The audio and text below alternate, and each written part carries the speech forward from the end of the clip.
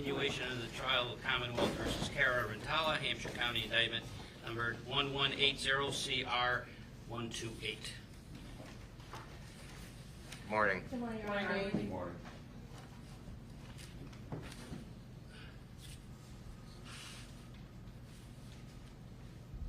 All right, so as you may have heard, I was exposed to someone who tested positive for COVID. I have not tested positive. I have no symptoms, but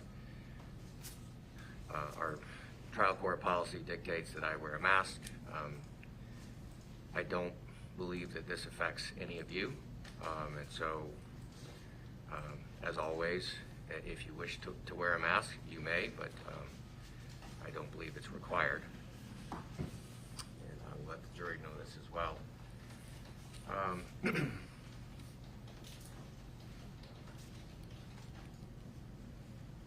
Is there anything we need to address before we bring in the jury? Yeah, there are a couple of motions. First, a motion that was filed by the defense some time ago, and I'm sorry I don't have the pleading number. It was filed on September 11th. It's the defendant's motion to exclude evidence, a review of evidence for suitability of STR testing due to delayed disclosure. If you remember, this relates to DNA testimony in this case. Specifically some work that was more recently done by Brian Cunningham, who was a potential DNA witness in this case. At this point, we're not calling Brian Cunningham. Today we are calling Tina Grzelka, who's the original DNA analyst in this case. I've spoken with counsel in terms of now that Ms. Grzelka is testifying, if that impacts this motion, and my understanding is that it's moot at this point. In other words, the Commonwealth is not planning to raise any testimony in regards to STAR mix. It says STR testing in the motion, but it's really about STAR mix, which is a new technology at the lab since 2021. And I also understand that the defendant will also not be referencing STAR mix in any way during the testimony of Ms. Grzelka. So I just wanted to put that on the record and make sure we're clear about that motion. Agreed, Your Honor. Okay, so I will take no action on that. Now, in the second motion, I would ask to address, if we could this morning, is a motion that the Commonwealth filed this morning, which is a motion to admit into evidence the cellular telephone charts previously marked for identification as exhibits Q, S, T, and U. I'm hoping to address this morning, as I believe Your Honor knows, it's our intention or our hope to be able to rest our evidence today. So in order to have a position or an understanding in terms of whether or not these would be admitted, I would hope to be able to argue it this morning. I believe counsel is ready to do so, and I do believe there's still an objection. There is, Judge. I still have the same objection that it can be used as a chart, but it shouldn't be an exhibit. Okay.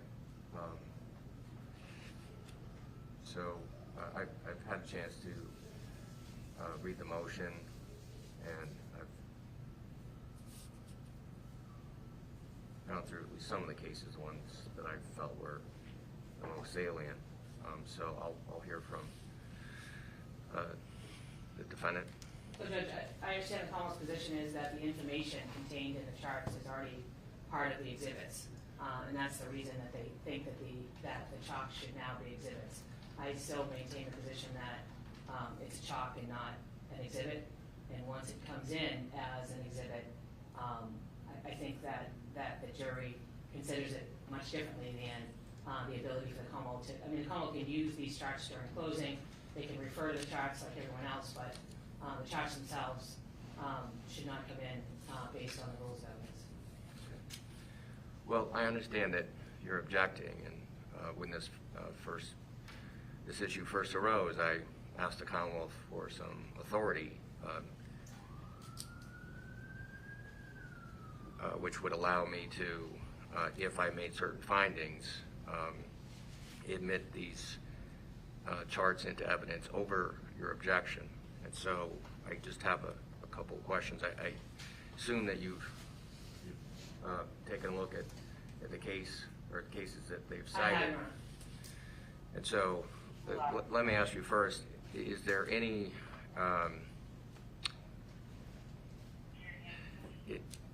is there any objection based on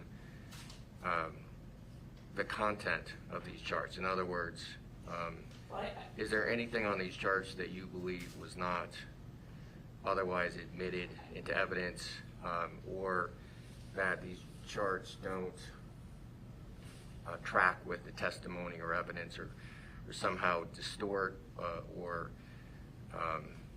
present the evidence in a way that's inaccurate. Well, Judge, to the extent that they're only dealing, on some occasions, some of the charts are only dealing with communications between Cara Rintala and Annamarie Rintala. They don't have the other phone calls that are going on and the text messages that are going on in the manner in which the underlying exhibits have been presented. But when you say are they distorted, I think there's one chart, Judge, that deals with just the communications between Annamarie Rintala and Cara Rintala, and that is a subset of what the jury has, but not in the same form. But the other charts, I would agree, are charts that track the information that's already in the exhibits that were introduced in this case. Okay, perhaps we could just quickly go through the charts individually, and perhaps we should start with the one that you just referred to. I don't know which exhibit, or it's not an exhibit yet. It's which chart. Just so the record's clear. Sure, Judge. Could I make a record about what the charts contain? So the chart that's marked Q for identification, which is a single page exhibit. This includes cell phone activity, and only cell phone activity, between the defendant and Annamarie on the overnight leading up to her death. So in other words, March 28, 2010, 8 p.m. to March 29th at 8 a.m. This only includes information between these two parties in this time frame. The basis of that is to show the defendant's statements, their state of mind, and this is relevant and admissible in terms of whether or not they had a hostile relationship leading up to Annamarie's death. It's very clear that it only includes these two, and it does include all of the contact between these two. In other words, we did not pick and choose what to put on this chart. It is all of the contact between these two individuals in the time frame that's listed at the top of the chart.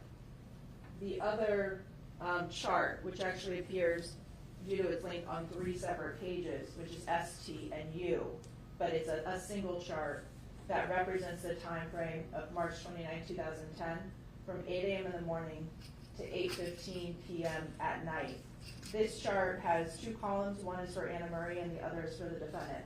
It includes all of the cell phone activity for each of these individuals in that time frame. In other words, not just contact between the two of them in this time frame, but everything that Annamarie was doing on her phone and all the activity that was observed on the defendant's phone during that time frame.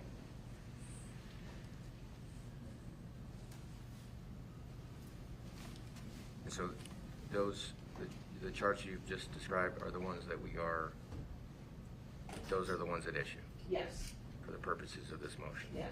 Yes, Your Honor. Okay. And so the one that I have issue with is the individual one between Ann and Cara, because that's not in the way in which the chart displays it, Judge. So it is different. I'm sorry. It's not in the way that in the other chart. words, when the Commonwealth introduced these exhibits of the phone calls back and forth and the communications back and forth, I don't believe that there's one that just does the Cara and Ann phone calls back and forth. So that's different than the other 3, which appear to be all of the phone calls back and forth, including phone calls to people like Aunt Nancy and text messages and that. That's what those 3 different charts represent. And I'm not saying that part of the evidence isn't already in. I am saying that the cell phone activity between Ann and Cara is different than what we have introduced, or what the Commonwealth's introduced. Judge, if I could clarify, both of these were presented and read in full to the jury. What was seen by the jury on the screen was not this chart in terms of the actual poster board, but it was an exact replica of this chart created so that it could be viewed on a TV screen and everyone could read it simultaneously through a PowerPoint presentation. What was marked as P for identification, which is the PowerPoint presentation that was shown on the screen in full to the jury and read out loud by Trooper Swan, is the exact same content and material that appears on Q. P is marked, he testified about that, it was shown, and all of the same information appears on Q. Likewise, in the three charts that the three that are a single chart, the 3 pages, the PowerPoint presentation that Trooper Swan testified to about that same exact data set was marked R for identification. It's here. And again, it is presented here. So he did testify about each of these separate charts and explained exactly what these charts were in front of the jury, and every entry that's on those was read out loud to them. All right, so I'll note the defendant's objection, but because the charts illustrate evidence that was otherwise admitted, because there's a fair number of phone calls, and the timing and substance of these calls or text messages is important, and I think it would be of assistance to the jury to have them organized in this format. It will aid in their understanding of this evidence. I will admit them as exhibits. Can we do that now, Judge, just so we don't lose track? Sure. So Q, formerly Q for ID, would be Exhibit 147.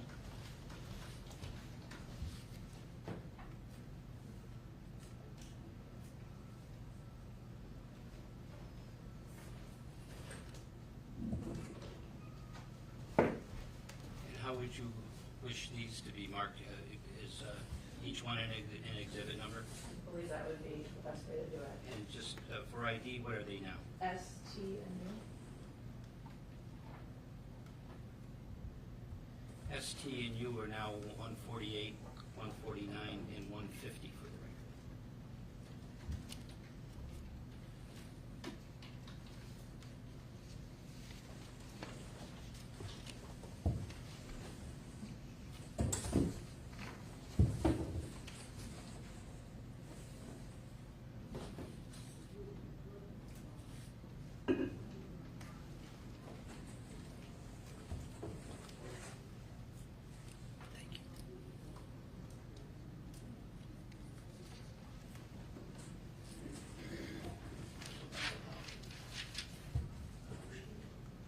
Motion's on. Thank you. I will make fun of it. Oh, we got it. We do got that jury. That Right. one jury. So if I could see, let's bring that juror in, and bring the attorney to the sidebar. Where's John? That juror, number 19 and seat 12. Party to the sidebar.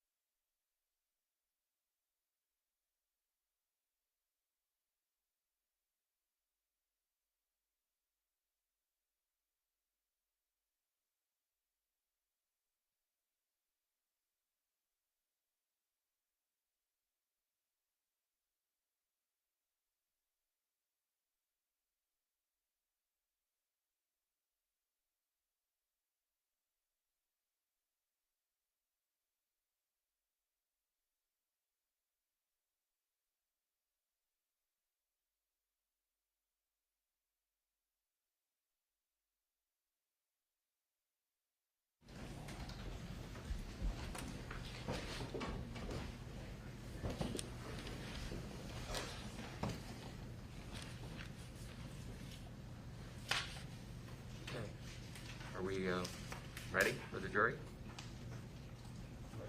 Yes. Okay. Thank you, Your Honor.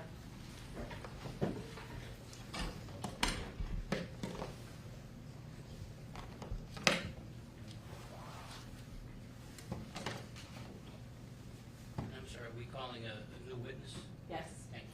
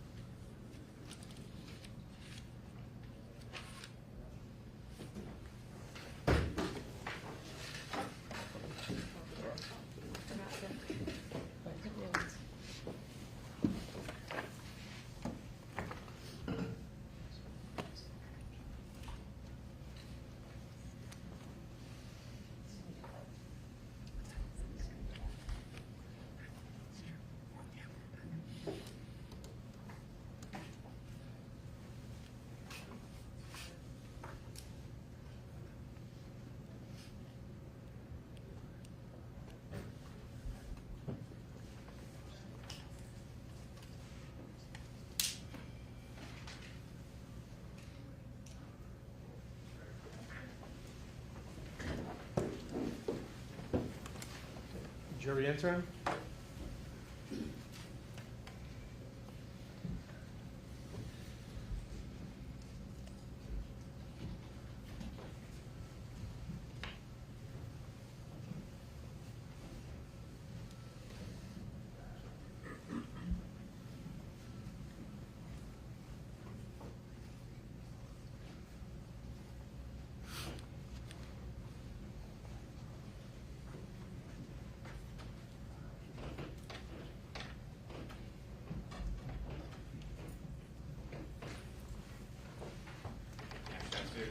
Please be seated.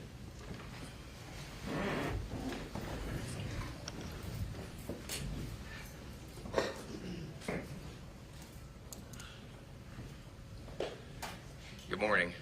Hope you had a nice weekend. You may have noticed I'm back to wearing a mask. I was exposed to someone who tested positive for COVID recently. I'm fine, by the way. I don't have any symptoms. I haven't tested positive. But trial court policy requires that I wear a mask, and I will be wearing a mask for the rest of this week. No one else here was exposed, and so it doesn't affect the parties. It doesn't affect you. You may, of course, wear a mask if you choose to do so, but that is entirely up to you. So before we begin, let me ask you once again if anyone had any difficulty following my instructions concerning avoiding any media accounts concerning this case, not discussing the case with anyone, including each other, avoiding contact with any of the participants in this matter, and refraining from any form of independent research or investigation of this case, online or otherwise. If anyone had any difficulty following any of those instructions, please raise your hand. All right, I see no response. Commonwealth? Thank you, Your Honor. Your Honor, the Commonwealth would call Tina Berzalka.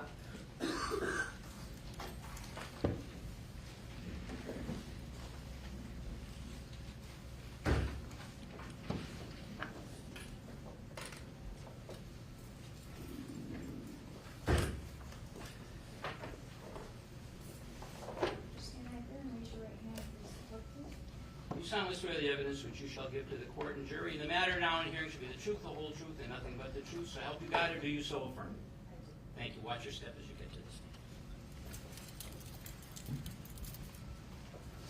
the stand. Good morning. Good morning. Could you please state your name and spell your last name for the jurors? My name is Tina Grzowka. My last name is spelled Gryszowka. And where do you currently work? I currently work for DNA Labs International in Florida. And what do you do for them? I'm a client experience specialist, which means I'm a liaison between the scientists in the laboratory, the investigators, detectives, and lawyers with the investigation of the incidents. Now, prior to your employment at that agency, where did you work before that? I worked at the Massachusetts State Police Crime Laboratory. And how many years did you work there, and what years did you work there specifically? I started in June of 2007, and I ended my career in November of 2022, so a little over 15 years. Can you describe for the jury, please, the various positions that you held over the 15 years at the crime lab? When I started in 2007, I was a DNA analyst. During that time, the first 6 months, I was in training. When I completed that training, I started attending crime scenes and collecting biological evidence from crime scenes. In the middle, about my 1-year anniversary, I started training in the criminalistics unit, which means that I was collecting biological evidence and DNA samples from items that were submitted in connection with crimes. Oh, and then I ended in the case management unit. I was in that unit for about 4 years, from 2019 until I left in 2022. And I was, again, a liaison between the investigative agencies and the scientists at the laboratory. And I was also a supervisor while I was in the case management unit. So going specifically to your work in the DNA unit, you spent approximately 12 years or so doing DNA? Just under 12 years, yes. Okay. What is your educational background? I have a Bachelor of Science degree in Forensic Science from Bay Path College, now University in Longmeadow, Massachusetts. And specifically in regards to your work with the DNA unit while you were at the crime lab, have you received any specialized training in that regard?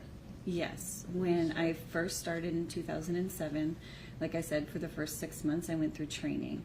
That training was with the Massachusetts State Police Crime Laboratory and NERFI, which is Northeastern Regional Forensic Institute. And they come in, they teach us the basis of laboratory protocol and all of the different protocols that Massachusetts State Police follow to develop DNA profiles. We also went through a mixture interpretation course, which we learn how to interpret mixtures, a statistical analysis course, and in that process we also had to develop DNA profiles from mock samples. In the course of your career doing DNA at the crime lab, did you engage in any competency or proficiency testing? Yes. At the end of that training, I had to take a comprehensive competency exam, which I passed, and I was promoted to an independent DNA analyst. And every year thereafter, I had to take 2 proficiency exams for DNA, 1 proficiency exam for crime scene response while I was in that unit, and 1 proficiency exam in criminalistics while I was in that unit. And did you pass all of those exams? Yes, I did. Could you estimate approximately how many samples you personally performed DNA analysis methods on when you were at the State Police Crime Lab? More than 1,000. Are you a member of any professional organizations? Yes, 2. What are those? NEAFS, which is the Northeastern Association of Forensic Scientists, and AFS, which is the American Academy of Forensic Scientists. And have you testified as an expert in the topic of DNA in the Commonwealth previously? Yes, I have. Do you know approximately how many times you've done so? More than 50 times. Now, specifically in regards to the DNA unit at the crime lab, does that unit follow standardized protocols and procedures? Yes, it does. And can you describe where those come from and generally what they are? Standardized protocols and procedures are basically a list of instructions, and it tells you how to process various types of evidence through the different steps of DNA testing. They're developed from scientific research and validation. Does your work, or I should say, did your previous work in the DNA unit at the crime lab undergo any sort of review process? Yes, it did. And what was that? There were two different types of reviews. The first type is called a technical review, and that means that another analyst in the unit, a senior analyst, would go through my entire case file, review all of the processes and steps that I took to develop the DNA profiles, and then review those DNA profiles and ensure they drew the same conclusions that I did. The second review is called an administrative review, and that review is to check for grammatical correctness. Thank you. So I want to ask you generally, what is DNA? DNA stands for deoxyribonucleic acid, and it's your genetic blueprint. It is inherited from your mother and father, so you get half from your mom and half from your dad.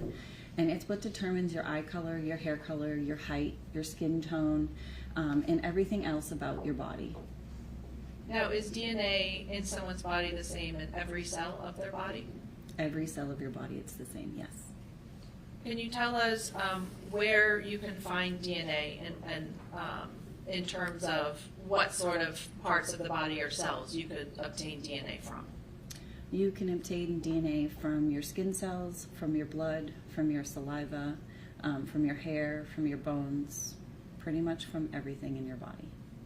Now, does someone's DNA sometimes get deposited on other surfaces, other items, or other, even other people? Yes, you can transfer your DNA to another person or another object. And how does that happen? Well, all DNA is by transfer. So by touching something, by bleeding on something, by spitting on something, you're leaving your DNA on there, which is transfer. Specifically, you mentioned that you can transfer DNA by touch. Is that correct? That is correct. And how would that occur? Just by touching something. So this water bottle, I'm touching it. If somebody came, and you can hear, I'm sweaty. If somebody came and swabbed this area of this water bottle, now I'm talking closely to it, so I could also be putting spit on this water bottle. If they swabbed the water bottle, they would get my DNA, and then if somebody put it on here for me, which I assume somebody did, they would probably get that person's DNA as well. Not in a high volume, but my DNA is on there. Now, in terms of you touching that water bottle itself, what kind of cells would be potentially transferred to the water bottle? Skin cells. Okay. Now, in terms of someone's own home, would you expect to find someone's DNA in their own house? Absolutely, yes. And would that be on multiple surfaces, multiple items that they may touch or come into contact with? Yes. Okay. Would that also include people that they might come into contact with? You mean like a husband and a wife, or a child and a parent? Yes, family members. Yes. Okay. Now, is DNA, you indicated that DNA exists in all the cells, and it's the same type of DNA that you would obtain from any cell, correct? Well, I shouldn't use the word type. That regardless of its skin cells or blood or another sort of bodily fluid, the DNA would look the same. As far as the DNA profile, yes, it would be the same. And is DNA more prevalent or richer in certain types of materials over others? So the amount of DNA in every cell of your body is the same. There is no difference. So if you have a skin cell and a single blood cell, they both have the same amount of DNA. The difference is you don't readily lose skin cells as if you were bleeding. So in a drop of blood, there's going to be millions of cells. If you just touch something, there might only be hundreds. So a touch sample is going to have less DNA than a blood sample or a spit sample. How long can DNA stay on an item? Indefinitely, as far as I know. You know, if I touch this water bottle and then it gets put away and nobody touches it again, my DNA is not just going to disappear or be removed from the bottle.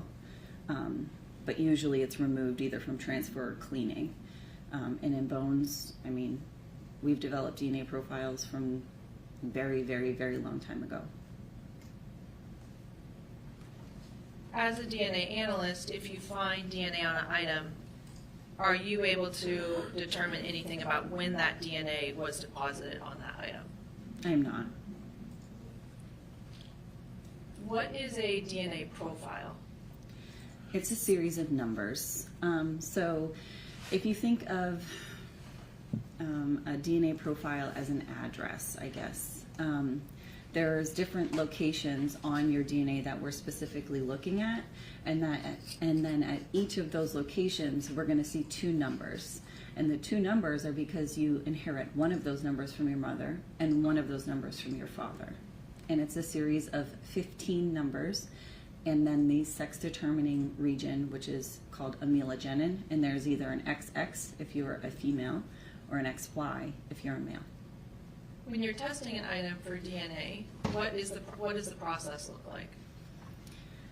It's a 4 or 5 step process. I'll go through the steps and you can decide if it's going to be 4 or 5. So the first step is called extraction. And this is where we actually take the sample that's given to me. So when it comes to me, it's usually in about a 1.5 inch tube. And inside that tube, there could be a cutting of somebody's shirt, like my jacket. So they need to know who's wearing this jacket. They might take a cutting of this jacket to identify me as the wearer. So in that tube, it could be a cutting, or it could be a swabbing. They can take a sterile swab the area, and take a portion of that swab and put it in the tube. So from that, I add chemicals and heat, and I extract the DNA. And in that process, I'm removing all the other cellular material. If you think of DNA like an egg, the exterior of the egg, the shell, and the white portion, I'm not interested in. I'm only interested in the yellow yolk of the egg. That's your DNA. So I want to remove the shell, I want to remove the white portion, I just want the yellow portion. That's the first step, extraction. The second step is quantitation. This is where I take that yellow portion of the egg, the DNA, and I compare to known amounts of DNA so I can see how much I have in my sample. This is important because I'm going to be using instrumentation further down the line, and if I put too much DNA, I'm not going to be able to see it, and if I don't put enough, I'm also not going to be able to see it. So I need to know how much DNA I have in my sample. So that's that second step of testing, quantitation. The third step is amplification. This is chemical Xeroxing. So if you think of this process like your favorite book, and you want to show your friend the favorite parts of that book, you might go through that book and highlight different sentences or paragraphs or sections of that book.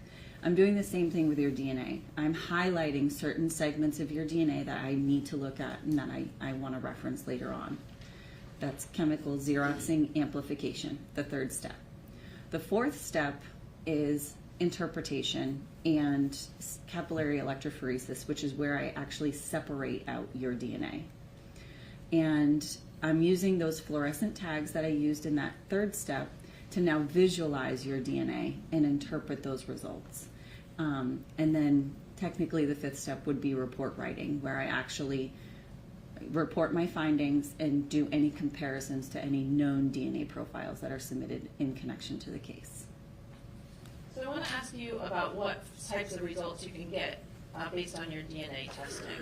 Are you familiar with the terms full profile and partial profile? I'm familiar with both, yes. Can you tell the jury what those means, please? So a full profile would mean that at every location that I'm looking at, and both numbers, the one you inherit from your mom and the one you inherit from your dad, I have all of that information. It's complete. I have a full profile. A partial profile is when you only have information at some of the locations. So it can be only at one location, or it could be at 14 out of the 15. Are you also familiar with a single profile versus a mixture? I am. And what are the differences? Can you describe? A single source profile means that the DNA that I am looking at is one contributor, one person. And at every location, there's only two numbers. A mixture of DNA means that I'm looking at DNA from more than one person. It could be 2, 3, 4, 5. And so at every location, there's multiple numbers. There could be 3 numbers, there could be 10 numbers. But there's multiple numbers indicating that it's more than one source. Now, in terms of cases where you obtain a mixture, are you familiar with the terms major profile and minor profile? I am. And what do those mean? So a major and minor profile would be parts of a mixture. It would be a mixture of two individuals. It could be more, but let's stick with two individuals. When I say a major profile, it means that that person is contributing more DNA than the other person in the mixture. So I'm actually visually able to see the difference between these two contributors. I also use mathematical calculations to determine this, but visually you can see the difference. So if you think of a DNA profile when it comes off the instrument, it looks like an electrocardiogram when you get your heart monitored and there's peaks on the screen.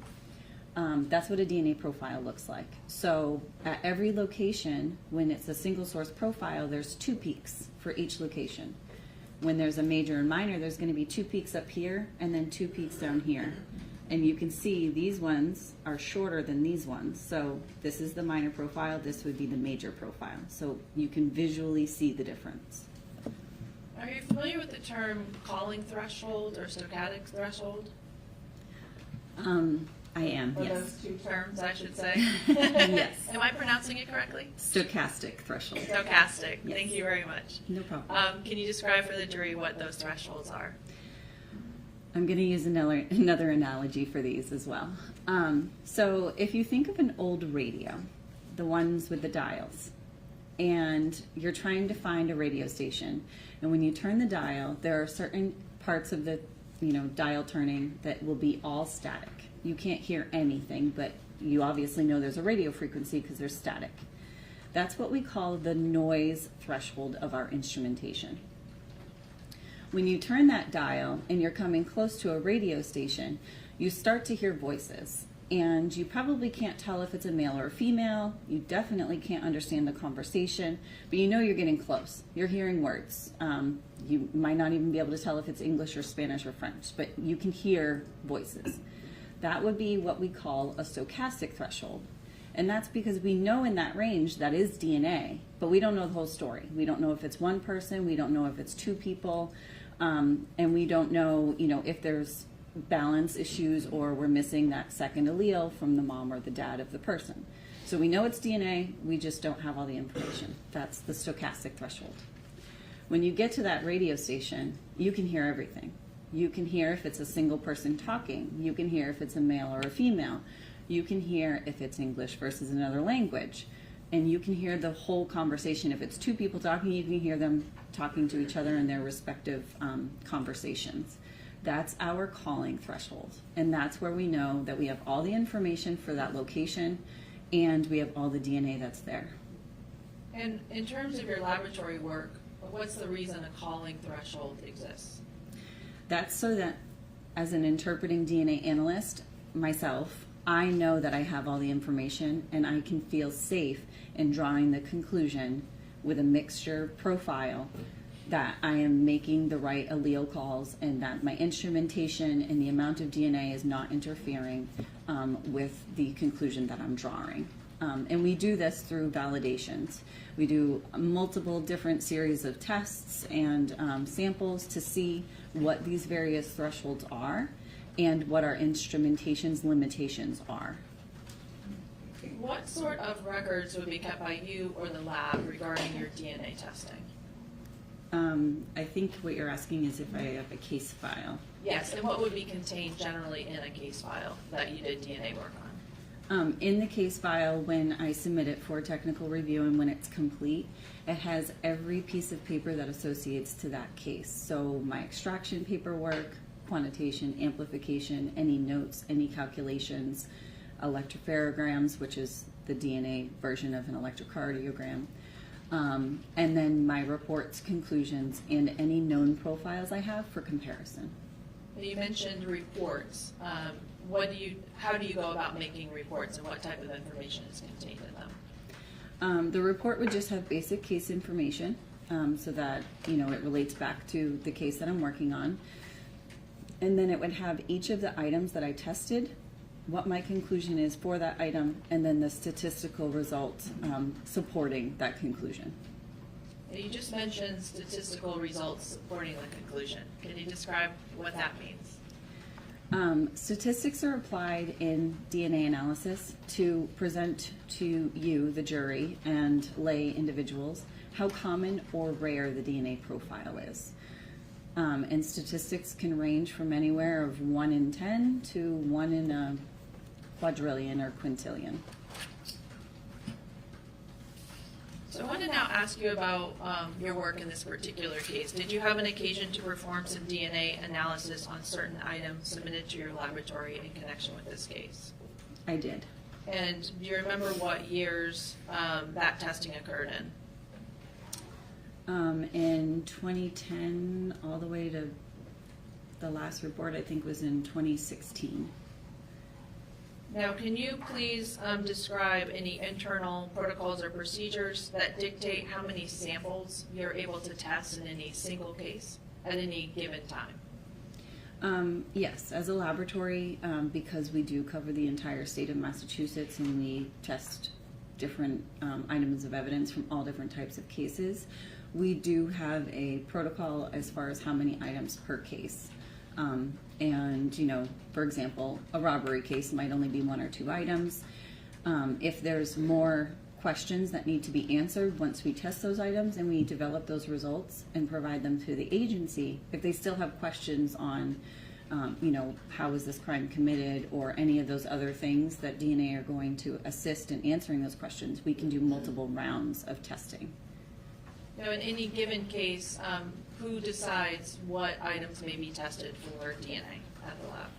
So the initial request and item selection is by the criminalist, and then subsequent rounds of testing could be by the DNA analyst or a DNA supervisor. They could help. They don't always help, but they can help. Now, when you did your DNA work in this case, did you have access to and use in your work a known DNA profile of Annamarie Cochrane-Rintala that had been generated from blood taken at her autopsy? Yes, I did. And specifically, did you compare DNA profiles that you generated from items recovered in this case and compare those profiles to the known DNA profile of Annamarie Cochrane-Rintala? I did. Now, in terms of what you actually, in this case, received in your unit for testing, I think you mentioned before that you don't typically get any physical items other than maybe a swab or a cutting that's already been done by typically a criminalist. Is that correct? That's correct, yes. And is that what occurred in this case? I received portions of items, yes. Okay. And were you aware that prior to your work, a criminalist by the name of Caroline Tatro and also Jennifer Presick had done some work on some of the items that were making their way to you? I am, yes.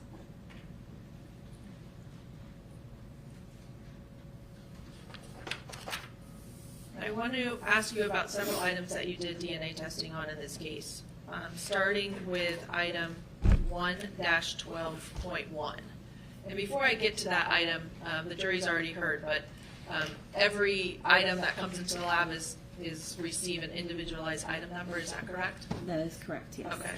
And in terms of an item number like the one I just referenced, 1-12.1, what does that .1 mean? That means that it's a sample of item 1-12. Okay. And so the item that you received was a sample of 1-12, correct? That's correct. Okay. And specifically, was that identified as described to you as a swab of red-brown stains, 3 finger swipes, wall stairs? Judge, may I refer to my notes, please? Well, my report, please? If you could just ask the Of course. question. Would it refresh your memory to be able to look at your notes in regards to this? Yes, it would, please. Laura, made you look at her notes? You may. Thank you.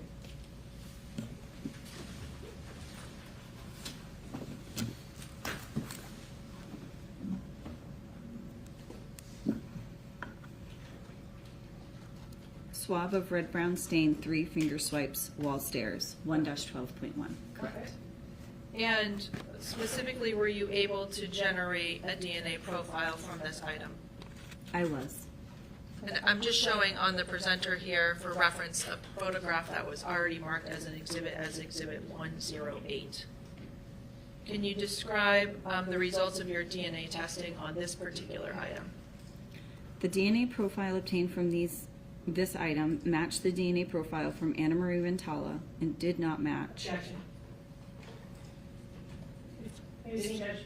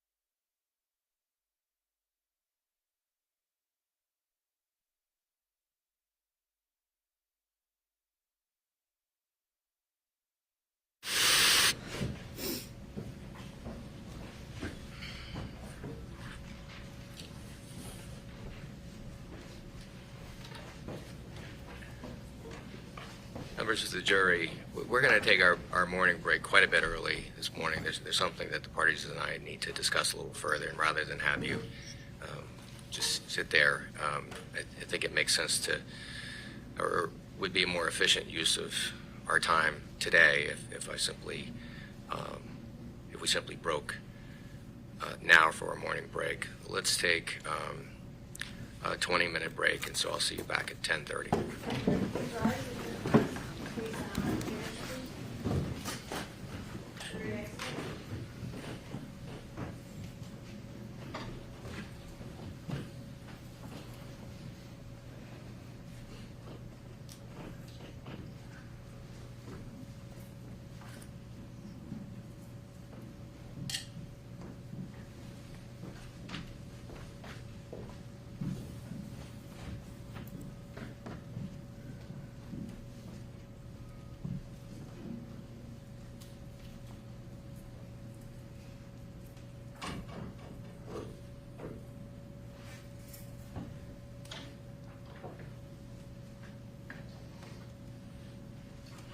So I think we're clear. I'm just going to take you may step down.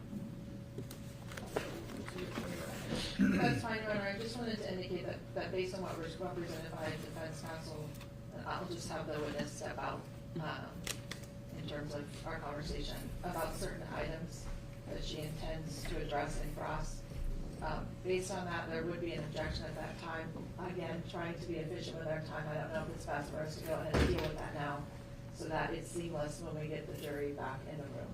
Okay. Objection, I'm sorry, from the Commonwealth or from? Objection from the Commonwealth. Okay. If I understood Attorney Scapicchio correctly, she intends to ask this witness about her DNA testing on a couple of items that she indicated involved exclusions of certain individuals and not others. She referenced the vacuum, and I understand there's at least one more, which I'm assuming is 2-10, which is a metal door latch. I think it's the spatter on the floor. The spatter on the floor. It's a mixture. Okay. It's transcript 7, 55 to 59, Okay. 83 to 84, and 109 to 110. Your Honor, so to the extent counsel intends to ask about the spatter on the floor, which is item 1-10.1, I have no objection to that. I intend to actually ask the witness about that myself. However, to the extent counsel would be seeking to ask this witness regarding the vacuum, and I'll just get the item number specifically, which is item 2-6. There were 2 samples tested, 2-6.1 and 2-6.2. I would object to that line of questioning for lack of foundation with this particular witness. There was no testimony from anyone at the scene or anyone that has previously testified in terms of crime scene response or criminalistics work. And what I mean by that is Todd Gerard, Aaron Corella, Caroline Tatro, and Jennifer Priesick. In regards to the vacuum, either being collected, being tested, being swabbed, and being sent on for DNA analysis. Every item that I intend to ask this witness about was previously, there's a foundation for which this item number and this item and this swab the foundation has been laid for those items for her to be able to talk about the DNA testing of those items.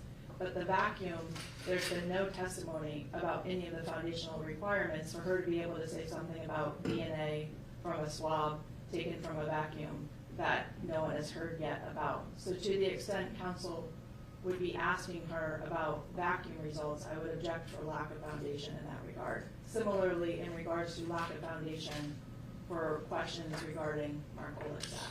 It's the same sort of objection that counsel has in that regard. I'm lodging the same objection for lack of foundation in regards to the vacuum. Again, not for the spatter stain, there is a foundation for that, but in terms of the vacuum. And Judge, what I would say in terms of the vacuum is that this witness had previously testified, and this is on September 26, 2016, page 62. She was asked a question about sample 2-6.1, and that is the vacuum. It's identified as the vacuum, and the answer, she says, is that it was a mixture, and as a result of the mixture, that there was more than one source, and that I believe that Annamarie Cochrane-Rintala could have been a potential contributor, but it doesn't appear that Cara Rintala could have. And that's the information that I intended to cross-examine this witness, whether the Commonwealth brings it out or not. It's prior testimony from this witness about the vacuum that, in this case, would suggest that there is at least one other contributor other than either Cara Rintala or Annamarie Cochrane-Rintala at that point, Judge. Right. Well, I understand the relevance, and I understand that this witness testified to that before, but I'm also assuming then that at the last trial, the necessary foundation was laid.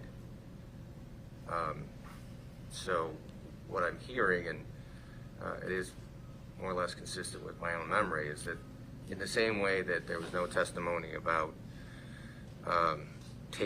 the actual taking of a DNA sample from Mr. Olasek and all the things that would happen after that, there's been no, I don't doubt that it happened, but there's been no testimony, so there's no foundation for this witness to testify about that. And the fact that she testified at a previous hearing, I don't think that lays the foundation here.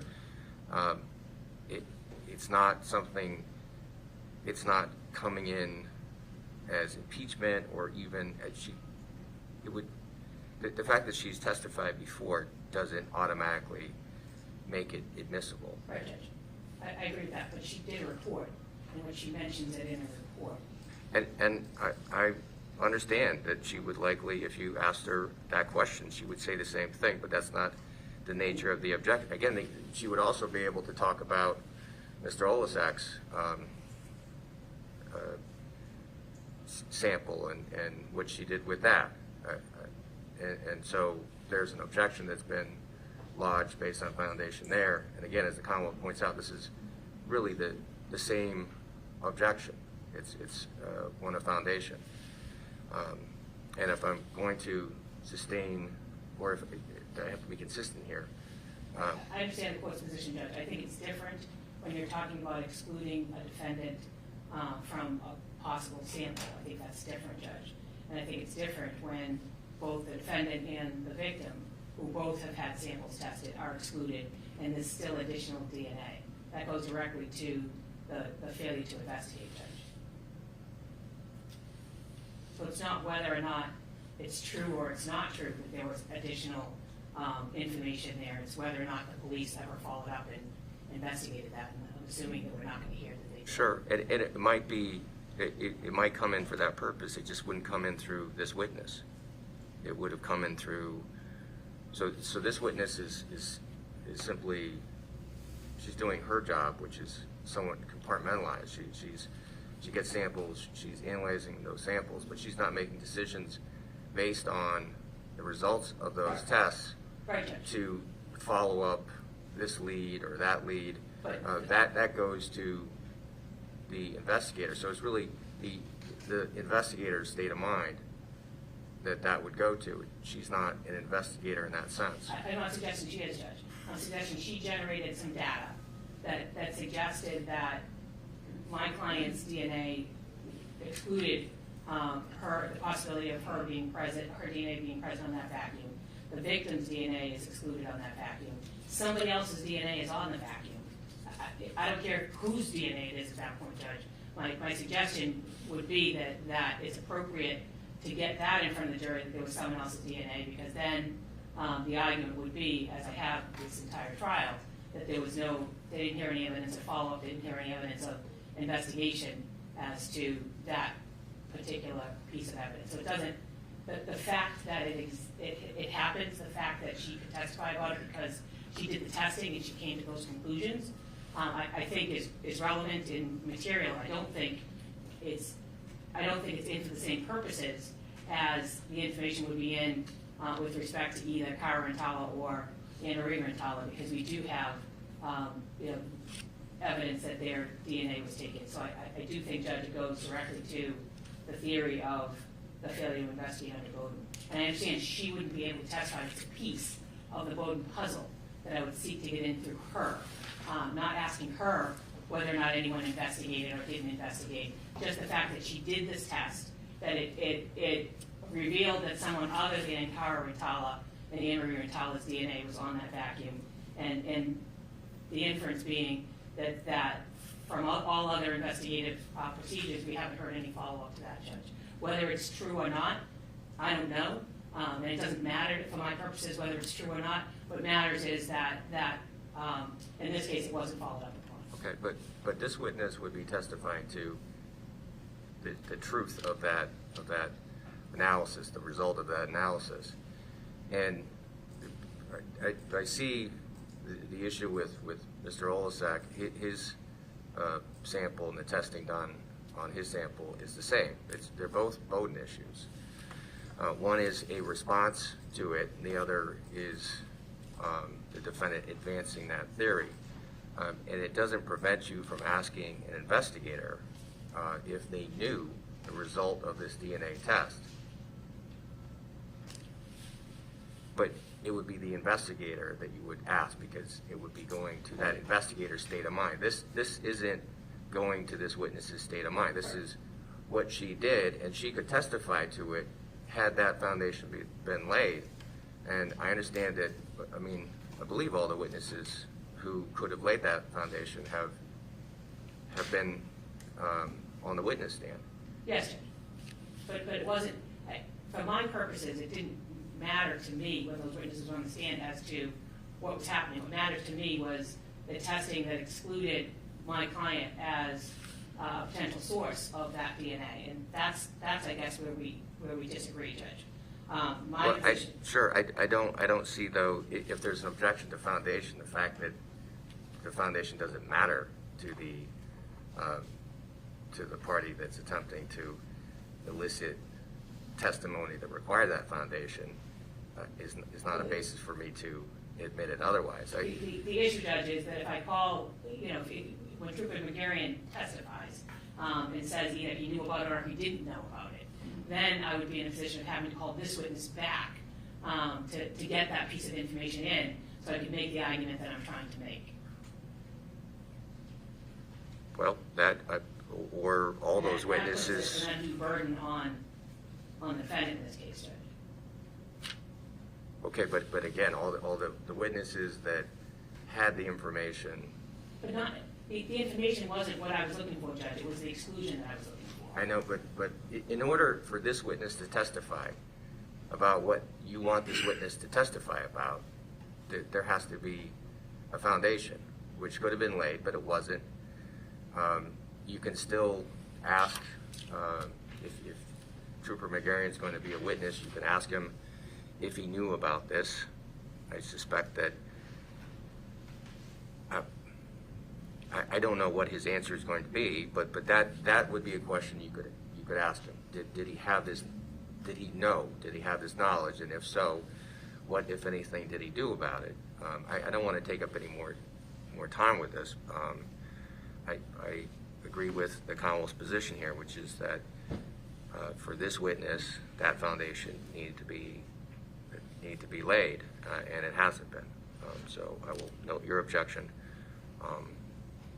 but let's take what's left of our break, and if I can have the Commonwealth simply let the witness know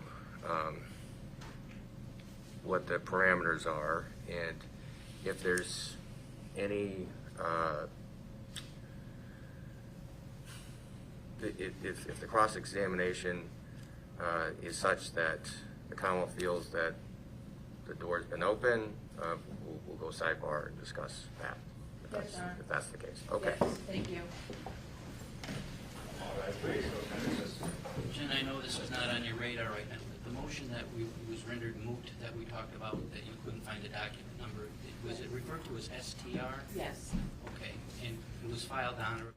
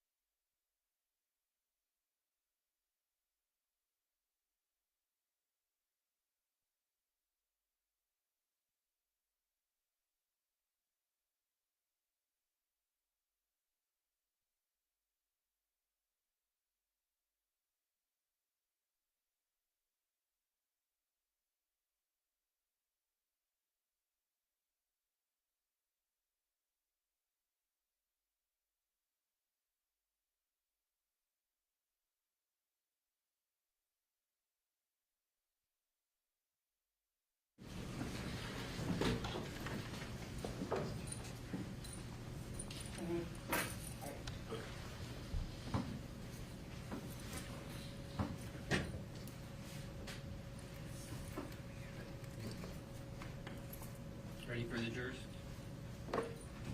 Yes. Want to know, Judge, what you doing on it? Your Honor, I just want to, for purpose of the record, I told Attorney Scapicio that based on what happened at sidebar, it's my intention to ask this witness about her comparisons to both the known profile of Annamarie and of the defendant in direct, understanding that's fair game and anyone can ask about it. I've instructed the witness not to say the word Markle or Sacker in any circumstance, and she has no problem with that. She recognized in the moment that she was about to go too far. The objection came and she was not going to say the name, but she recognizes the boundaries of the limitation, Judge. Okay, thank you. Thank you.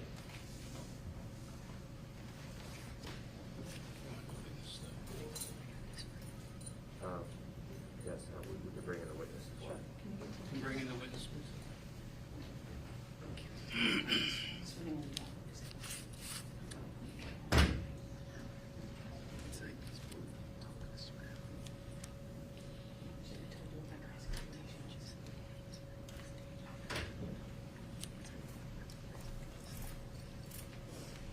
And I would just remind you, you're still under the same oath that you had previously taken. Thank you.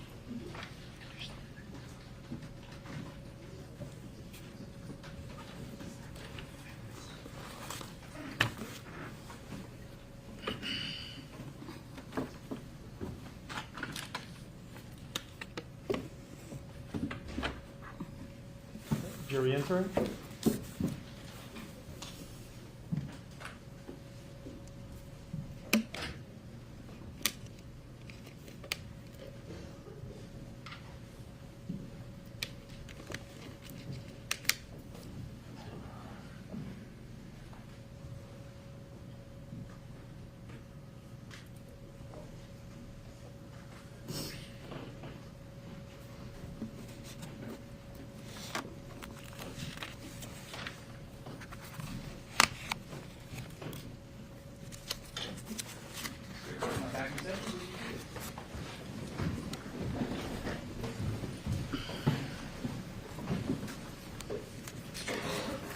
May I inquire your name?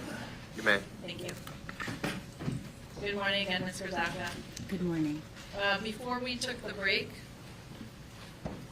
I was asking you in regards to item 1-12.1, and I believe you indicated that that was described as a swab of red-brown stains, 3-finger swiped wall stairs, correct? Correct. Now, on this particular item, were you able to do DNA testing, I was. and were you able to generate a DNA profile? I was. And was that a single or a mixture? It was a single source profile. And was it a male or female, if you were able to determine that? It was a female. And would you describe this DNA profile or the profile that you obtained as full or partial? It was a full profile. Okay. And I believe you testified before that means you were able to obtain information at every location? That's correct.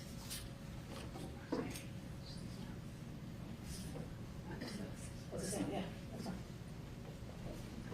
Just hear me? You'll have the probation Just handing you something there. You can take a look at it. Do you recognize it? Yes, I do. What do you recognize it to be? Okay. Okay, thank you. There's two tables on this paper. One is the known standard of Annamarie Cochrane-Rintala, and the other is the item we are talking about. And are those tables something that you created, and then part of your report, in other words? They are both part of my report, correct? Okay. And those are essentially the DNA profiles of the known standard of Annamarie Cochrane-Rintala, and the DNA profile you were able to generate from this particular item 1-12.1. That's correct. Your Honor, ask if that be marked for identification and permission to use it as a chalk with the jury. Okay. It'd be Z as in Zachary for ID. If I could just display that on the presenter, please. And if we could zoom in first to the top, Ms. Kozaka, if I could just ask you to please stand. There's a pointer right behind you against the wall. And I'm just going to have you walk us through this particular item. First, zooming in so we all can see it, hopefully.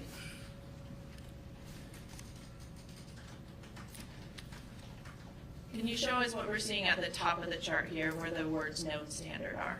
Okay, so this known standard refers to both lines, and it is the known standard as identified by the sample description in this box, known blood standard, Annamarie Cochrane-Rintala. If you move over a box to the right, the case number and item number are both displayed.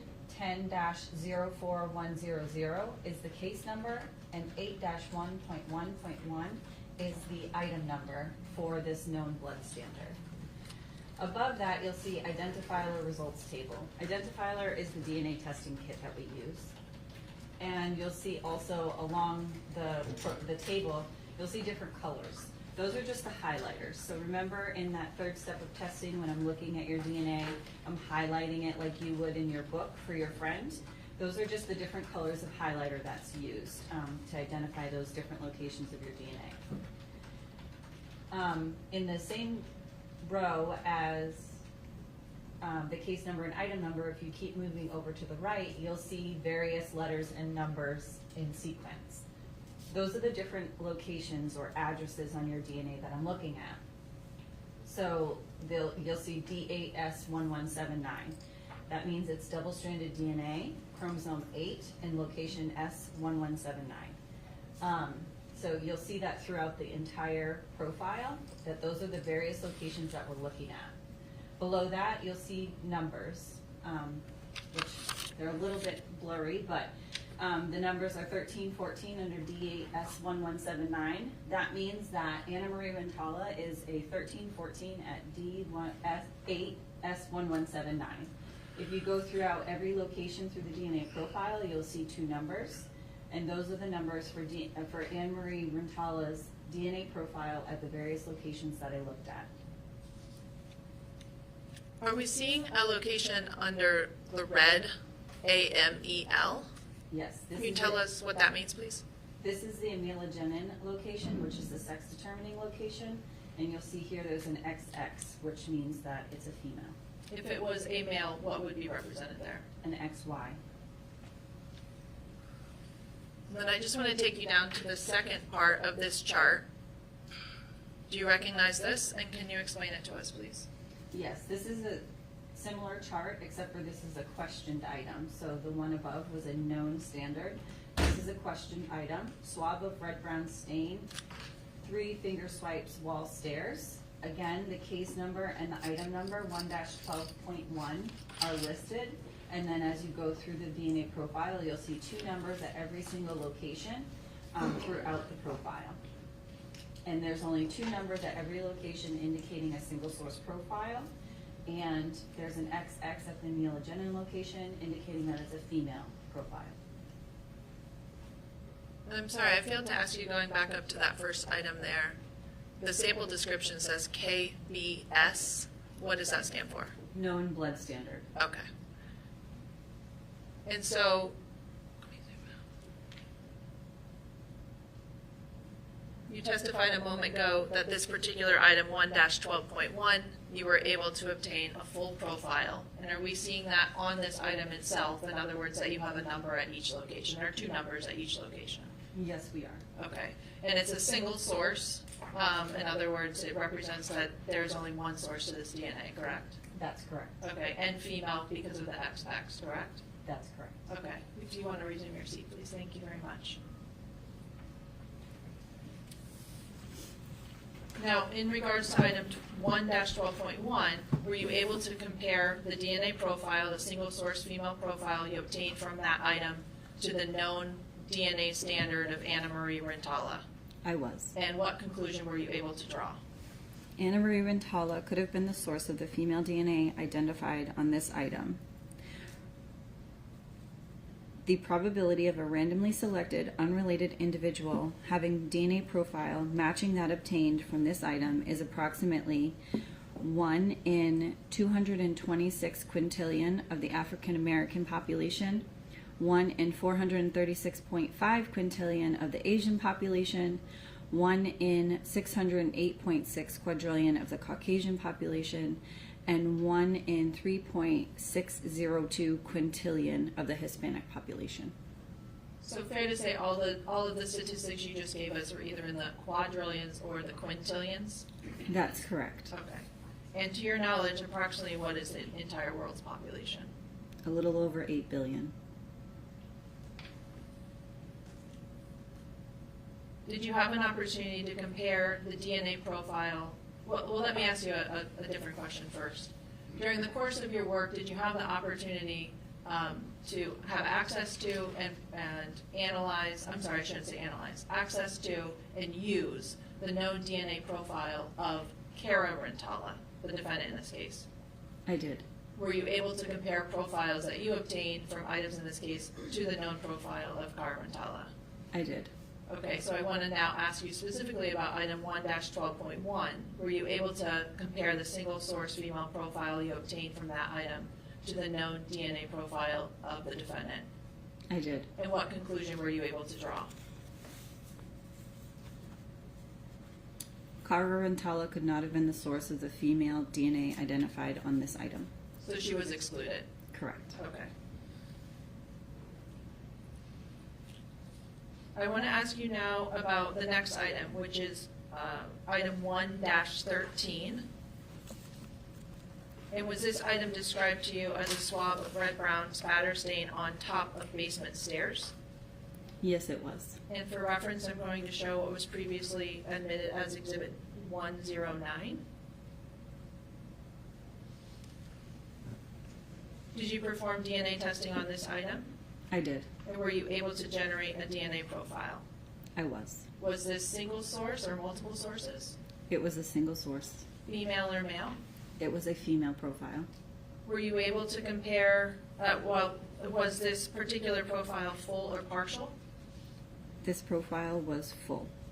Were you able to compare that single source female full profile you obtained from that item to the known DNA profile of Annamarie Cochrane-Rintala? I was. And what conclusion were you able to draw? Annamarie Rintala could have been the source of the female DNA identified on this item.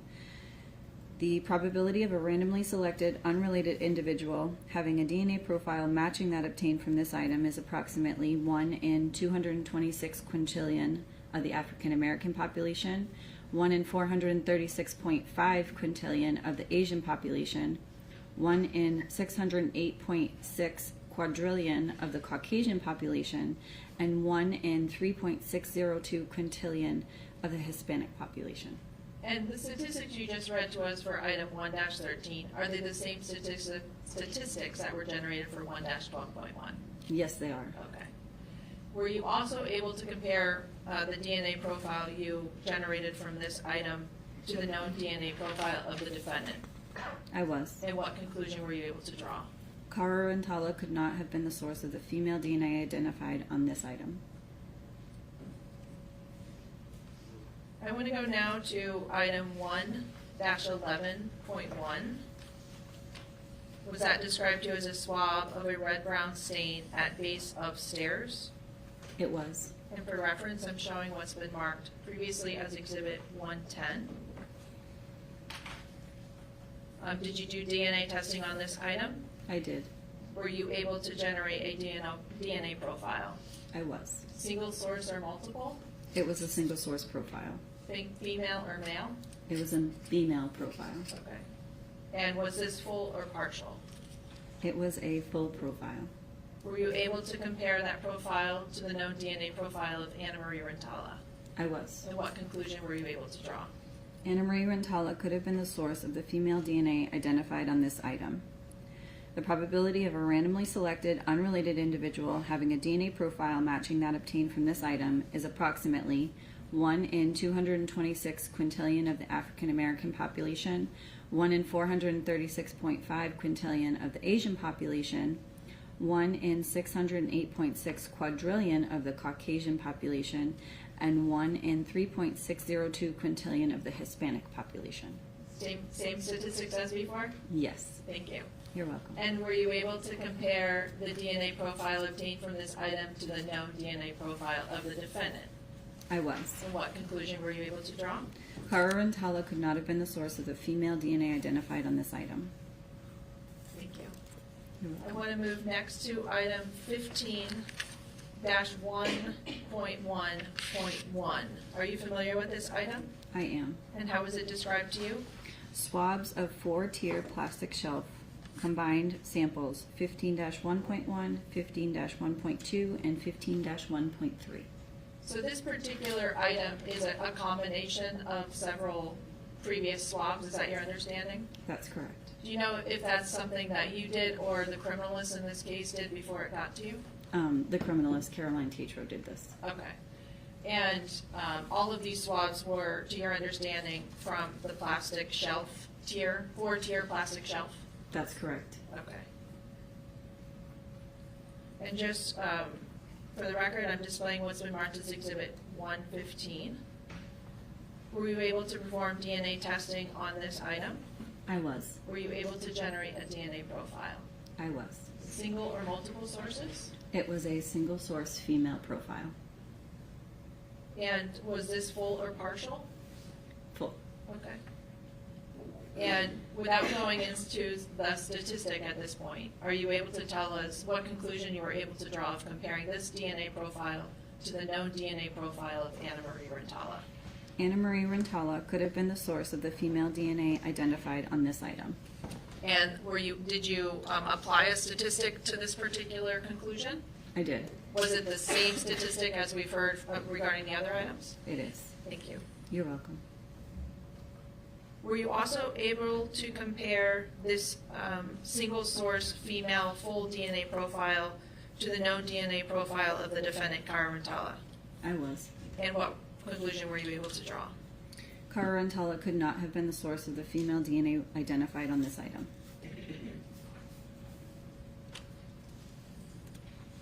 I want to ask you now about item 1-10.1 and showing on the presenter exhibit number 112. Was this item described to you as a swab of spatter stain on floor near victim? Yes, it was. Okay. And were you able to perform DNA testing on this item? I was. Were you able to generate a DNA profile? I was. And was this a single source or multiple source? It was it indicated the presence of a mixture of DNA from more than one source. Okay. In this particular mixture, were you able to obtain a major profile? I was. And that major profile, do you know whether or not that was full or partial? I was able to, 1 second please.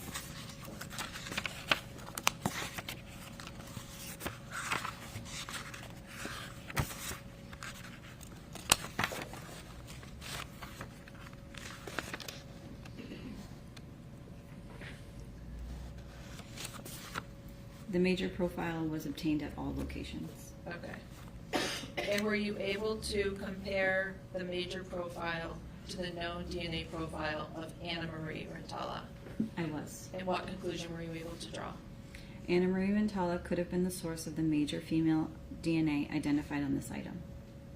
And were you able to apply a statistic to that result? I was. Was it the same statistic as you previously testified to on the other items? It was. Now, you also indicated that this was a mixture indicative of DNA from more than one source, correct?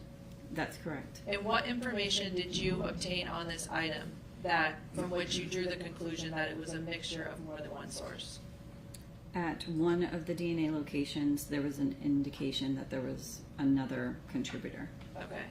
If I could just go back to the chalk for one moment, which marked Z for identification, just for a frame of reference. Fair to say this is not about the item we're talking about right now, correct? This is not. Okay. But you indicated that on the minor profile of this item, you obtained a result at one location? No. I'm sorry. Yes, sorry, you are correct. Okay. At one location, so at one of those locations, there's 15 labeled, D8, D21, D7 across, and in the next line as well. So there's 15 total. For the minor profile, I obtained one additional allele. So instead of having two alleles at that location, which is the numbers, I had 3.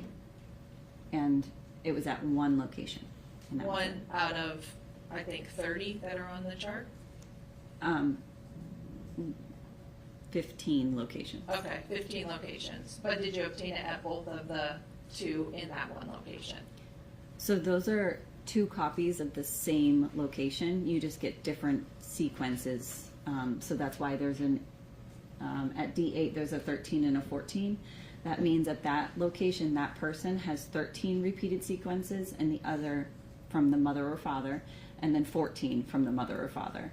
And so I obtained one additional number, which means that that additional number could either be that number 2 times from the mother and the father, or it could be that number along with the 13 or that number along with the 14. I just know that there was one additional number. Okay, thank you. You're welcome. And was that number above calling threshold?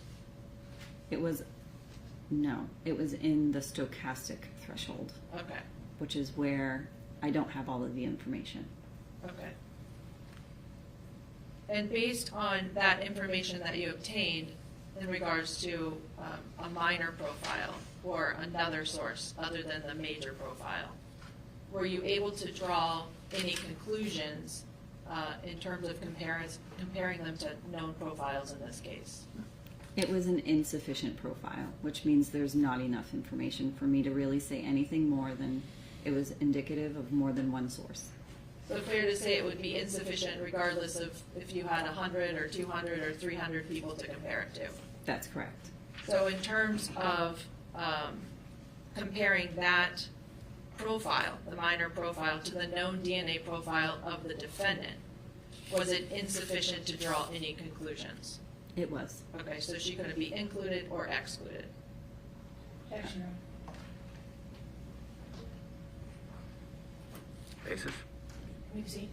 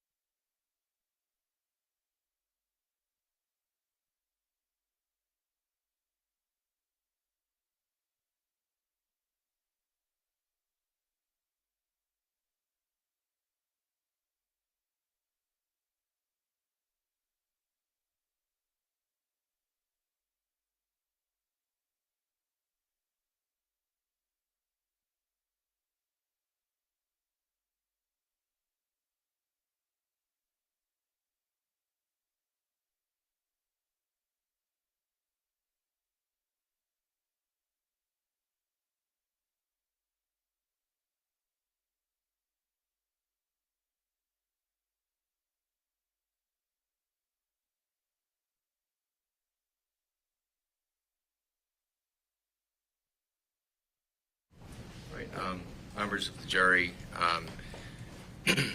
there was an objection to the last question before the sidebar, which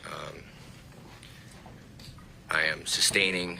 Also, I am striking the question itself as well as any answer that was given by this witness.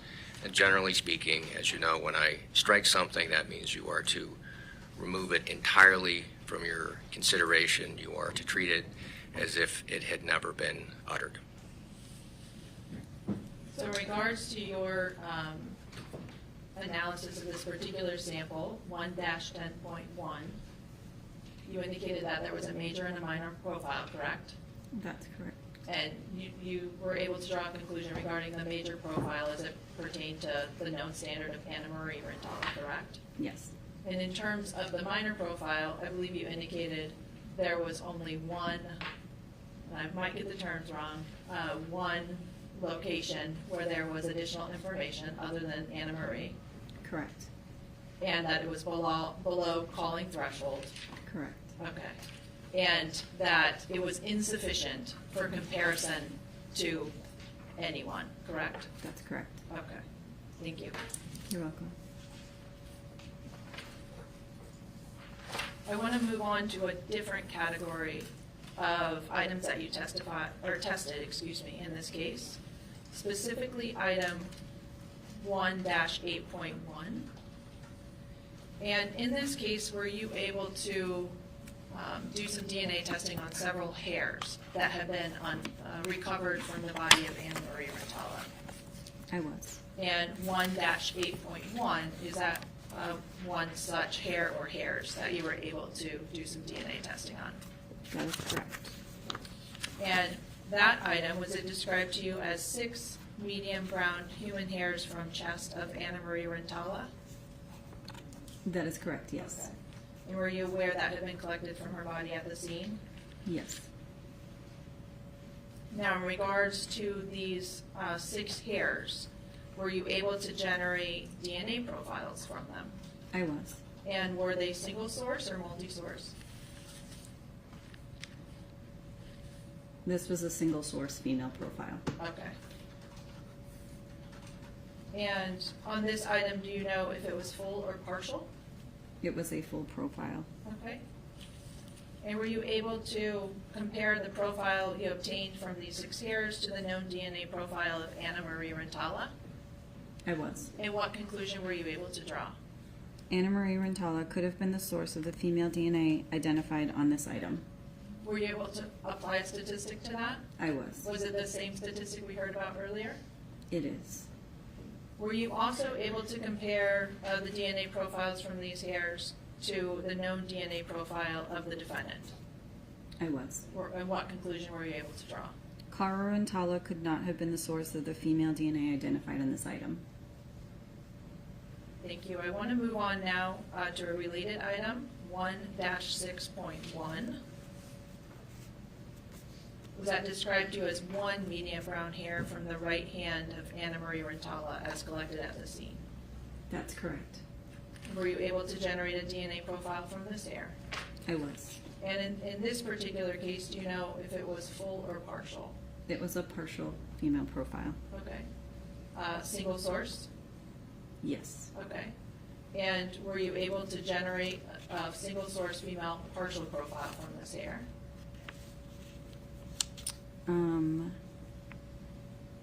Yes. Did you compare it to the known DNA profile of Annamarie Cochrane-Rintala? I did. And what conclusion were you able to draw? Annamarie Rintala could have been the source of the female DNA identified on this item. Did you compare this DNA profile to the known DNA profile of the defendant? I did. And what conclusion were you able to draw? Cara Rintala could not have been the source of the female DNA identified on this item. Moving on now to 1-7.1. Was that described to you as a human hair from the left hand of Annamarie Cochrane-Rintala from the scene?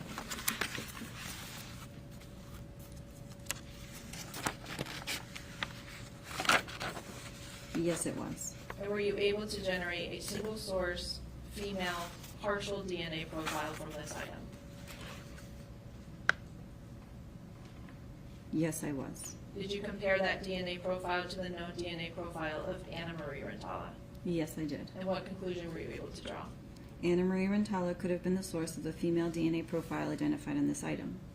Now, does this have a statistic applied to it? It does. And is it different than the statistic we heard previously? It is. Can you please tell us what it is? The probability of a randomly selected unrelated individual having a DNA profile matching that obtained from this item is approximately 1 in 73 of the African American population, 1 in 283 of the Asian population, 1 in 69 of the Caucasian population, 1 in 56 of the Hispanic population. Were you able to compare this DNA profile to the known profile of the defendant? I have. And what conclusion were you able to draw? Cara Rintala could not have been the source of the female DNA identified on this item. Thank you. Moving now to some additional hairs collected from Annamarie Rintala's body at autopsy, specifically 11-5.1. Was that described to you as three medium brown hairs from left hand Annamarie Rintala? It was. Were you able to do some testing on those hairs? I was. Were you able to generate DNA profiles from them? I was. Single source? It was a single source female profile. Were you able to compare that DNA profile to the DNA profile of Annamarie Rintala? Yes, I was. And what conclusion were you able to draw? Annamarie Rintala could have been the source of the female DNA identified on this item. And did you apply a statistic to that? I did. The same quadrillion and quintillion stat we heard before? It is. Were you able to compare the profile obtained from these three medium brown hairs to the known DNA profile of the defendant? I was. And what conclusions were you able to draw? Cara Rintala could not have been the source of the female DNA identified on this item.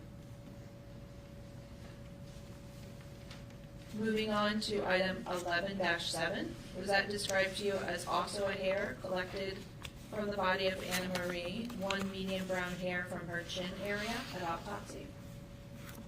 One moment, please. Sure.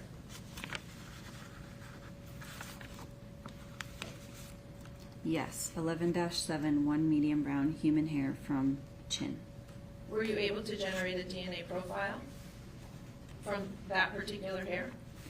I was. A partial DNA profile. Single source? It was. Female? One moment.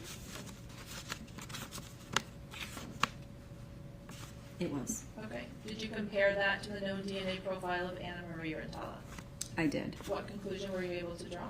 Annamarie Rintala could have been the source of the female DNA identified on this item.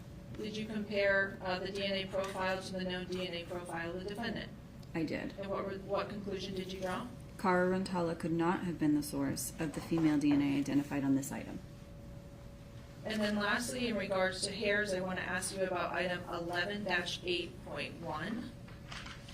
Was that described to you as a medium brown hair from the scrub trousers of Annamarie collected at autopsy? It was. And were you able to obtain a DNA profile from this item? Yes, I was. Single source female? It was a partial single source female profile, correct. Okay. Did you compare that to the known DNA profile of Annamarie Rintala? I did. And what conclusion were you able to draw? Annamarie Rintala could have been the source of the female DNA identified on this item. Did you compare the DNA profile to the known DNA profile of the defendant? I did. And what conclusion were you able to draw? Cara Rintala could not have been the source of the female DNA identified on this item. And so, does that, I'm sorry, in regards to all the hairs that you just testified to, that you tested that have been collected from Annamarie's body, did they all yield either full or partial profiles that were single source female and consistent with Annamarie Rintala?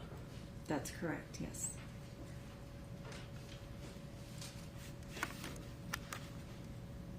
And I want to ask you about a related but a different item, item 11-3.1. Was that item described as a combined swab of right and left hand fingernail scrapings from the body of Annamarie? That is correct. And did you have an opportunity to do DNA testing on that item? I did. Were you able to generate a DNA profile? I was. Was this single source or more than one source? This was a single source profile, and it was female. Was this a full or partial profile? A full profile. Were you able to compare that single source full female profile to the known DNA profile of Annamarie Rintala? Yes, I was. And what conclusion were you able to draw? Annamarie Rintala could have been the source of the female DNA identified on this item. And can you tell us, please, a statistic? Did you apply a statistic to that result? I did. Can you tell us what that was, please? The probability of a randomly selected, unrelated individual having a DNA profile matching that obtained from this item is approximately 1 in 226 quintillion of the African American population. Hang on a second. Yes.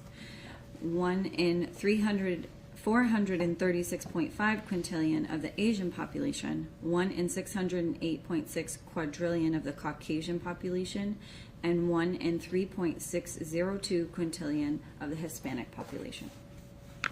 Were you able to compare this known DNA profile from the fingernail scrapings to the known, I shouldn't have said known, the DNA profile from the fingernail scrapings to the known DNA profile of the defendant? I was. And what conclusions were you able to draw? Cara Rintala could not have been the source of the female DNA identified on this item. And this was a single female profile that you obtained? It was. I'm going to ask you last about a different category of items, specifically some earrings and related items. Specifically item 2-2.1. Was that item described to you as a swab from an earring backing located on the side door landing at 18 Barton Street? That is correct. And for reference, I'm showing on the presenter what's been marked as Exhibit 117. Were you able to do DNA testing on that item? I did perform DNA testing on that item, yes. And what were the results? The results obtained from this item are insufficient for comparison.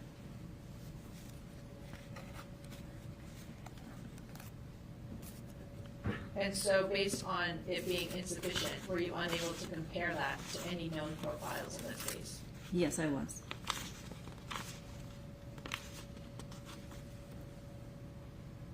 I want to ask you now about item 2-11.1. And showing on the presenter for reference what's been marked as Exhibit 111. Was that described to you as a swab from post of earring on rug at base of basement stairs at 18 Barton Street? Yes, that's correct. Did you do some DNA testing on that particular swab? I did. Were you able to generate a DNA profile? Yes, a single source female DNA profile was obtained. And were you able to compare this single source female profile to the known DNA profile of Annamarie Cochrane-Rintala? Hang on one second. Sure.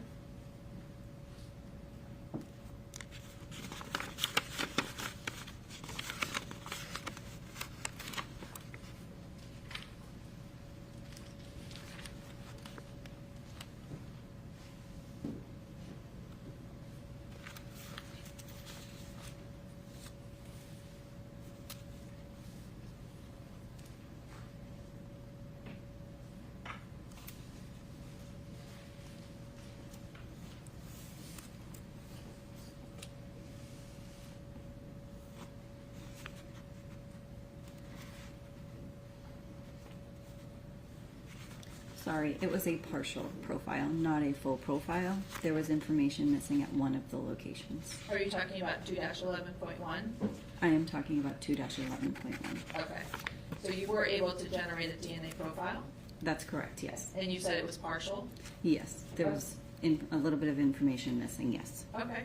Was it single source? It was a single source profile, yes. Was it a female profile? It was, yes. Were you able to compare that profile to the known DNA profile of Annamarie Cochrane-Rintala? Yes, I was. And what conclusion were you able to draw? Annamarie Rintala could have been the source of the DNA identified on this item. Did you apply a statistic? I did. Did you read that for us, please? The expected frequency of occurrence of this DNA profile is approximately 1 in 4.735 quintillion of the African American population, 1 in 7.911 quintillion of the Asian population, 1 in 35.35 quadrillion of the Caucasian population, and 1 in 155.2 quadrillion of the Hispanic population. Were you able to compare that single source profile to the known DNA profile of the defendant? I was. And what conclusion were you able to draw? Cara Rintala could not have been the source of the DNA identified on this item. And then lastly, I want to ask you about item 26-2.1. Was that described as a swab from red-brown stained post of stud earring with clear stone That is correct. from the back of Miss Annamarie Cochrane-Rintala on the autopsy? That is correct. Okay. And were you able to generate a DNA profile from this item? I was. Was it single source or multiple sources? It was a single source female profile.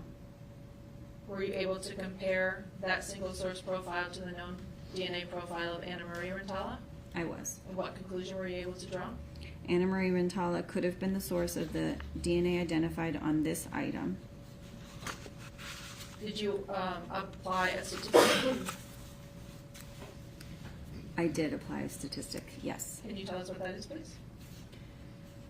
The expected frequency of occurrence of this DNA profile is approximately 1 in 226 quintillion of the African American population, 1 in 436.5 quintillion of the Asian population, 1 in 608.6 quadrillion of the Caucasian population, and 1 in 3.602 quintillion of the Hispanic population. Were you able to compare this single source female profile to the known DNA profile of the defendant? Yes, I was. And what conclusion were you able to draw? Cara Rintala could not have been the source of the DNA identified on this item. Thank you. Thank you, Mr. Zappa. I have no further questions. You're welcome. Judge, was everybody objection? I have no questions. Step down. Thank you.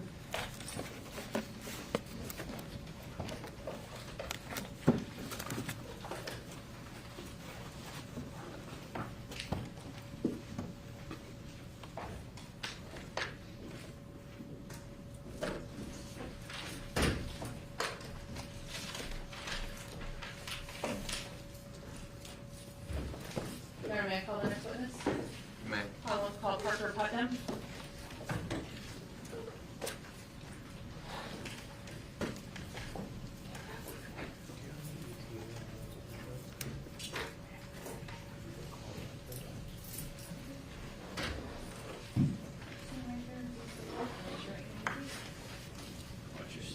Do solemnly swear the evidence which you shall give to the court and jury in the matter now in hearing should be the truth, the whole truth, and nothing but the truth. So help you God, or do you so affirm? I do. Thank you. Watch your step as you do this.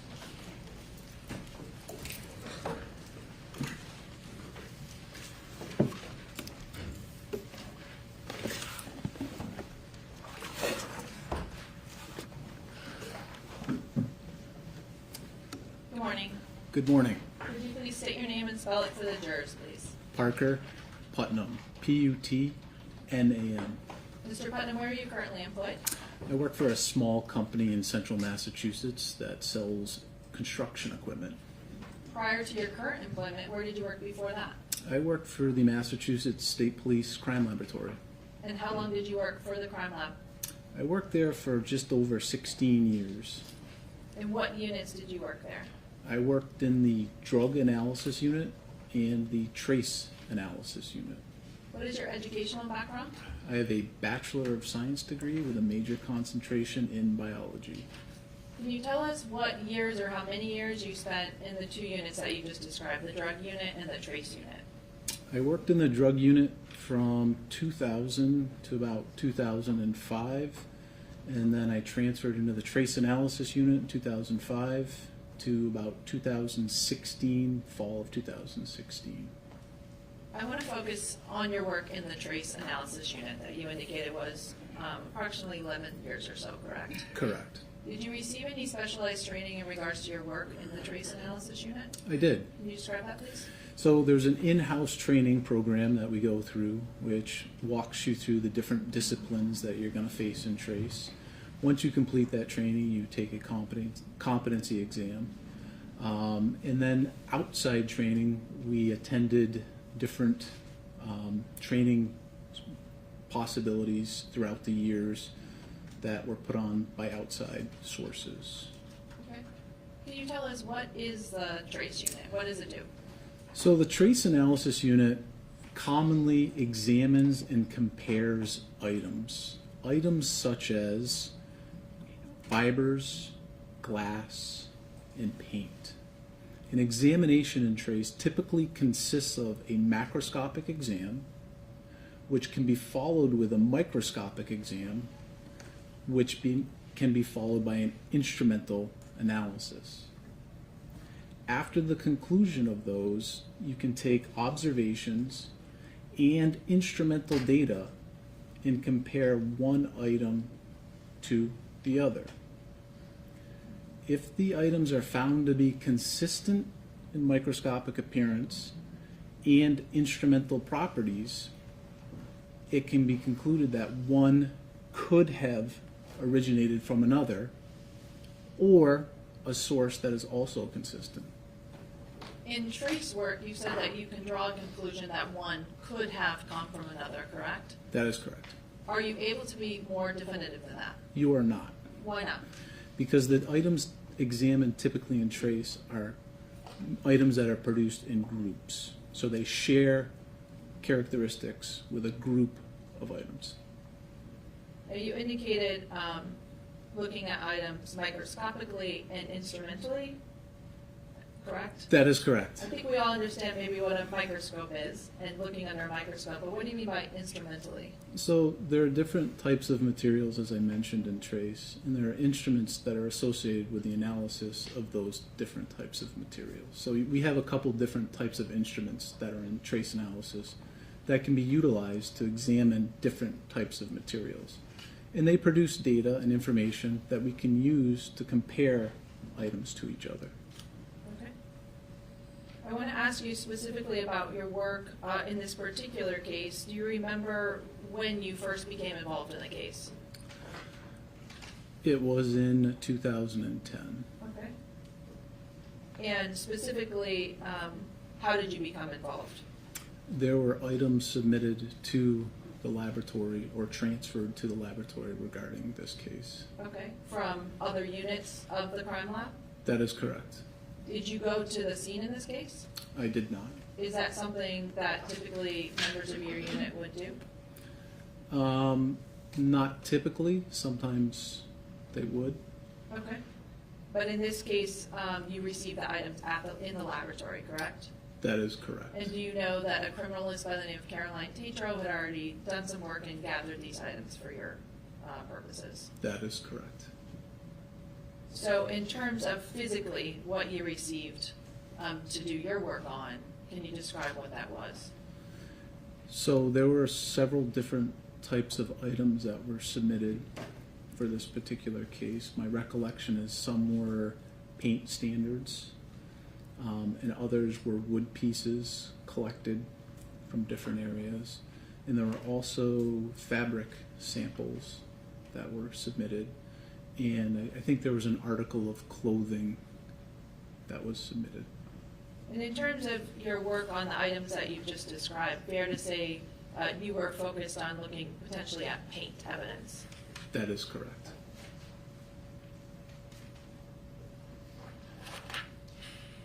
I want to ask you, well, the various items that you were able to look at, that you obtained, did they already have item numbers on them? That is correct. They were itemized. And were you able to make a number of different comparisons of different items that you received and draw conclusions from those items? Yes. I want to ask you first about a couple of items that have been identified already as item 1-3. Did you know that to be described as a white paint standard from door by patio? I did. And just for reference, I'm going to show on the presenter what's been marked as Exhibit 106. Now, what you received was some form of a paint sample from an area, correct? That is correct. Okay. And did you also receive a sample and an item identified as 2-4, described as door jamb side door? That is correct. And just showing for reference what's been marked as Exhibit 128. Now, were you able to compare 1-3, a white paint standard from door by patio, to item 2-4, a door jamb taken from the side door? I did conduct a comparison. And did you analyze that microscopically and instrumentally as you described before? I did. And what conclusion were you able to draw based on your comparison of these two items? I found that Just to preserve the motion on the objection. Go ahead. You can answer. I found that the sampled portions of the off-white paint from the door jamb were consistent in microscopic appearance and instrumental properties with the sampled portions of the off-white paint from the standard 1-3. Did you notice any inconsistencies between those two items? I did not.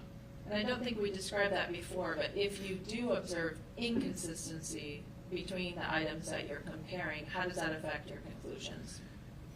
The inconsistencies would make me conclude that one could not have come from the other. Okay.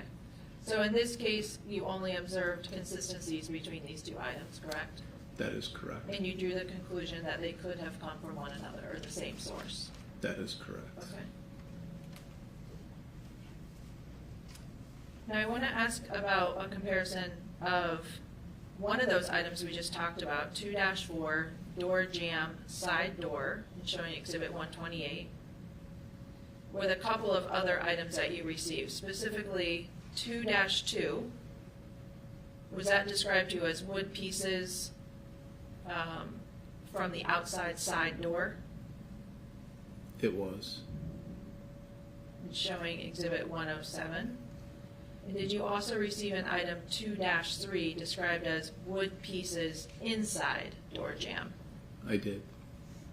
Did you have the opportunity to compare 2-4, the door jamb from the side door, 2-2 wood pieces outside side door, and 2-3 wood pieces inside door jamb with one another? I did. And what result did you obtain? I found. Have a continuing objection. Thank you. Thank you, you can answer.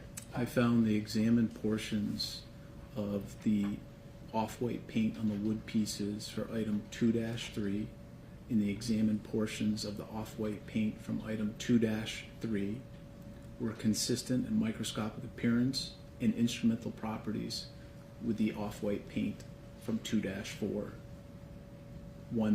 Those could have originated from 2-4. And I'm not sure if you misspoke or maybe I misheard, but is it both 2-2 outside side door wood pieces and 2-3 inside that are consistent with 2-4 the door jamb? I apologize. Yes, that is correct. Okay, thank you.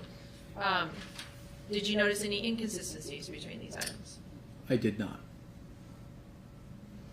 And so you were able to conclude that that 2-2 and the 2-3, those wood pieces, could have originated from the door jamb? That is correct.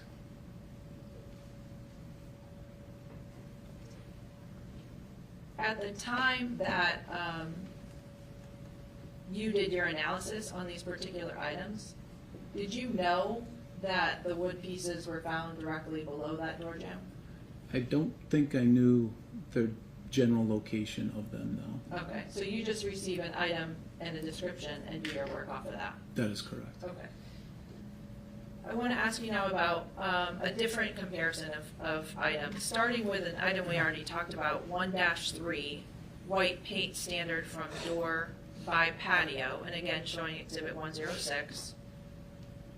Were you able to compare that white paint standard to 1-1, described as trace item white residue on back tip of shovel, and showing Exhibit 104? Did you compare those items with one another? I did. And what were the results? What conclusions did you draw? I found that the portions of the off-white material from item 1-1 was consistent in microscopic appearance and instrumental properties with the paint standard item 1-3 Okay, and could have originated from item 1-3. okay. Did you know any inconsistencies between these two items? I did not.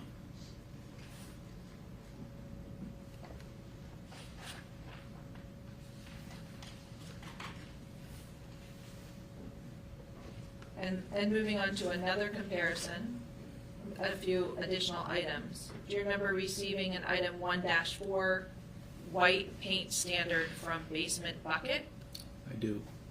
showing for reference Exhibit 118? Did you also receive an item 1-23.1 described as a pullover black fleece Cara Rintala cutting of paint sample? I did. And for reference showing 113? And did you also receive 9-5 described as paint from Scrubs Annamarie Cochrane-Rintala? I did. Okay. And did you compare that white paint standard from the bucket to the paint from the pullover and the trace from Annamarie Cochrane-Rintala's Scrubs? I did. And what result were you able to obtain? I found them to be consistent in microscopic appearance and instrumental properties with the paint standard from the bucket, the two items that you mentioned. Did you notice any inconsistencies? I did not. Okay. And based on that, did you draw the conclusion that the pullover and the Scrubs could have originated from the paint standard from the paint bucket? The off-white material on those items could have originated from the bucket. That is correct. Okay.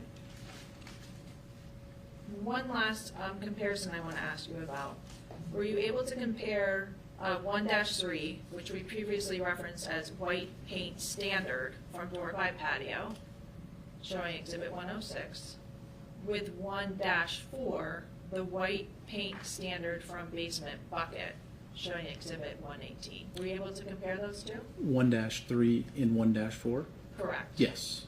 And what were the results when you compared those two items? They were inconsistent. They were what? Inconsistent. Inconsistent with one another. Correct. And based on those inconsistencies, what conclusion did you draw? One could not have originated from the other.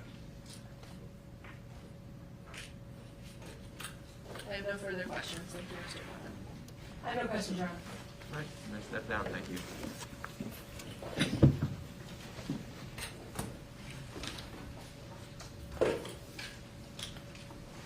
Sorry.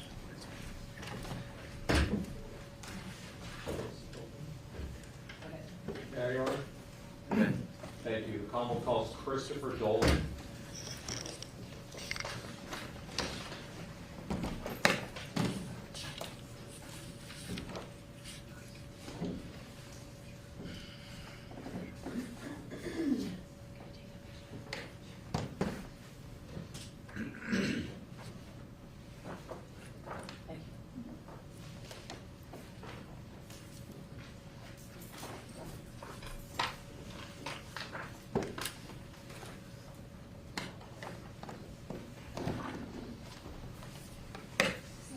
Thank you.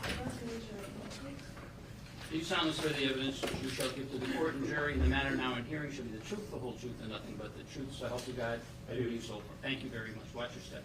Thank you, sir. Good morning. Or almost afternoon, Your Honor. Good morning.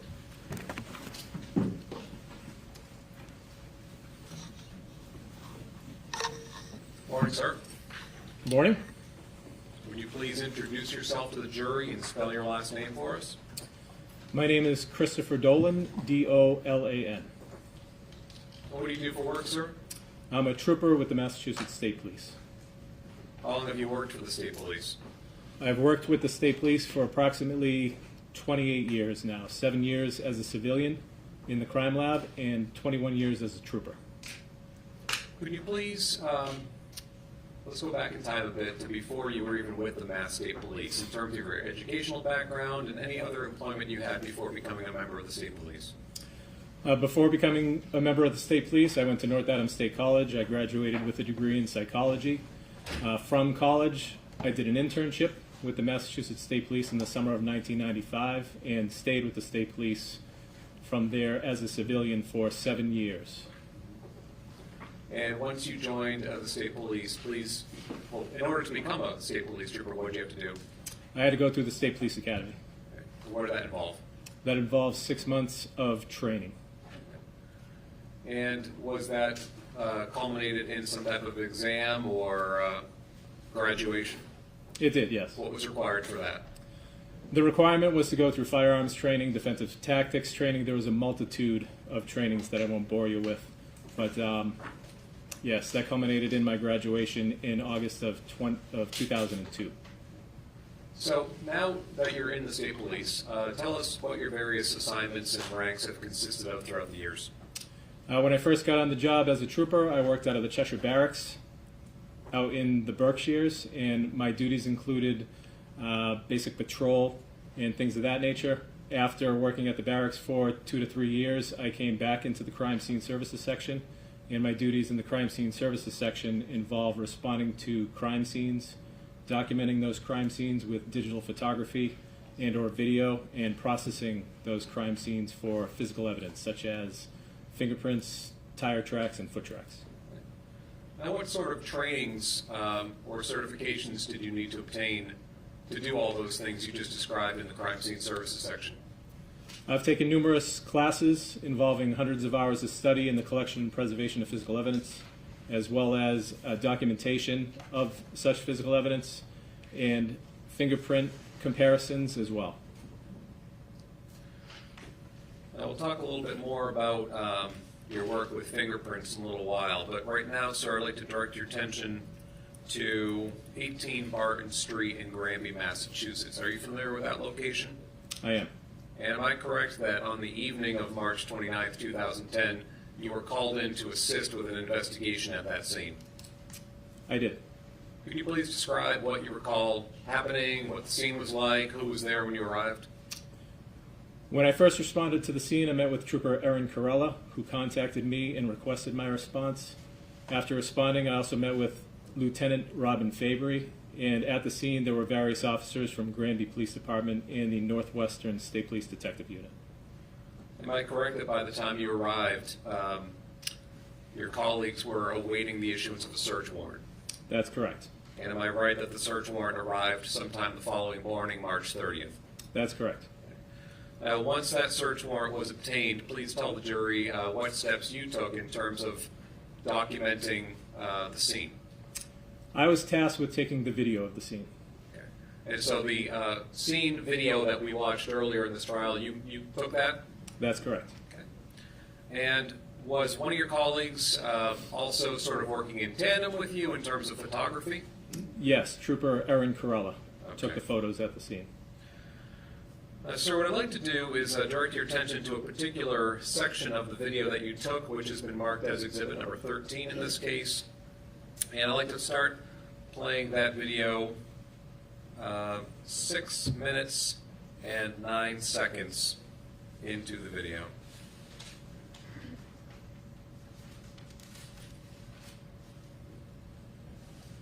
There we go.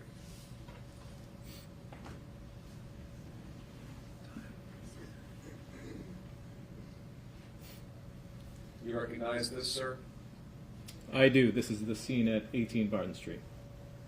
And are we seeing the child's room off to the left and the master bedroom straight ahead to the right? Yes, down the hallway.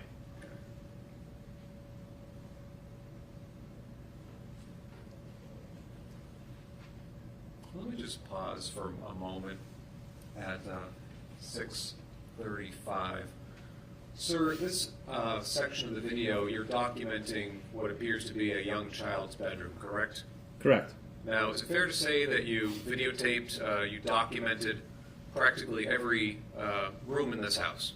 That's correct. Not just where something related to this case seems to have happened? That's correct. Why is that? We document for physical evidence and for the lack of physical evidence as well. Okay. Do you know at the time you're videotaping a scene what may or may not later turn out to be relevant? No, we don't. Okay, is that why you videotape practically everything? That's correct. Okay. I'd like to resume playing the video.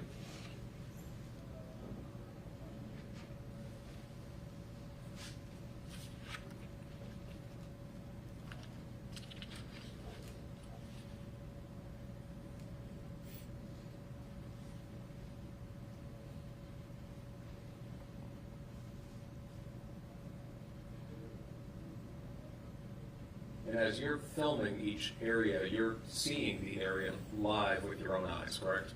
That's correct.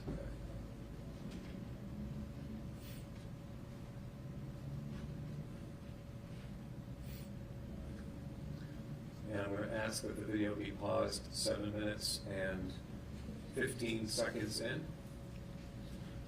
So I'd like to show you a still photo of what's shown in Exhibit 13. Is this a fair and accurate depiction of what this area of the child's bedroom looked like on the morning that you videotaped it? It is. I'd like to offer this, please. No objection, Your Honor.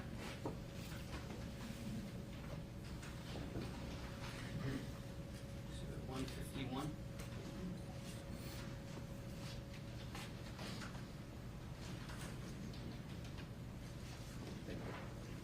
And if I can now display what has been marked just now as exhibit number 151 for the jury.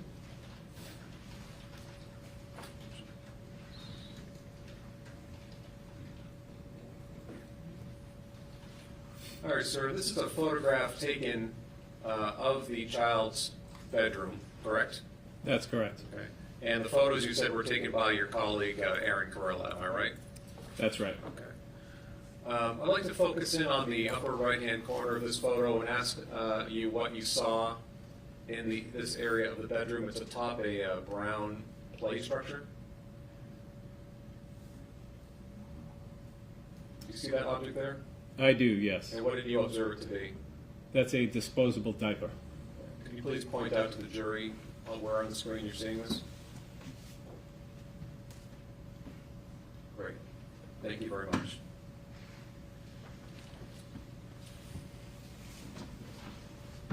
And sir, you also videotaped a portion of the bathroom that was across the hall, bless you, from the child's bedroom, correct?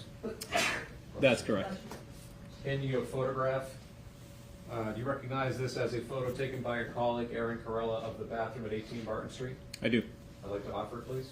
No objection, Your Honor.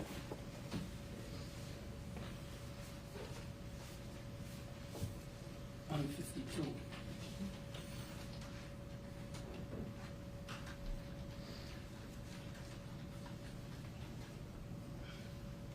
And now showing the jury what was just marked as exhibit number 152. Sir, what do you see off in the right-hand corner there behind the toilet paper roll? That would be a portable potty seat.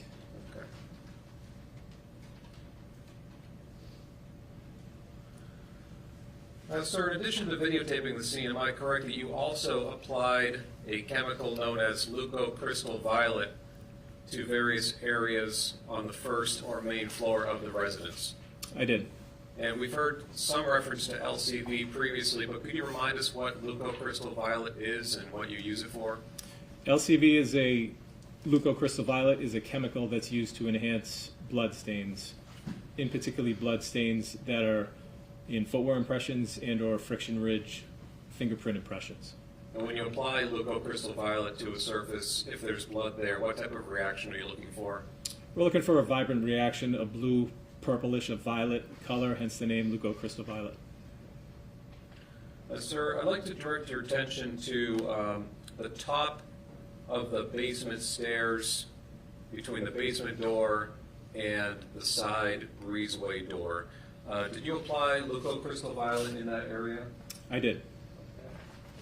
I'd like to show you these next three photos. Ask you if you recognize them.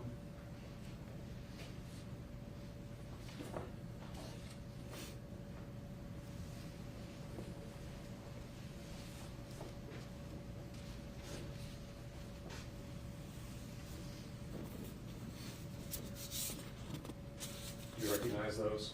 I do. Do those photos fairly and accurately represent what that section of the floor looked like after you applied LCV? It does. I'd like to offer them, please. No objection, Your Honor.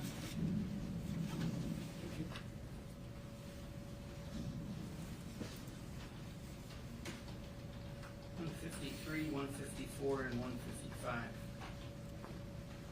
So showing what's been marked as exhibit number 153, please describe for us what we're seeing here.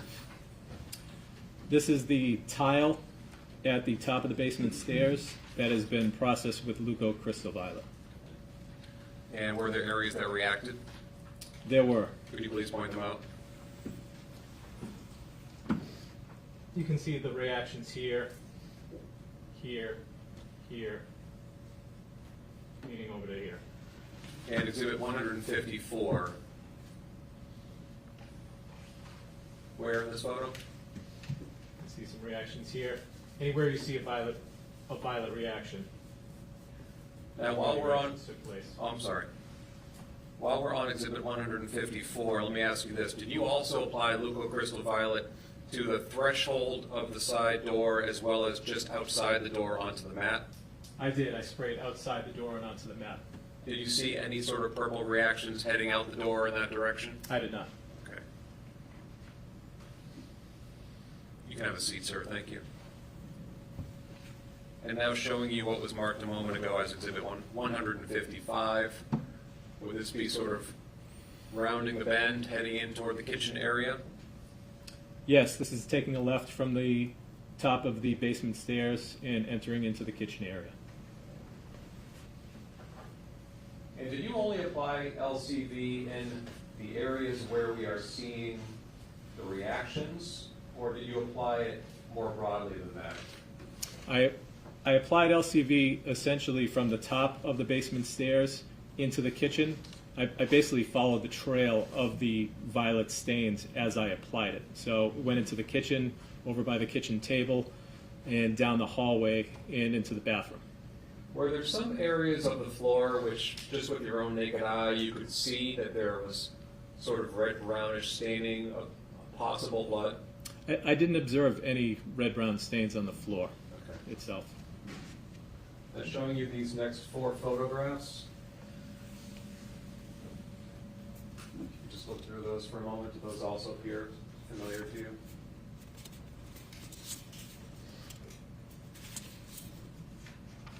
They do.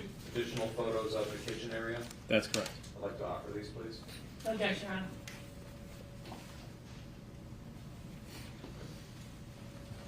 One 156, 157, 158, and 159.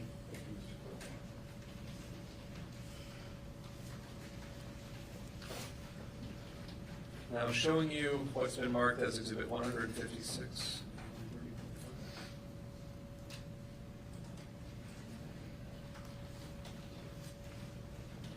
Sir, this would be the kitchen tile floor heading past the sink on your right. See a trash barrel there, correct? That's correct. And these footprints, am I correct that they lead into toward the kitchen table? That's correct. I'm sorry. I objected as to the burnt footprints. Photos speak for itself in terms of the Your voice is fading. Oh, sorry. I objected, Judge, to word footprints. Okay, overruled. So do you recall my last question, or should I ask it again? You can ask it again. All right. Now, in this area of the kitchen, we're heading past the kitchen sink on the right where that trash barrel is out, correct? Yes, And the purple marks continue toward the kitchen table? that's correct. Okay. Now, I'd like to switch over to Exhibit 4 for a moment to show sort of a before picture. Is it fair to say this is a photograph taken earlier in time showing the same area of the kitchen prior to you applying LCV, correct? It is. Okay. And now switching back over to where we were a second ago, Exhibit 156. This is what that area appears to be after, correct? That's correct. All right. Now, exhibit number 157.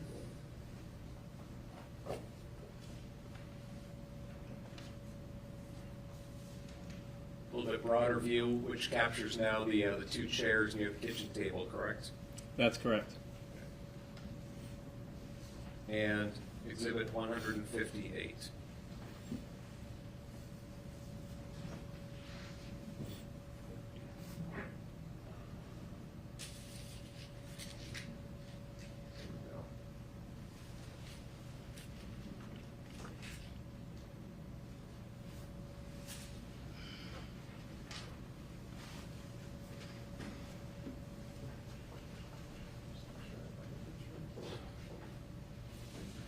just for the record, Trooper, I'm showing you what's been marked as Exhibit 157. This is on the floor, sort of in the area of the chairs, correct? It is, yes. Okay. Now, I think you can see off toward the left-hand side there, the purple marks continuing on down the hallway, am I right? Yes, you can see the foot tracks going down the hallway. Okay. And I'd like to show you what has been marked as exhibit number 158, which is at A131.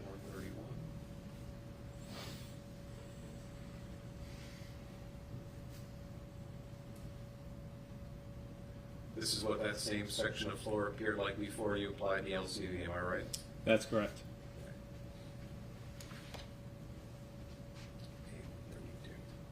And exhibit 159, this would be another after picture, correct? Correct. So I have two additional photographs pertaining to your use of glucocrystal violet on the first floor, and these two are from the bathroom area. Do you recognize these two pictures as being somewhat of a before and after picture? I do. I'd like to offer these, please. Objection, Your Honor.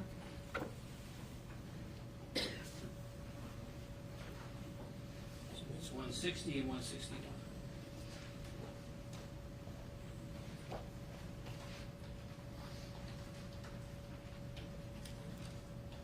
Showing you what's been marked as exhibit 160. This is the, what do you recognize this to be? This is the floor of the bathroom.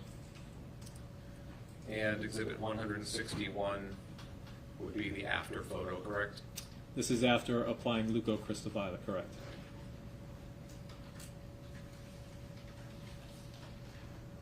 Sir, at this point, I'd like to shift topics a little bit. In addition to applying leucocrystal violet at 18 Barton Street, did you also conduct some fingerprint collection and analysis? I did. All right. Now, as I said a couple of moments ago, I promised we would talk more about your training, education, experience, and fingerprints. Could you please do that for the jury now? Again, outside of taking the numerous classes in regards to collection and preservation of friction ridges and other evidence, I've also taken classes on the analysis, comparison, and evaluation of friction ridge impressions and palm prints as well. Okay. And have you passed proficiency tests? I have annual proficiency tests. Right. Now, we've used the term quite a bit, and it may be commonly understood, but what is a fingerprint? Okay, so a fingerprint, first of all, if you look at your hands and the palms of your hands and your fingers, you'll see raised portions of skin which are called ridges. And essentially a fingerprint is a print that's left in an object that you touch. And I've used the term fingerprint, but am I right, there are other types of prints as well? That's correct. Such as? Such as palm prints and footprints. So basically friction ridge skin is only found on our fingers, on our palms, and on the soles of our feet. And is there something unique or special about these prints that we all have? What's significant about friction ridge impressions is that they are permanent.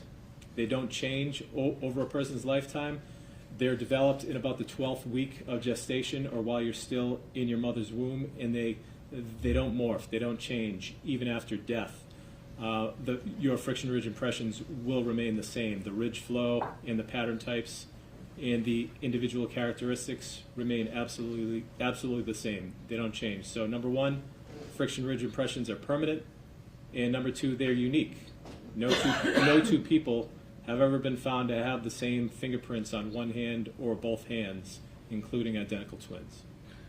Now, when a person comes into contact with an object or a surface, what factors can affect whether or not a sufficient print, by sufficient I mean something you can actually work with, what factors affect whether or not a print is left behind?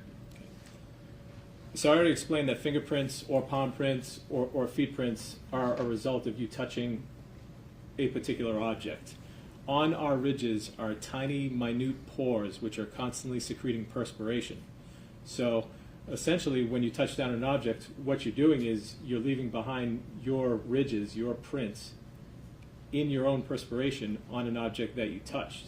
So there are various things that can affect whether or not a good fingerprint can be left behind. So, for example, the surface itself. Is the surface a porous or a non-porous surface? And by that I mean non-porous surface would be like my suit, for example. This would be a porous surface where your impression is actually going to sink into the suit or on paper. Whereas a non-porous surface, a hard object that you're pressing down on, you may be able to leave a good fingerprint behind. So whether or not the surface is porous, non-porous, whether or not the surface is dry or dirty, whether or not the surface is wet, all of these different factors can take place in determining whether or not you leave behind a friction-rich impression. Now, what about the person themselves? Are there certain characteristics or qualities of the person who's touching the object that can affect whether or not a good print's left behind? Yes, so we all have a unique physiological makeup. So you may have shaken somebody's hand before in the past and they have very clammy, sweaty hands. It doesn't mean that they're a creep. It just means that they secrete a lot of perspiration from their hands. Now, what about if a person is wearing gloves, for example? How can that affect whether or not they leave a print behind? Naturally, if a person has gloves on, they're not going to leave a print behind because the glove is going to prevent the print from coming through the glove. Thank you. Now, what factors can affect how long a print will remain on a certain object or surface? So some of the factors that can affect the length of time that a print is on the surface would be our environment, for example. Today, it was raining earlier today. If I left a print on my windshield, the rain could potentially wash that away. Even the sun, because prints are left in perspiration, the sun could bake away the print from the area. So environment, time also takes place in how long a print may stay there. So for example, if coming into the courtroom today, that door is used a lot as well, and somebody, there are multiple people using the same door, and you left a print behind, potentially somebody else could come behind and wipe that print away or place overlays over your print. So there are multiple factors. Okay.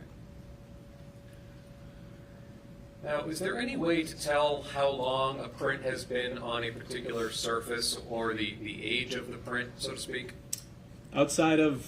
Outside circumstances, such as having eyewitness testimony or a video of somebody actually touching down on an object, we can't determine how long a print has been on an object. And when it comes to a person's own home or a place that they visit frequently, is it fair to say you would expect to see their prints on various objects and surfaces within their own home? That's correct. How do you go about inspecting an item or a surface for the presence or absence of prints? So the first thing we'll do is we'll use a flashlight and basically side light it and try to examine the print that way. So when we talk about prints, we talk about, we have various names for them. So we have friction ridge detail or latent fingerprints.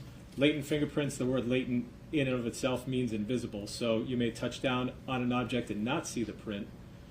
And in that case, we would use various techniques, powders and chemicals, in order to be able to visualize those prints. But sometimes you can see the print with the naked eye. So the first thing we would do, side light it. If we see nothing, then we move on to additional processes such as using powders and different chemicals. Now, when you do look either with the naked eye or apply these powders and chemicals, is there a certain either quantity or quality of the print that you're hoping to get? There is. And could you please describe what you mean by sufficient quality or quantity? So the scientific method that's used in the field of friction ridge identification is called ACE-V. That's an acronym which means analyze, A for analyze, C for compare, E for evaluate, and V for verify. Mm-hmm. And this is used across the field. So the first thing that we'll do when we find a friction ridge impression or a latent fingerprint that's on an object is we'll analyze that fingerprint And in the analysis stage, essentially what we're looking at is we're looking at ridge flow, and we're looking at particular characteristics. So each one of us, friction ridge impressions are basically separated into 3 categories. There are various subcategories, but basically 3 categories. There's either whorls, loops, or arches. And if you look at your hands, you have one of these 3 pattern types. So that's one of the things that we're looking for initially in our analysis stage is, okay, we're looking for pattern type, we're looking for ridge flow. So we make our analysis in this way. We visualize the print, sometimes under a magnifying glass, or we can blow it up on a screen as we're doing here in the courtroom. But after we make an analysis of the print from the scene, we then move on to the comparison stage. And this is where we compare the latent fingerprint from a crime scene to any known subjects that are submitted in order to try to make an identification whether or not this print from the scene is in fact one of these people, or to exclude somebody from a crime scene as to whether or not they made that. So we have A for analyze, C for compare, and then after that is done, we then make an evaluation, which is essentially a conclusion to our results. So is the print from the crime scene, is it identified to a known subject, or is the known subject excluded? And then the V stands for verification, correct? That's correct. What does that entail? The verification process, we have a policy that we have. Your Honor. Would you see just briefly?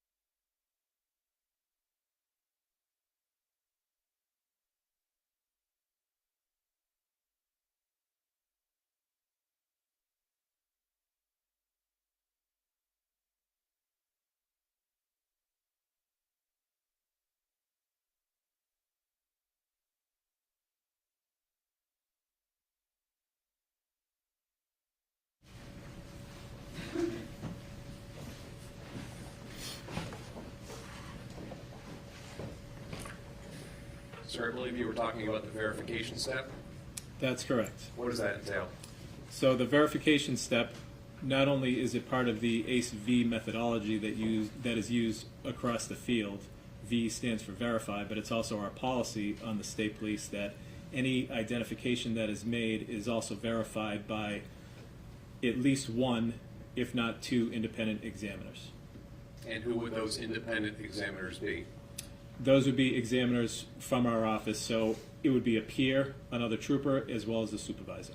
So that's a standard part of the protocol that you follow within the field of fingerprint analysis, correct? That is correct. Have you yourself also served as a verifier for your colleagues' work? I have, on multiple occasions. Now, I think you referenced this a couple of moments ago, but just to be clear, let's say you recover a sufficient print from a scene, and then you want to see whether or not that matches or is consistent with any other known person. How do you go about doing that? Like, what are your sources of information that you're comparing it to? So essentially, once again, once we have a print, we'll make our analysis. Sometimes we will take notes on the page itself. we'll mark off certain areas that we're analyzing, and then we move on and we compare it to any known subjects. So the known subjects are basically inked fingerprints that are taken from a known subject that we're making the comparison to. Did that answer the question? Yes. So if you have fingerprints that are collected from known people, you can compare their prints to the print at the scene, am I right? Yes, we compare the prints from the scene to the known people. Okay. Now, what if you either don't have any known people, or a print doesn't match the known people, so to speak? Are there further steps you can take to try to identify that print? There are. What are those? We have a database called the APHIS system. It's the Automated Fingerprint Identification System, which is a system essentially that houses millions upon millions of known 10-print cards of various individuals. We also have a system called the FBI APHIS system. So with the APHIS system that we search in Massachusetts, it only searches Massachusetts, but the FBI, we can search the whole country. Sir, I'd like to direct your attention to the fingerprint analysis that you conducted in this particular case, being 18 Barton Street in Granby. Now, I'd like to first talk about some items or areas that you examined at the scene or from the scene which produced no results. Starting with the storm door at the side entrance of the house. And do you know what I mean by storm door at the side entrance of the house? I do. Okay, and Remind us, at the side door of 18 Barton Street, how many actual doors were there that you had to go through to get into the house? There was the storm door and the interior door. and did you apply any sort of fingerprint? Did you conduct any sort of examination of those surfaces for prints? I did. How did you go about doing that? I used fingerprint powder. Okay. I'd like to show you this photograph. Ask you if you recognize it. I do. Is that how the side door area of 18 Barton Street appeared after you had applied fingerprint powder to it? It is. I'd like to mark this as the next exhibit, please. No objection. This would be exhibit number 162.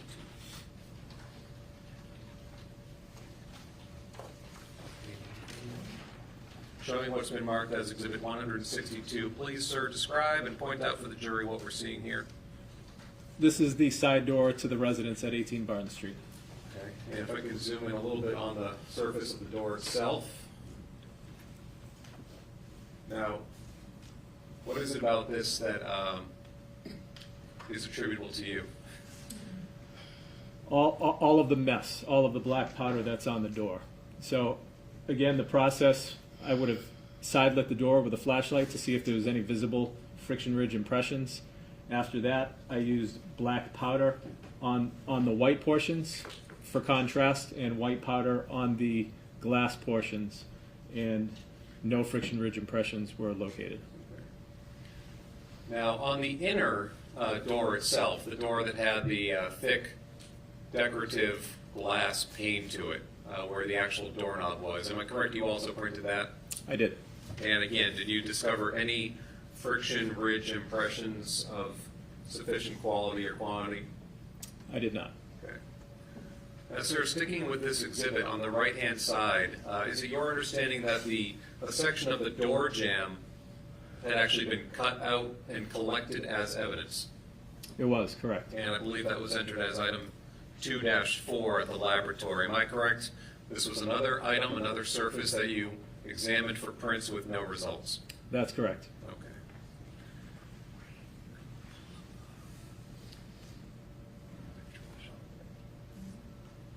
Now, sir, the next item I'd like to discuss was item 2-1 at the laboratory, that being a shovel that was collected at the scene. Are you familiar with that item, sir? I am. And how did you go about examining that item for any friction ridge impressions? So, again, we start with the same process, of course, putting on gloves to prevent contaminating the item itself. Examine the shovel with side lighting, didn't view any friction ridge impressions, and then I processed it with powders and chemicals. Okay. No results? No results. Now, was the surface, the handle of the shovel itself, and I'm showing you what's been marked as Exhibit 102 in this case. You see the shovel there off to the left-hand side? I do. That's leaning up against the garage across the breezeway from the side entrance door, correct? That's correct. Okay. Was the handle of the shovel something that was conducive to leaving a good print on it, if you recall? The handle of the shovel is unfinished wood, so not a very good surface for leaving prints behind on. Sir, 2 additional top items that you examined with no results. Do you recall examining a small plastic solo cup and a plastic lid to that solo cup, which had been found in the basement of 18 Barton Street near Annamarie's body? I do. And you examined those for the presence of prints? I did. And with no results, correct? No results. Correct.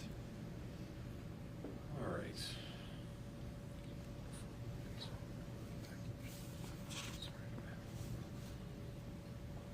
Sir, I'd like to now ask you a question about an item that you examined which had some results.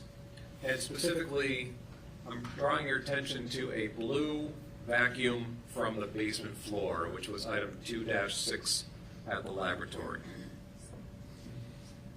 I'm showing you what's been marked as exhibit number 7 in this case, and do you see that blue vacuum in this picture? I do.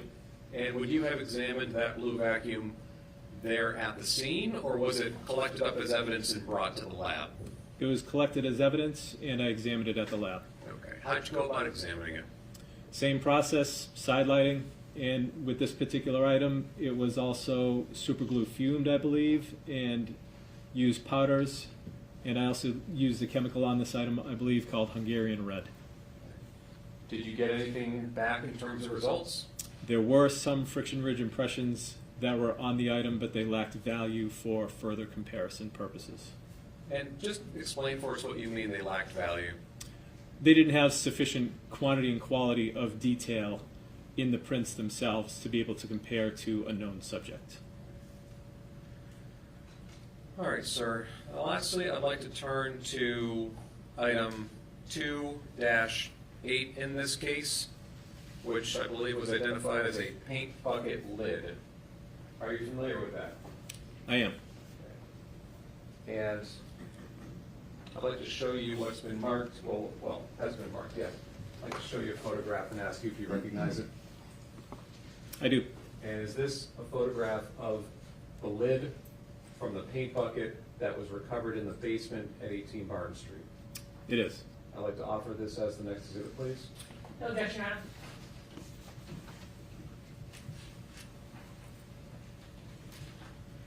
$163.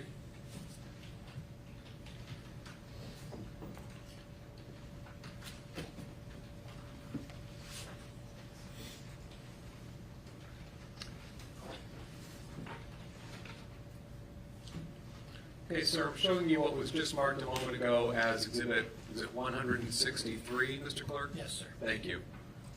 Now, Trooper, just to clarify, can you please set the scene for us? Where was this photograph taken and under what conditions?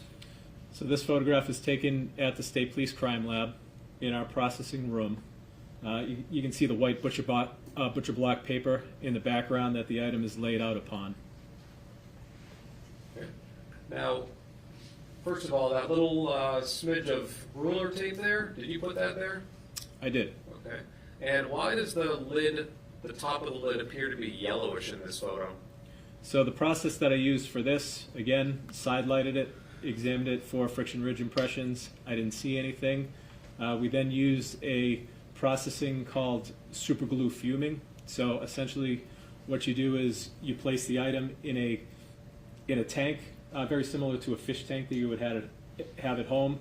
We heat up super glue, and when the super glue heats up on a hot plate, it turns into a vapor that adheres to any friction ridge impressions that are on here. That process was used as well. There was some friction ridge detail that was located, but at the time it was unidentifiable, and therefore I moved on to another process that we use with super glued items. It's a chemical process called basic yellow. So it's basically a yellow dye stain that we spray onto the item, and then we wash it off, and this was the result. Now, I would like to zoom in if we could, on the edge of the lid, and it looks like there's a little green, there's some black and some green marks on the corner there, correct? Correct. Can you please describe to the jury what those marks are, who made them, and what they indicate? So I made these marks. The green mark is essentially pointing out the fact that the friction ridge impression is right here. And then I would mark the number of it, so basically 0.1. And we also put the scale in there as well for documentation purposes so that we can size the print, in particularly for entrance into the APHIS databases. Okay. Now, what type of print was this? This was, according to my training and experience, a palm print, partial palm print. Now, at the time you first observed this partial palm print on the corner of the paint bucket lid, did you have any major case prints for Cara Rintala? I did not. And what are major case prints? Major case prints are fingerprints, the 10 prints on our hands, as well as palm prints, the inner digits, sides of our fingers, and things of that nature. So all I had at the time that I had this print was Cara's 10 prints. Okay. And 10 prints being the fingers and thumbs? Your Honor, let me see. Correct.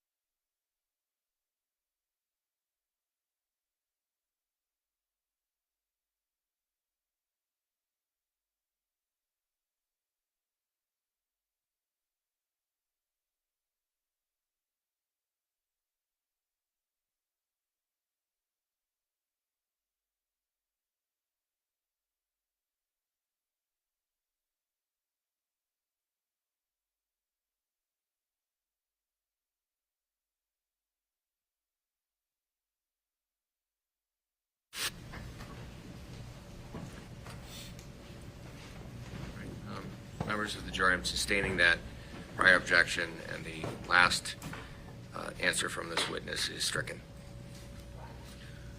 Sir, in 2016, were you given the authority to collect major case prints from Cara Rintala? I was. And do you see Cara Rintala here in court today? I do. Could you please point out where she is and describe an article of clothing that she's wearing, just so we're perfectly clear who you're talking about? She is sitting next to defense counsel, and it appears she has a lime green sweater on. Your Honor, may the record please reflect that the witness has identified the defendant? It will. Thank you. Sir, you collected major case prints from the defendant, correct? That is And correct. please remind us how that differs from anyone's 10 print card? So the major case prints that I collected were an additional copy of her fingerprints as well as her palm prints. And how do you actually physically go about collecting those? I did this with ink, rolling the palm prints in ink and then placing them down on a white background card. Now, when you're using this ink method to collect major case prints, are you able to see in real time how the prints are coming out as you're collecting them? I am. And does it, or can it take several tries to get sufficiently clear prints? You can. You have the ability to see whether or not what you're getting would be useful later on for comparison purposes, correct? That's correct. Okay. Now, once you obtained Cara Rintala's major case prints, did you compare those prints to the print that you discovered on the corner of the paint bucket lid? I did. And please tell the jury what opinion, if any, you reached about the two. Based on my training and experience in the application of the ACV methodology that we discussed, it's my opinion that this print was the right palm of Cara Rintala. What was it about the print on the bucket lid and her major case prints that led you to draw that opinion? It was the ridge flow, the various characteristics, the individual characteristics. So we didn't get a chance to get into it during the first part, but sometimes our ridges end, sometimes our ridges fork. These are the individual characteristics within the print that we're comparing back and forth. And these are the unique characteristics that each individual has to the exclusion of anyone else, correct? Correct. Did you submit your work in this case to one of your colleagues for verification? Objection. Is anyone objection? The objection for before objection. So, sir, did you submit your work and your conclusions in this case to one of your colleagues for verification, that being the V in the ACV method? I did. And that was pursuant to your standard practice and policies, am I right? That is correct. Thank you, sir. That's all the questions I have for you.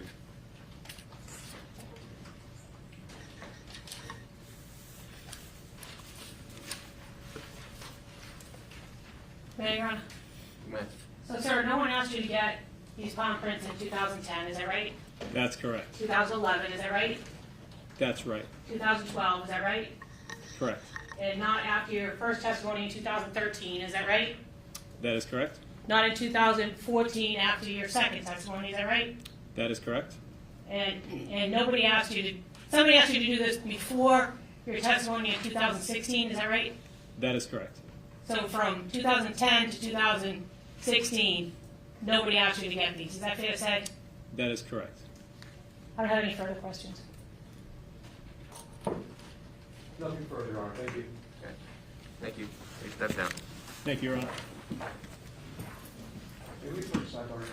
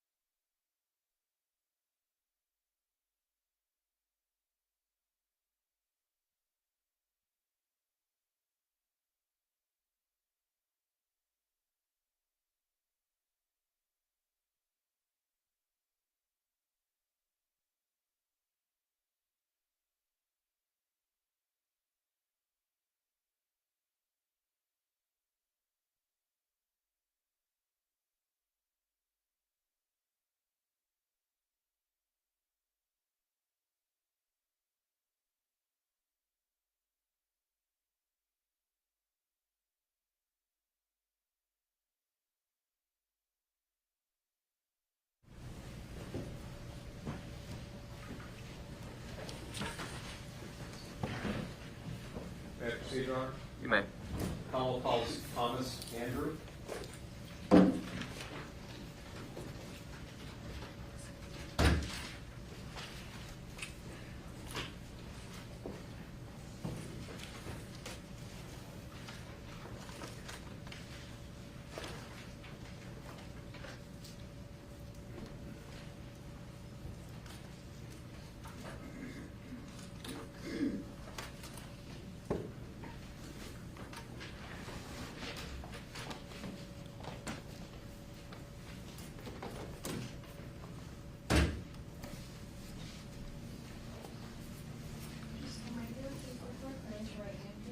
You solemnly swear the evidence which you shall give to the court and jury in the matter now in hearing shall be the truth, the whole truth, and nothing but the truth, so help you God. I will do so. Thank you. Mr. Wetchester.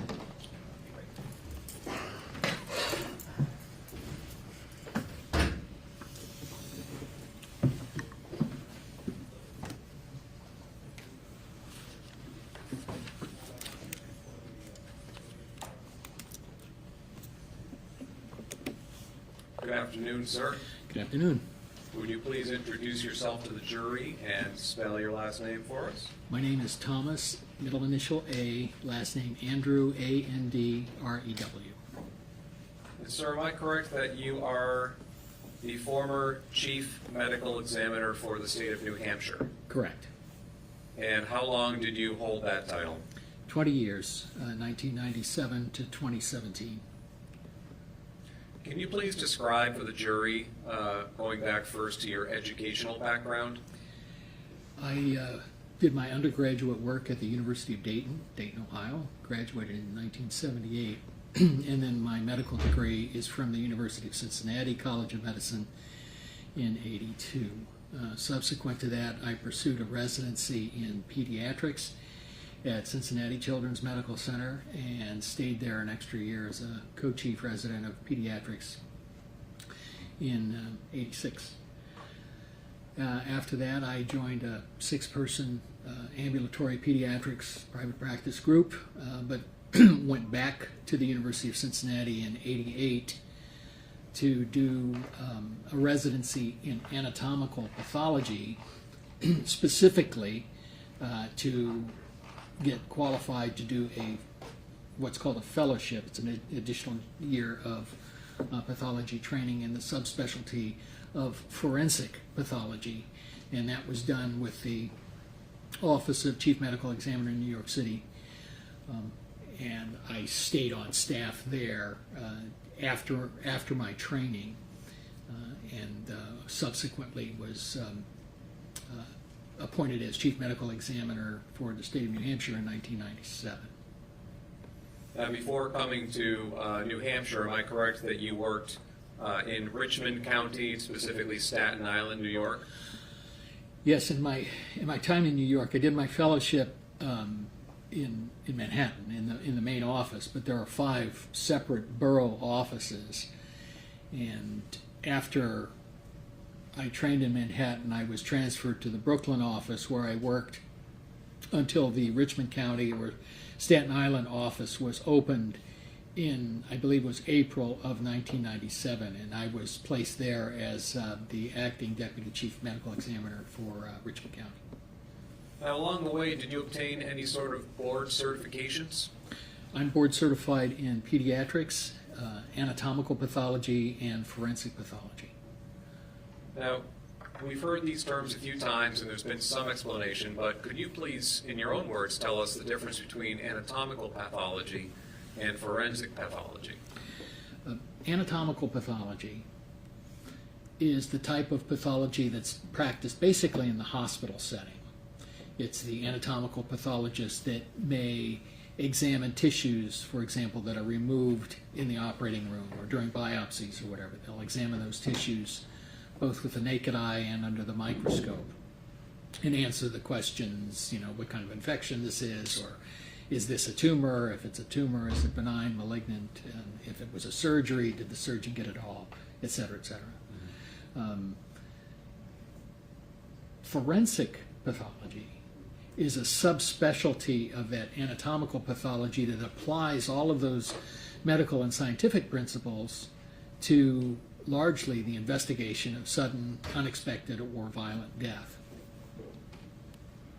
Now, focusing on your time as the chief medical examiner in the state of New Hampshire, could you please describe to the jury what your duties and your responsibilities would have been as the chief?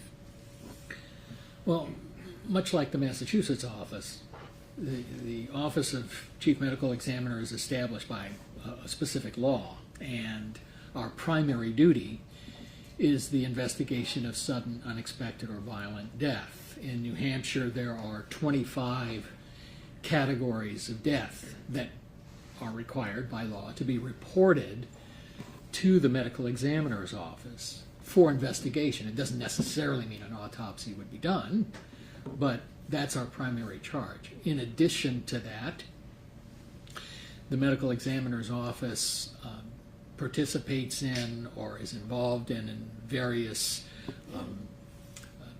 committees and working groups involving certain aspects of public health that interface with forensic pathology. And we also do a fair amount of teaching, either at everything from the middle school level up through the medical school at Dartmouth. At the time that I left, we had about 28 field investigators, which are medical legal death investigators. It was our responsibility to train those individuals to work in the field. I also had a deputy chief medical examiner, who's now currently the chief, and 2 or 3 clerical people working at the office. Could you give us some sense of what the annual caseload was within your office, and focusing primarily on the number of autopsies performed? Well, that obviously varied from year to year, but New Hampshire is a state with a little over 1 million people in it, so it's a relatively small jurisdiction. We have, during my time there, anywhere from about 1,600 to 1,800 deaths referred to us for investigation. And the number of annual autopsies increased over those 20 years from around 250 to around 500 a year at the time that I left. And would those 500 or so autopsies be somewhat evenly divided between yourself and your deputy? Somewhat. The deputy occasionally would have to step in if I had other duties, but by and large we tried to split that evenly. We certainly split our call evenly. Now, can you give us, please, or give the jury rather, an estimate of how many autopsies you yourself have performed during your career? Somewhat less than 6,000 at this point. And how many of those ultimately ended up being classified as homicides? Somewhere in the neighborhood of 600 or so. You mentioned a moment ago that one of the, within the chief medical examiner's office, there was a teaching component to that, am I right? Yes. And did you yourself have any sort of academic appointments or teaching positions during your time? Well, while I was chief, I was an associate professor of pathology at the medical school, as was the deputy chief. And our primary duty was teaching forensic pathology to the medical students, but we also had a teaching component within the residency, the pathology residency program. I was also an instructor of pathology at the Franklin Pierce University Physician Assistant Program, as well as the Physician Assistant Program of the Massachusetts College of Pharmacy and Health Sciences, their Manchester branch. I no longer currently have those teaching appointments. My only academic appointment at present is as adjunct professor of forensic pathology at the Boston University School of Medicine. Did you serve on any committees or councils, either at the local or state or federal level? Yes. Such as? Well, like many states, New Hampshire has fatality review committees for various kinds of death, where you have a multidisciplinary group looking at various aspects of these deaths. So we had one for domestic violence, child abuse and neglect. There was one on maternal and infant death, and we also had suicide fatality review team. I was also, on a local basis in New Hampshire, part of some traffic safety committees, youth suicide prevention committees, gun safety committees, usually under the auspices of the National Association of Medical Examiners rather than as an individual. I was on various regional and national committees addressing various issues in forensic pathology. Did you also have the opportunity to lecture at workshops, seminars, settings where you'd be educating others? Many times, yes. Could you give us just a few examples of those, please? Well, I had mentioned our education efforts with the medical school and the PA programs, but we also do a lot of education and training of law enforcement, paramedics, EMTs, various legal groups. We've taught before the defense bar, the prosecution bar, the trial lawyers, or excuse me, trial judges, etc. Now, along the way, did you publish on a variety of different topics? Yes. Okay. And approximately how many publications do you recall generating throughout the years? There's 20 or so publications, not a lot. Were you or are you still currently a member of any professional organizations within your field?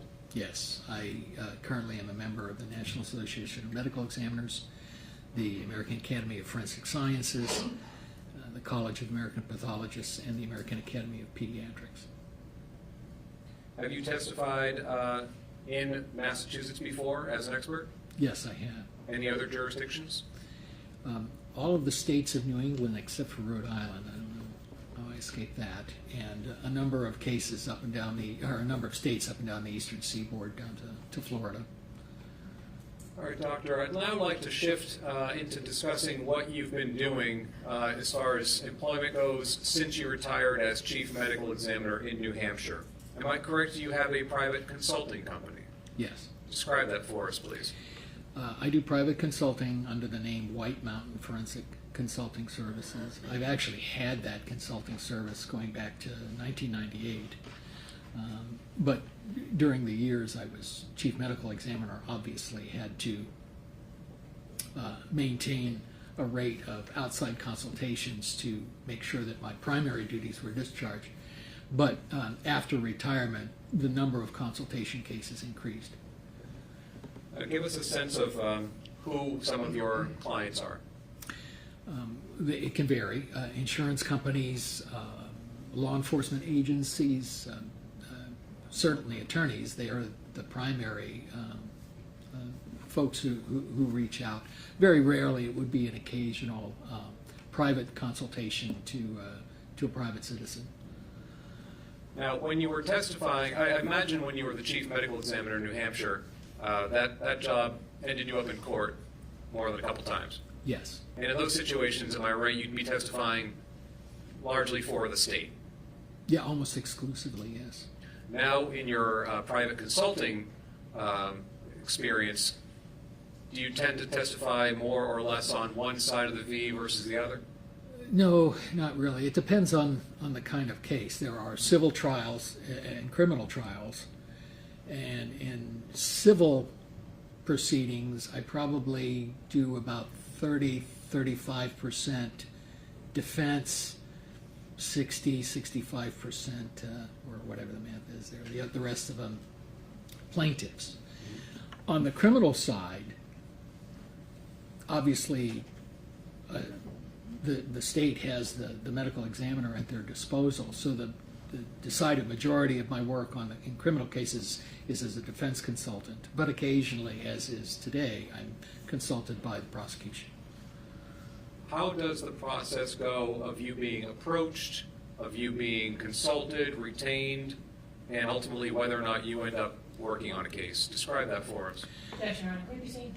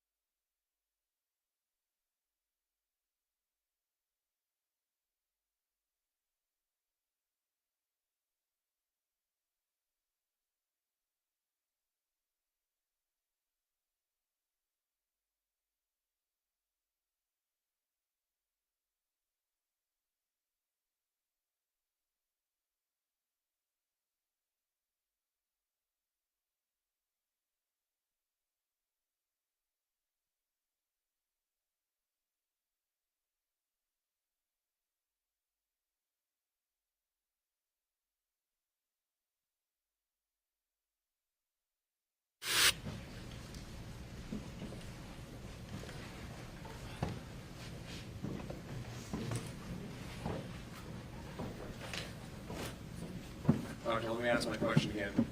If a third party, a potential client approaches you about potentially doing some work in a case, what does that process entail? Well, they would either have to know who I was or they would find me online. I have a website that offers these consulting services. If it's something that seems to fit their need, they will typically reach out to me either via email or telephone, lay out what their concern is, and then we decide if we are going to go forward. They will send me whatever material they deem necessary for me to review. I review that, we have a preliminary conversation, and if there's any additional material that needs to be looked at, we discuss that at the time, and we either agree on our respective theories of the case or we disagree.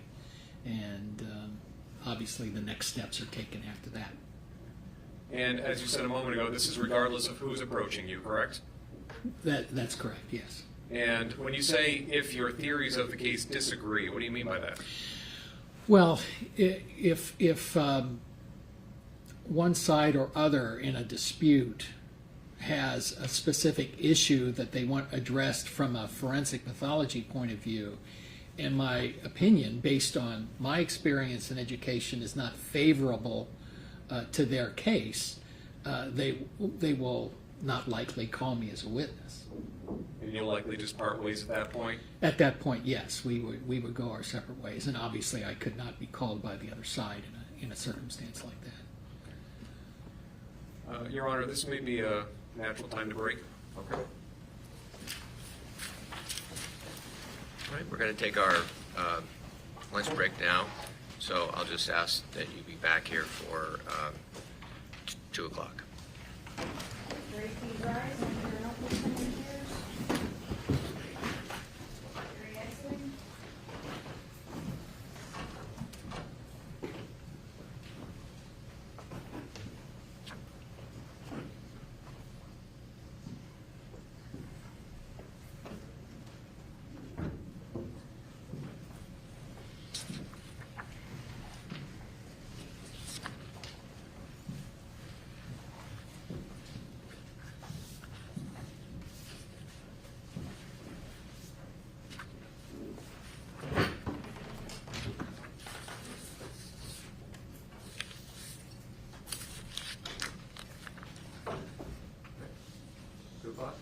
Thank you, Counsel. Thank you. Thank you. Counsel, if anybody has exhibits, can they find their way home? I don't have it. Not yet, dude. But I'm Not watching. yet. I'm watching you. Thank you. I appreciate that. You're keeping honest.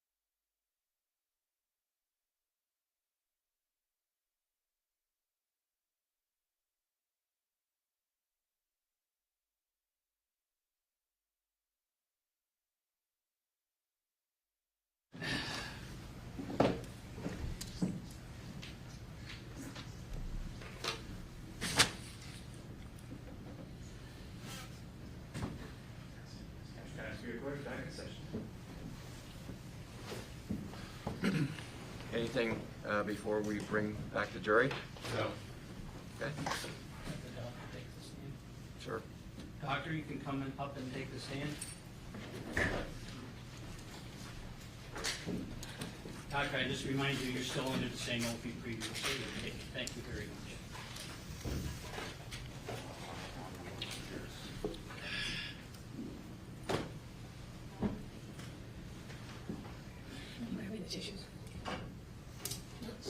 Thank you.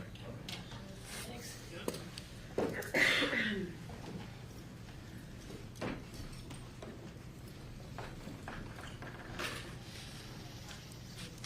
It's the magic hour, 3.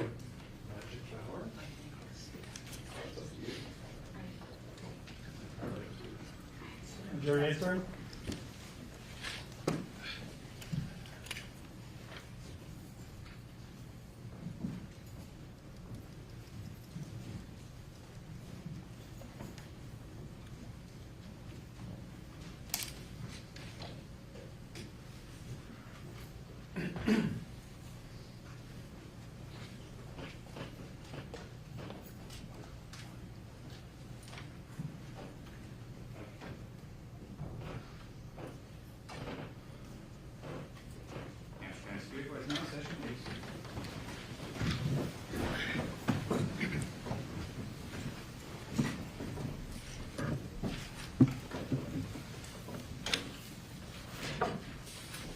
May I proceed, Your Honor? You may. Thank you. Welcome back, Doctor. Thank you. I'd like to now ask you some questions about time of death, and time of death estimates. Within the field of forensic pathology, is estimating a deceased person's time of death a widely known and generally recognized practice? Yes. Are there studies and publications and research on this topic? Well, there certainly isn't as much research going on now as there was in the past. There are chapters in standard textbooks of forensic pathology that outline the approach to this. Any new literature tends to be about, exploring new techniques and so forth. Are you familiar with these publications and studies and textbooks that you just referenced? Well, certainly in general, yes. I mean, one can't know the entire universe of the literature, but I feel like I'm familiar with it, yes. Now, when it comes to determining a person's time of death, are there certain broad principles that you apply? Yes, and the broadest is realizing that one can never deduce a precise time of death, at least in the forensic pathology setting. It's one thing in the hospital, you pronounce patient deceased at X time. But in forensic pathology, you know that you're going to end up with an estimate, and you know that you're going to end up with an estimate within a range, wider or smaller, depending on what the science and the circumstances allow you to say. So one needs to start with some specific parameter, and it seems like common sense, but when was the decedent found dead, and when were they last reliably known to be alive? Well, that would be the initial window, and then you would use other factors to, if possible, narrow that window down. Now, the farther out in time you are from when a person died, does it become harder to estimate their time of death? Absolutely, it becomes harder. Early postmortem changes, typically those associated with the first 3 to 5 days of death, are more reliable indicators than late postmortem changes like decomposition and skeletonization and so forth and so on. So in a skeletonized body, a forensic anthropologist may say this person died in such and such a century. But in early postmortem changes, you can be a bit more precise, albeit still within a range. Now, what sources of information do you take into account when trying to narrow down that time of death estimate, that range? Well, given the initial window of time, you need to consider the the condition of the remains at the scene. Now, you would be making an assessment of the body at autopsy, but that may be a day later. The best time to make that assessment for those early postmortem changes is at the scene. In addition to the changes in the body, there are other physical parameters that one must consider. The person's general health, if known.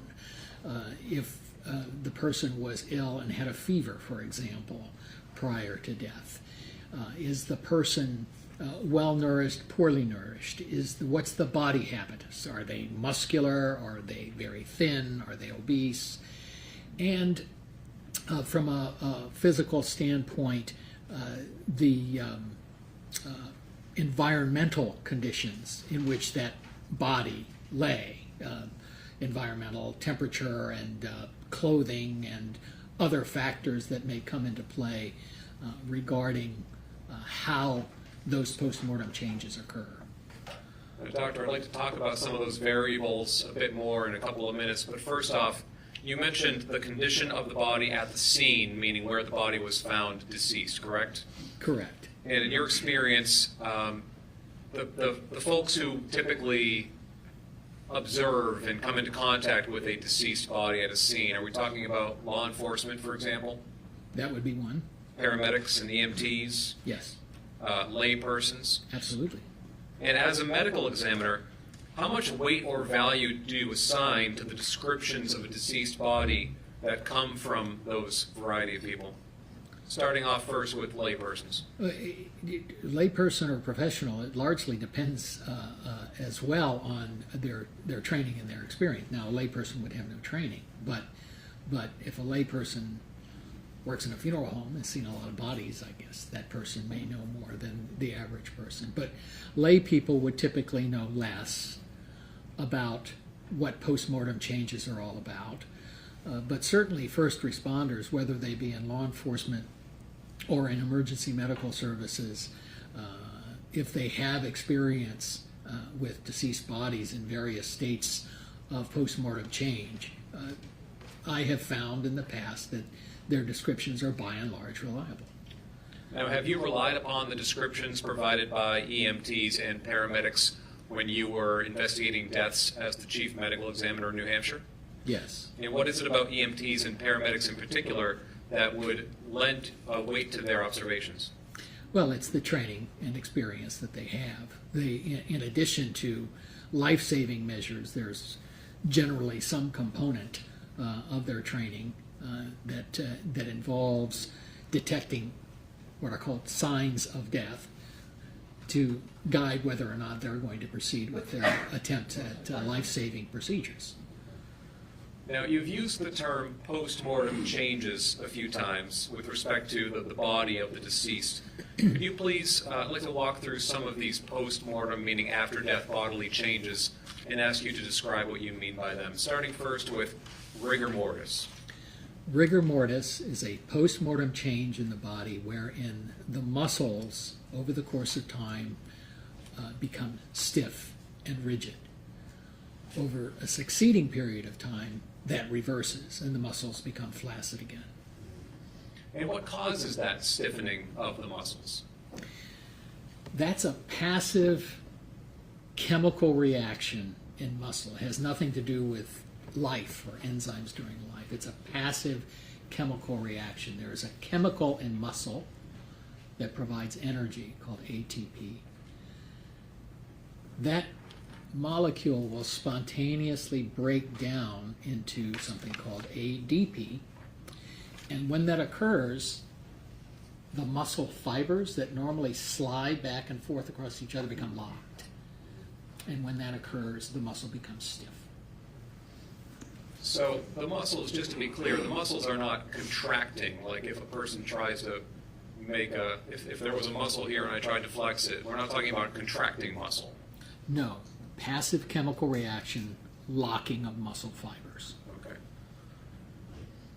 Now, are you also familiar with livor mortis or livor mortis?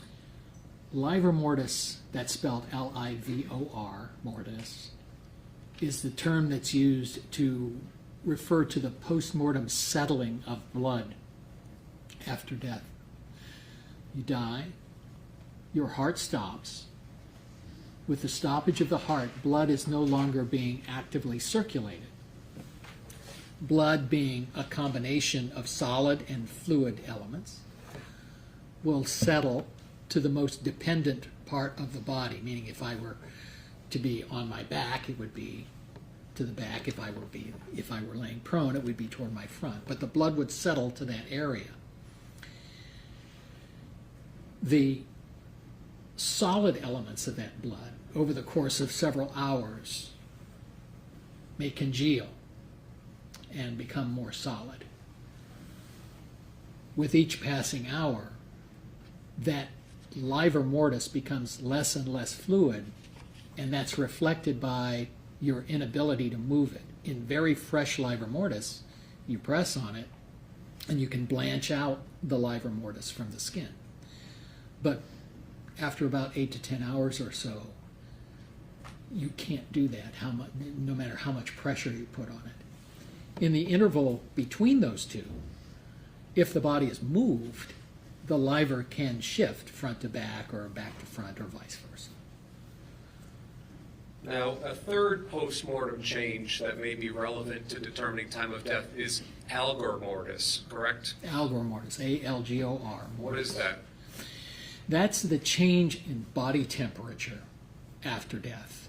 And typically, well, not typically, in practice, the forensic pathologist means deep core body temperature, not just what the skin feels like. Now, doctor, in addition to these post-mortem changes that are observable within a human body, are there also environmental evidence or surrounding circumstances that you take into account in trying to perhaps hone in on that time range? Indeed, there are some environmental circumstances that can affect the onset or the speed of onset of rigor mortis in particular. For example, cold conditions will retard the development of rigor mortis, and it'll be delayed. And hot conditions, just the opposite. Rigor mortis will have its onset, at least its onset as far as we can feel it, quicker. There are other environmental conditions, and I had mentioned some of them before, but another one that I failed to mention was clothing, for example. If your body is insulated by a couple of jackets and a lot of clothing, that will delay the onset, whereas that will speed up the onset, whereas in the nude body or partially clothed body, that would slow it down because of the cold factor. Okay. Now, what about the body type or body mass or build of a person? Can that, specifically with respect to rigor mortis, have an effect on its progression? Well, it certainly can. The sequence of events in livor mortis that are typically described in the textbooks are generally fashioned after the prototypical 70-kilogram man, 155 pounds, thereabouts. But a very thin, perhaps ill person or elderly person or an infant with very little muscle mass may not develop rigor mortis at all, or if they do, it's delayed. Whereas a person with substantial muscle mass may develop rigor more rapidly. There are factors in obesity that can affect rigor mortis, but the literature is in dispute on that. Now, doctor, in formulating a time of death opinion, do you also take into account any information you have about the surrounding circumstances of a person's last known whereabouts, or what they typically did, or changes in behavior, changes in patterns of activity and whatnot? Those are legitimate things to consider in terms of narrowing, if possible, the window of time.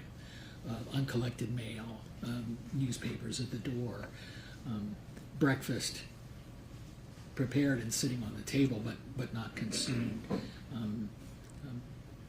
messages on the answering machine, cell phone activity. Those kinds of things can be related to what you're seeing scientifically to narrow the window.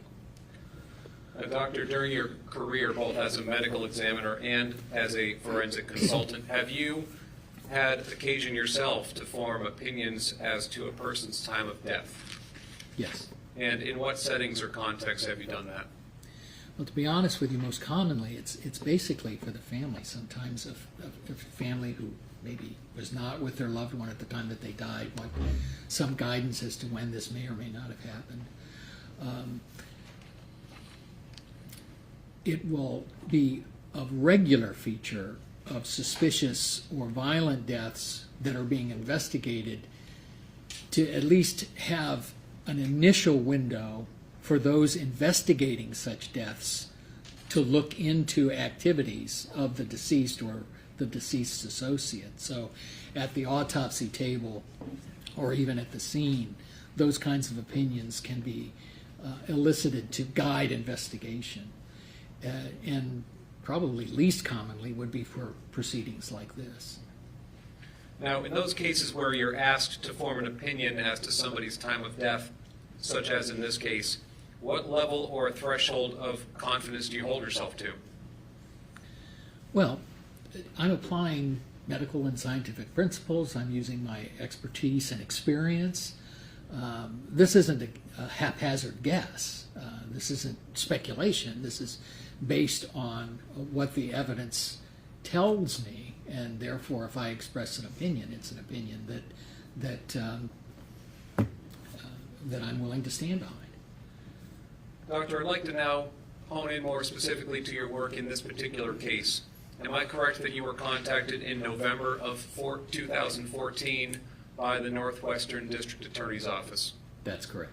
And were you asked to review some case materials with an eye towards seeing whether or not you could render an opinion as to Annamarie Rintala's time of death? Likewise correct. And I'd like to just recap with you the materials that you were provided with in which you reviewed. Am I correct you were provided with autopsy reports? Yes. And autopsy photos? Yes. Crime scene photos? Yes. Annamarie Rintala's death certificate? I was. Reports by Granby police officers Gary Poehler and Sergeant Mark Smith. I saw those. Statements and notes by paramedic Gene Oss and Michael Pandora. Yes. As well as those paramedics' resumes or CVs. Yes. Did you also review excerpts of their testimony from prior proceedings in this case? I did. Also, an excerpt from a state police death scene checklist. Yes.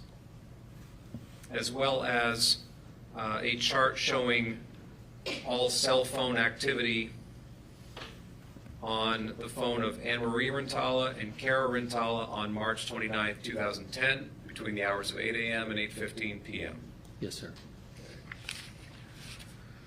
Now, among the materials that we just recapped in which you reviewed, were there certain portions of these reports and statements and materials which were either redacted or held back from you? Yes. And specifically, what were you not made privy to? The material supplied had all references to any time that Cara Rintala claimed she left the house the day of Annamarie's death. There was also redaction of any references as to Dr. Joanne Richmond's estimate as to the time of death, Dr. Richmond being the forensic pathologist who conducted the primary autopsy. So when you reviewed these materials and you ultimately formed your opinion, is it fair to say that you had no knowledge of what time Cara Rintala claims she left the house on March 29, 2010? That's correct. Similarly, you had no evidence or opinions regarding what Dr. Richmond believed Annamarie Rintala's time of death may have been, correct? Yes, sir. And have you ever spoken with Dr. Richmond about the facts or opinions of this case? No, I have not. Have you ever spoken to her at all? Regretfully, no. Okay. Now, what effect, if any, did not knowing these things have on your ability to form an opinion as to Annamarie Rintala's time of death? I'm sorry, please repeat. What effect, if any, did not knowing those things have on your ability to form an opinion as to Annamarie Rintala's time of death? Well, it didn't affect the ability to render an opinion. However, it did shield me from any potential bias as to what other people had to say about that same question. Now, having reviewed the materials that were sent to you, did they provide you with a sufficient amount of reliable information for you to form an opinion as to Annamarie Rintala's estimated time of death? Yes. And did you, in fact, form an opinion as to Annamarie Rintala's estimated time of death? I did. Doctor, what is that opinion?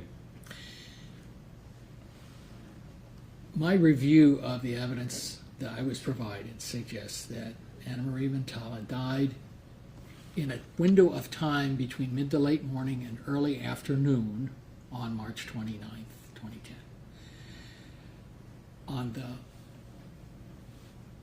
back side of that window, I think the evidence does not support death having occurred any later than 1 o'clock or so. I'd like to now discuss some of the bases, the foundation upon which you formed that opinion.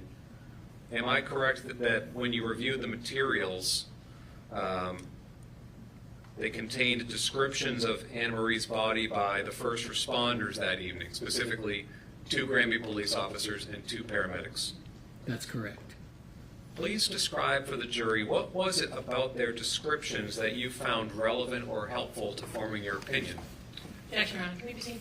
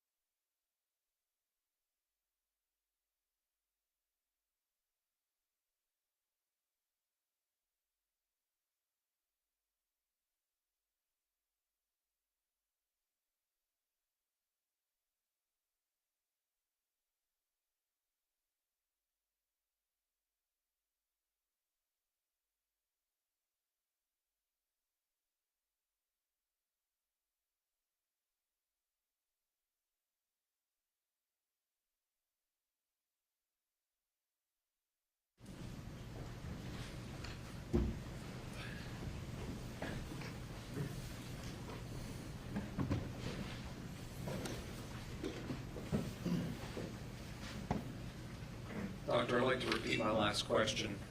What was it about the first responders' descriptions of Annamarie Rintala's body, her deceased body, that you found helpful or relevant to your opinion? These various descriptions included descriptions of stiffness of the arm and shoulder girdle, extending all the way down to the hip area. And as a matter of fact, in more than one place in some of these records, the descriptions said that these parts of the body moved as one, which would suggest that they were stiff, certainly through the shoulder girdle down to the pelvic girdle. And the two police officers actually lifted and partially rolled Annamarie's body so that Cara Rintala could extricate herself underneath it, and describe the body being stiff from the shoulder area through the hip area. And then she was laid back down on the ground, and there were descriptions of the hands sort of defying gravity, if you will, not going all the way to the floor. And this was consistent with the images of the body at the scene in the supine position. What was it about the fact that this stiffness extended beyond her upper body down to her hip and thigh area that you found significant? Well, that speaks to timing, because that's the way rigor mortis develops. As I had mentioned, it's a chemical reaction. It occurs at the same rate in all the muscles, but it more completely involves the smallest muscles first. So it appears to take on this march, if you will, down the body. The jaw and the neck first, sometimes within 45 minutes after death. And then over the subsequent hours, down the shoulder girdle, and finally to involve the larger muscles of the hip girdle and lower extremities. This march, if you will, takes place over the course of several hours. Now, by the time rigor mortis has reached the wrist, the elbow, the shoulder, these larger muscle groups, what condition would you expect the smaller muscles like the jaw to be in? The jaw would be stiff. The jaw would have been stiff for hours at that point. And how would you describe or characterize the degree or the development of the rigor mortis that was described in Annamarie's body? Well, I don't think there could be any reasonable dispute that this is well-developed rigor. It involved the shoulder and the hip girdle. So this is well-developed throughout the body. Is the degree of stiffness and the degree of rigor mortis that was described in Annamarie's body typically seen in less than 6 hours after death? Typically? Yes. No, not typically. No, it's a bell-shaped curve, like all things are in science, but not typically. Certainly no. Now, is there a widely recognized, or in the literature, is there a time frame within which rigor mortis reaches its maximum point? It's generally within about 12 to 18 hours where the body reaches full rigidity. It remains in that state for an additional 12 to 18 hours, however, before it starts to dissipate. Now, Dr. Andrew, you testified earlier about some of the both physical and environmental factors which can affect the rate at which rigor mortis develops, correct? Yes. Okay. Now, you said that rigor is a chemical process, am I right? Yes. And that heat or heightened temperatures can accelerate that chemical process, am I right? That's correct. Now, conversely, you said that cold or cooler environments or surfaces can slow down the rate at which rigor mortis progresses, am I right? Yes. Okay. And in this particular case, were there any factors on this temperature scale that you found relevant to the time of death estimate? There were certainly things to consider.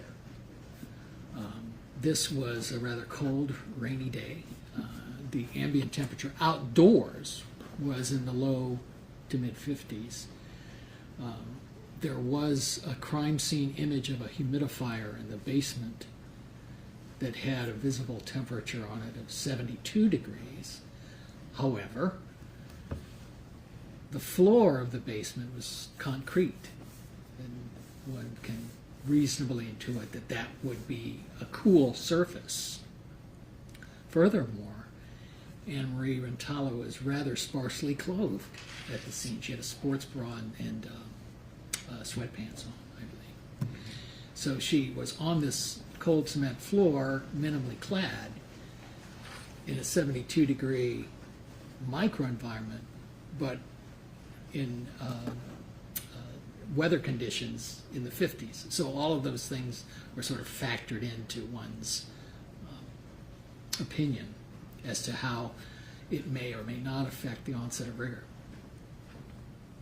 Now, did you also take into account Annamarie Rintala's body frame or body habitus, I think is the term you used? Yes, I did. How so? How would that have factored in? Well, she was a stoutly built woman. I can't remember her precise height and weight, but her body mass index was about 33 and change, 33.4. So that would put her on the obese side of the scale. So whether, one has to consider that in terms of whether or not it sped up or retarded the perception of rigor mortis when someone tried to move the body. Now, Doctor, have you seen in the literature that vigorous or strenuous muscular activity prior to death can accelerate rigor mortis? Oh, yes, absolutely. And why would that be? If you remember back when I was boring you about rigor mortis and said I was talking about ATP, vigorous physical activity will use up ATP, making less of it available. Therefore, what little is left becomes ADP fairly rapidly, and the onset of rigor mortis can be very rapid after a vigorous or strenuous activity. Now, were there some signs or indications of a struggle or an altercation just prior to Annamarie Rintala's death? The basement was in somewhat disarray, so yes, the short answer would be yes. Okay. Have you seen any evidence in the materials that you reviewed regarding the duration of any struggle that preceded her death? No. Did you see in the materials that you were provided any evidence regarding whether Anne was an active combatant in that struggle, as opposed to being on the receiving end of an assault? No. So then, what effect, if any, what weight, if any, did you place in this potential struggle? Well, clearly there was something that went on. I have no idea what duration or what extent it was, but it has to be figured in as a possible accelerator. But then when placed against the cold floor, the minimal clothing, which would slow things down, all of these things factored in together end up as little more than a wash. They almost cancel each other out. Now, two of the descriptions of Anne's body that you relied upon in estimating her time of death came from paramedics, correct? I'm sorry, please repeat. I lost you for a moment. Two of the descriptions of Anne's body that you relied upon came from paramedics. Yes, correct. Why did you feel comfortable relying upon their descriptions of how stiff Anne's body was? Well, we talked a little bit about paramedics before, but in these particular two individuals, Oz and Pandora, I also had the opportunity to see their resumes as well as their testimony, or portions of their testimony, that spoke to their experience. And therefore, that led me to feel confident that their assessment of the rigor was adequate for my needs. two other descriptions came from the Granby police officers, correct? Correct. And what did you make of their descriptions in terms of whether or not they were helpful or whether you considered them reliable? The same sorts of, I did not see CVs on either of these, either on Smith or, I can't remember the name, Polar. But I did read their testimony. And their description was very consistent in terms of when they moved the body and having the shoulder and the hips sort of move as one, et cetera, et cetera. I found that description adequate for my needs. And just to be clear, when you say their testimony, you don't mean from last week or the week before, correct? Correct. You mean from a prior proceeding? I do. Okay. Now, earlier in your testimony, you talked about the three classic post-mortem changes that can be helpful in determining time of death, correct? Rigor mortis, livor mortis, and algor mortis? Yes. Is it fair to say that the extent of the rigor mortis in Anne's body was most helpful to you? Yes. What, if anything, could you conclude from any livor mortis or pooling of blood that you observed in her body?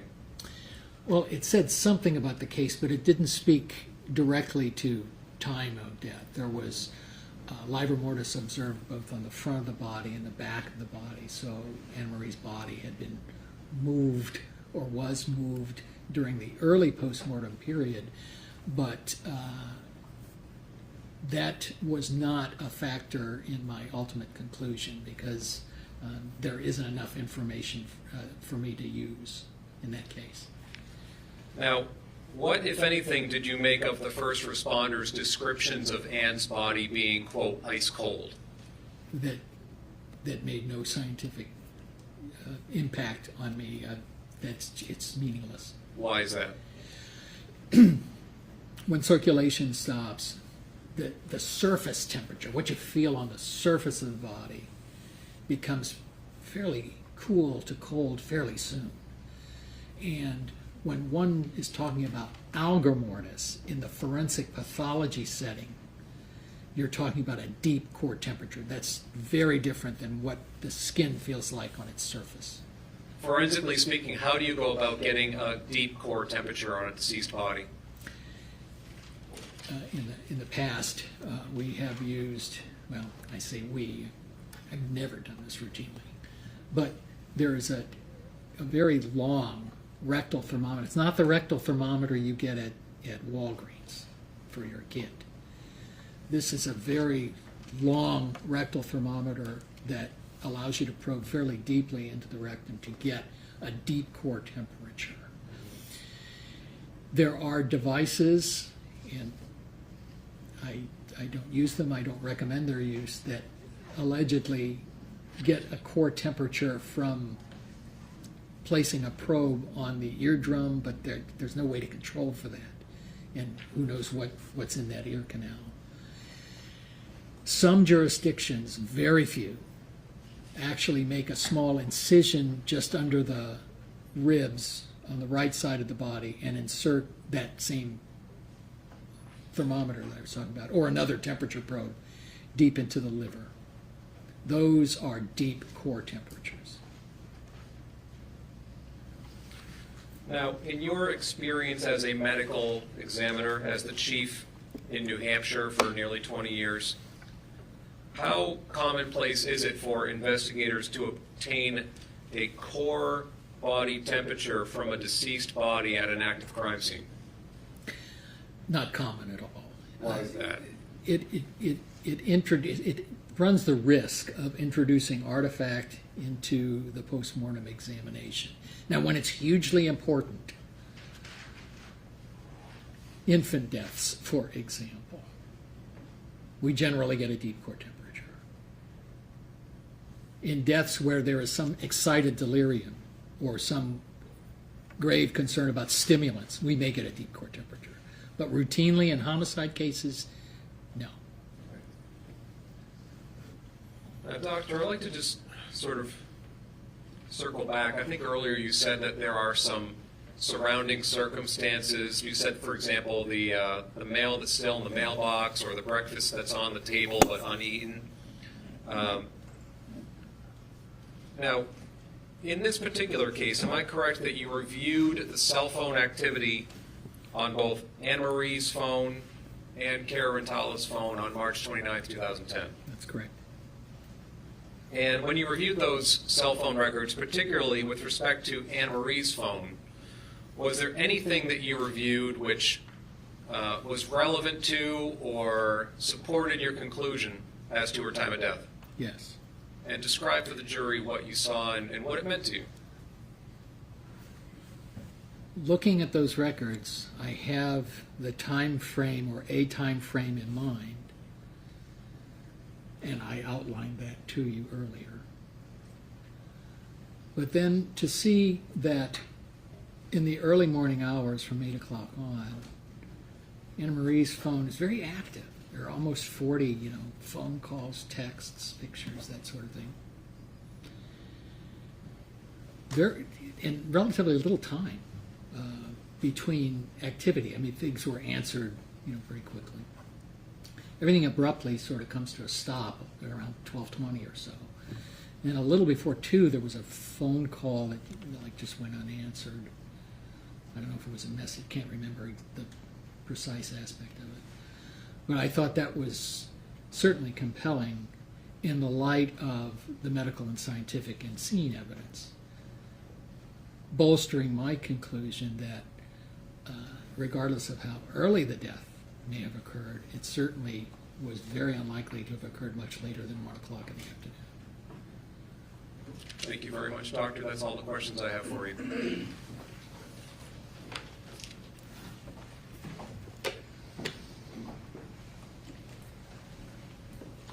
Good afternoon, Doctor. Good afternoon. We've never met, is that fair to say? That's correct. Okay. I've never talked to you, you've never talked to me, is that fair to say? Yes, ma'am. Okay. I'm going to ask a few questions about some of the things that the prosecutor asked you on direct examination. Do you remember the prosecutor asking you what phone records you reviewed? Yes. Okay. And do you remember saying that you reviewed not only Annamarie Rintala's phone records, but Cara Rintala's phone records? Yes.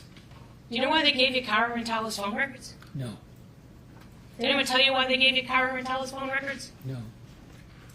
When you talked about bias, do you think, Doctor, that when you're only reviewing one person who could have been a suspect's phone records, there could be an amount of bias introduced into the investigation if you don't have the full picture of all the suspects? Well, I wasn't made aware of any other suspects in this case. Well, let's assume there was, for the sake of argument. Let's assume there were other suspects.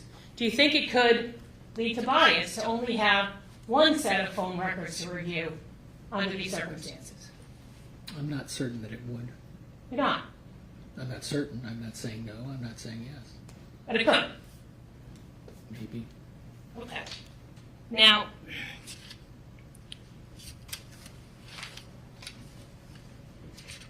you testified on direct examination that,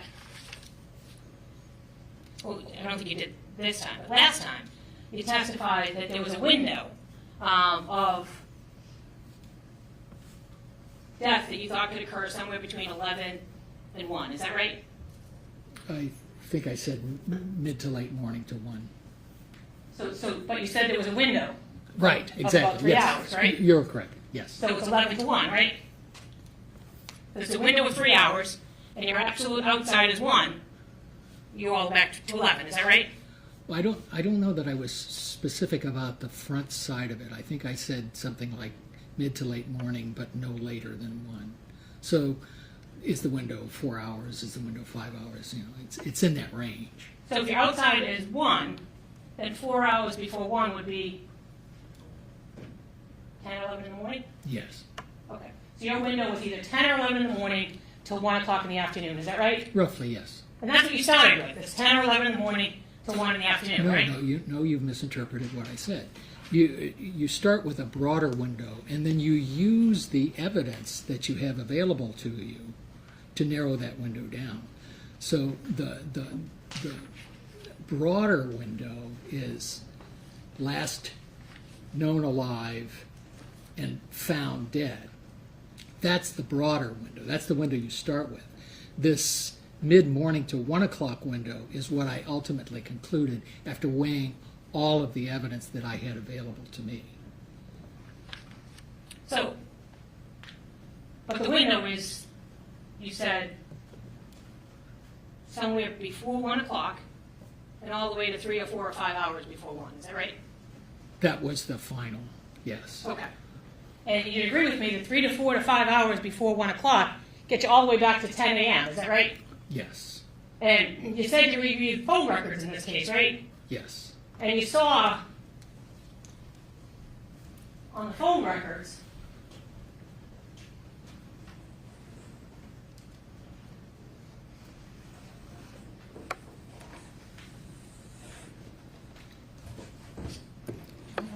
can I get the easel, please?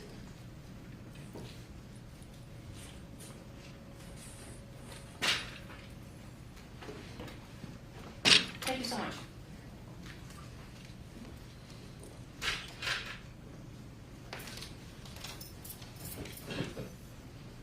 Can you see that, or do you need to step down? May I? Can you take the pointer with you? It's right behind you. See it? Thank you so much.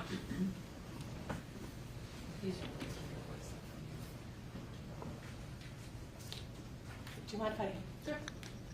Just going to put this up here so that it can get picked up. So your estimation of 10 o'clock as the outside left-hand side of this window of opportunity. Once you reviewed the phone records, you understood that there were phone calls made at, or texts made at 10:03, 9:55, 10:29, 10:34, 10:34, 10:36, Right. 10:39, 10:40, 10:56. So 10's out, right? 10's out. Okay. So now the window gets a little smaller because 10's out, right? Is that right? Yes, yes. Okay.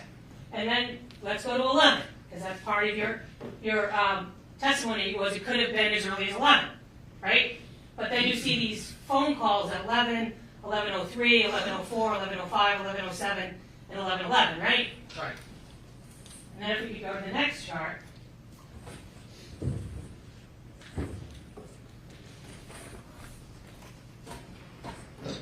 We have 11:12, 11:13, 11:15, 11:22, 11:29, 11:30, 11:30, 11:30, 11:36, 11:37, 11:43, 11:46, 11:49. 11's out, right? Yes. Okay. So your first two assumptions, 10 o'clock and 11 o'clock, are both wrong. Is that right? No, they aren't assumptions. They are the window that accounts for the medical evidence. If you add the circumstantial evidence, the first part of that window is eliminated, and then nothing bupkis after 12:21. So the 1 o'clock outside range still stands. Okay.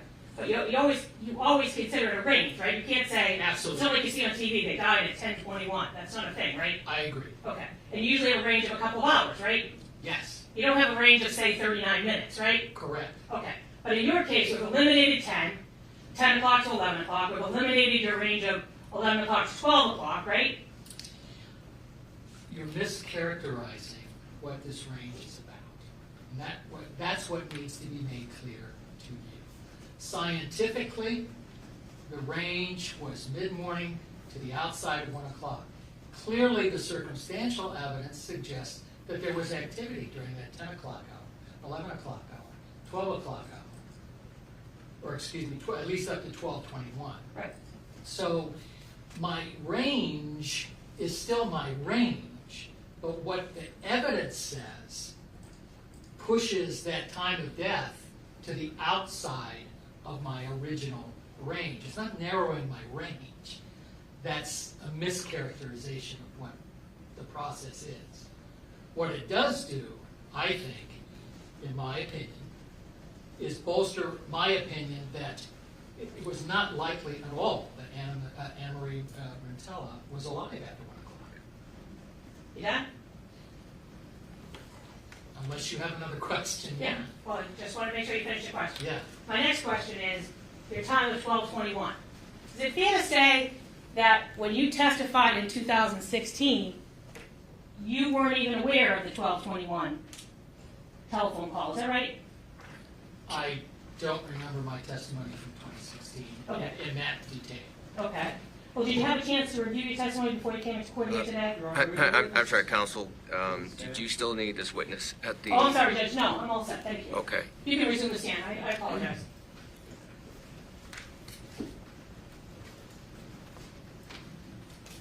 So we'll get to that next question I just asked you. Let's go back to your range. Your range was sometime regarding 10 in the morning till not after 1 in the afternoon. Is that right? Yes, ma'am. And that was based on what you said was the medical evaluation of the evidence. Is that right? Among other things, yes. Okay. And we've already established that she couldn't have been dead by 10, right? Correct. She couldn't have been dead by 11, right? Correct. And you're saying that the earliest that she could have died is 12:21 or sometime right thereafter. Is that right? That's when the cell phone activity abruptly stopped. Okay. But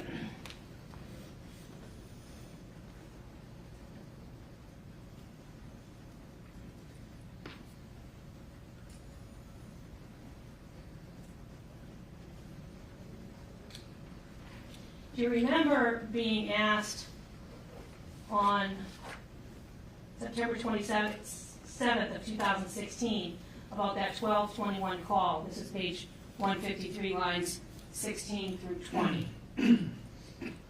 No, are you willing to share it with me? Sure. If you can read these to yourself, lines 16 to 20. Let me just take my pen out of there. Thank you.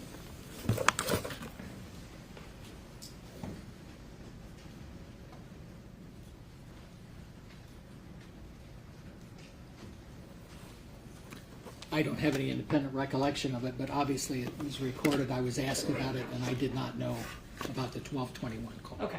So in 2016, when you were asked about the 12:21 call, you didn't even know what happened, right? I could not recall having seen it in my review of the records. So your memory got better from then to now? No, I wouldn't say my memory got better. It's just that the review was closer in time than 2016.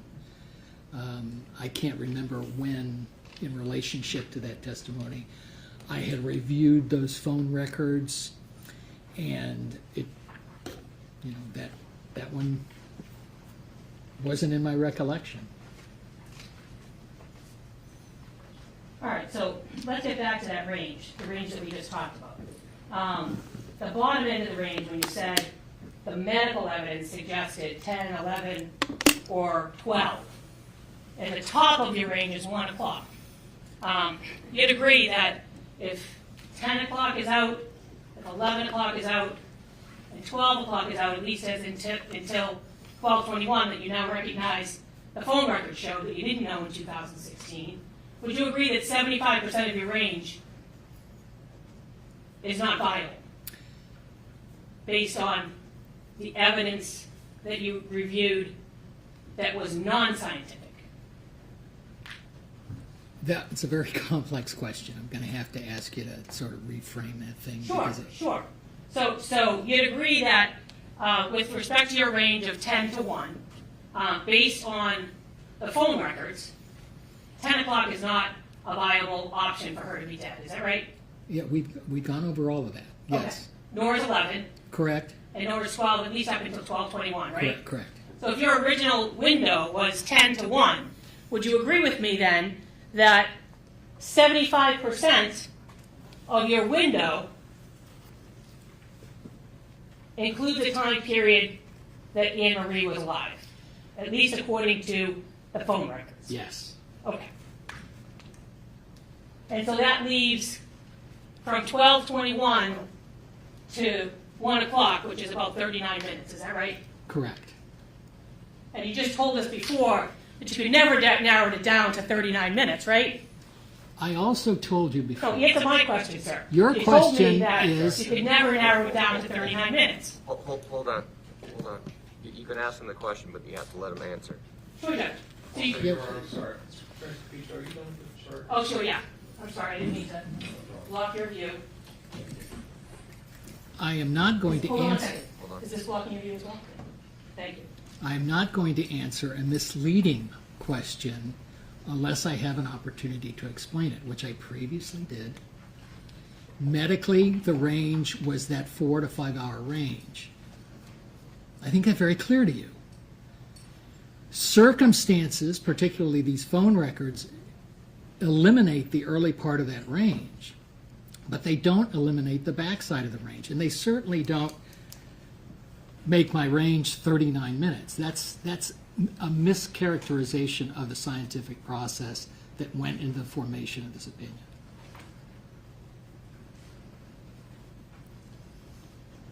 So, are you done? Finish your Unless you question, have any guys? additional questions, yes. Oh, I have lots of additional questions. I'm just Well, asking, he's not that's- answering that question. Now let's get to it. I'm sorry? I will entertain your next question now, please. Sure. I'm going to ask you again. If Annamarie Rintala was alive at 12:21, and your outside possibility is 1 o'clock, you agree with me that there's 39 minutes between 12:21 and 1 o'clock? By the clock, that is correct. Now, sir, you just said that you wouldn't agree with me that you'd lost 75% of your initial estimate. Do you remember that testimony just a few minutes ago? I did not say that. I did not say that. It's been asked and answered Sustained. several times. Sustained, Judge, this is a prior inconsistency. which you have gone over a couple of times. So the objection is that the question has been asked and answered previously, and I'm sustaining the objection. So, sir, when you realized, based on the evidence in the phone records, that 10 o'clock, 11 o'clock, and up to 12:21 was not a viable time for Annamarie Rintala to have been dead, did you change the window? Did you move the window at all? Why would I do that? I'm just asking you, did you, sir? No. Okay. Now,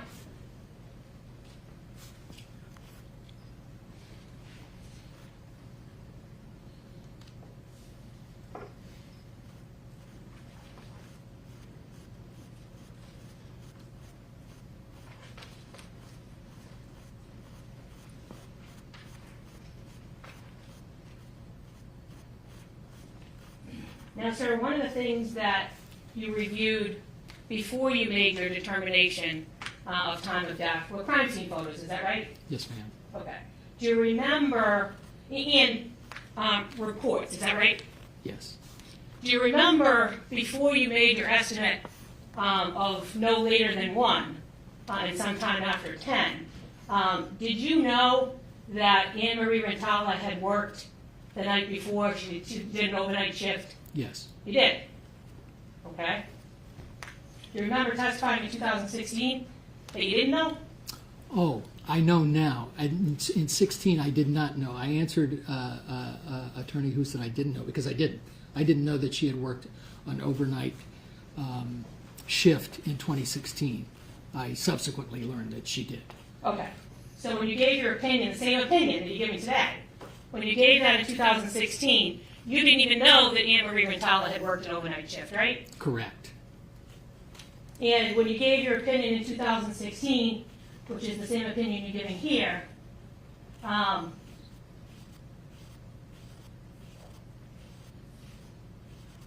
you didn't know that there were crime scene photos that showed an unmade bed in the master bedroom. Is that fair to say? That's correct.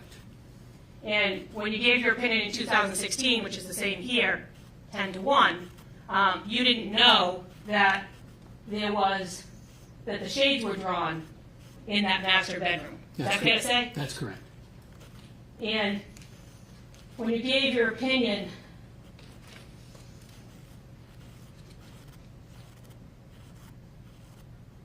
well, let me ask you this.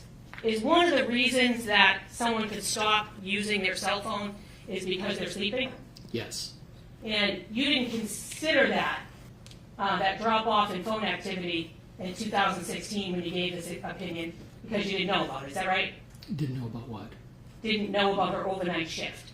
Oh, I did not know about the overnight shift. Correct. Okay. Now, sir,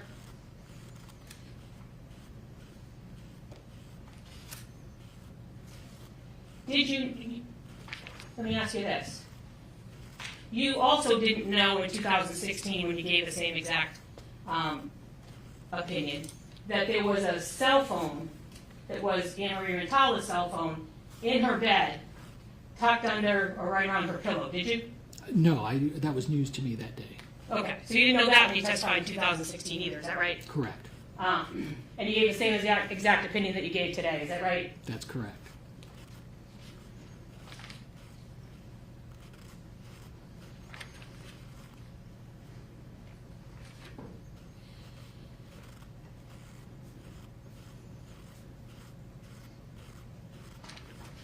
And you told us on direct examination that one of the things that you relied on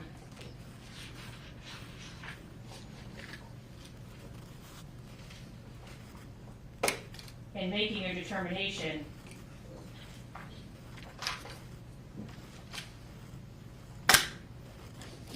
of rigor. Is it rigor or rigor? I keep saying rigor. Either is correct. Okay, I wasn't sure. Of making your determination of rigor was the statement of Michael Pandora. That was one of the factors, yes. And you weren't aware when you testified in 2016 that Michael Pandora had testified that he didn't even touch the body. Is that right? I don't recall that.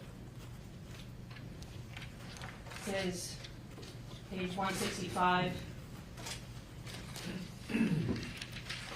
lines 23 to 25, and the top of the following page, 166. Can you read lines 23 to 25 on 165 and the top of 166 to yourself, please, Doctor?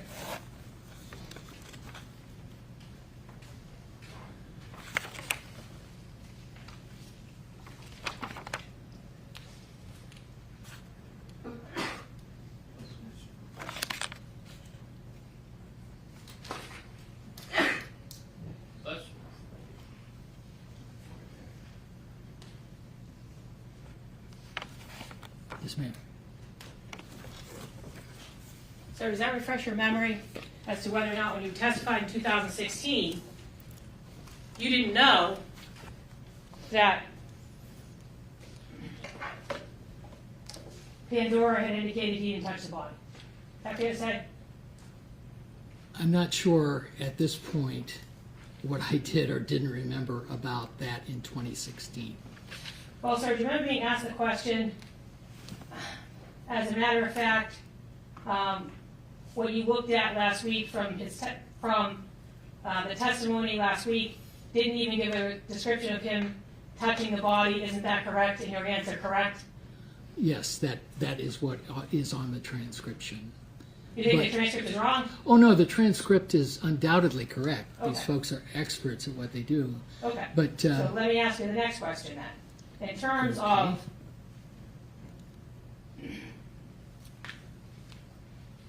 Officer Pandora, it's fair to say that he had no training in death scene investigation. Is that right? Dr. Pandora had no formal death scene investigation training. Okay. And essentially, you're aware from your many years of dealing with EMTs and paramedics that their role is essentially to deal with the living, not necessarily the dead. Is that right? Correct. Okay. And is it fair to say that once the body is dead, they hand it off to the medical examiners or to the detectives, but they're not going to transport the body? Is that fair to say? Typically. They typically would not transport a dead body. Okay. And you said that the other person you relied on was paramedic Oz. Is that right? Yes. And when you gave your opinion in 2016, is it fair to say that the statement you had from paramedic Oz at the time was that he pulled on the wrist and the arm of Annamarie Rintala? That's what he did. Yes.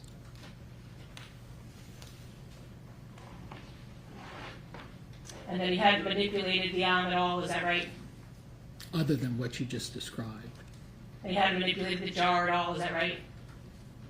Well, I mean, he could have manipulated the jaw all night long. The jaw would have been stiff. If the arms were stiff, the jaw would have been stiff. So I'm asking, sir, I'm asking, when you testified in 2016 regarding paramedic Oz, you understood that his testimony at that time was limited to the fact that he pulled on the wrist and pulled on the arm. Is that right? Correct. Okay.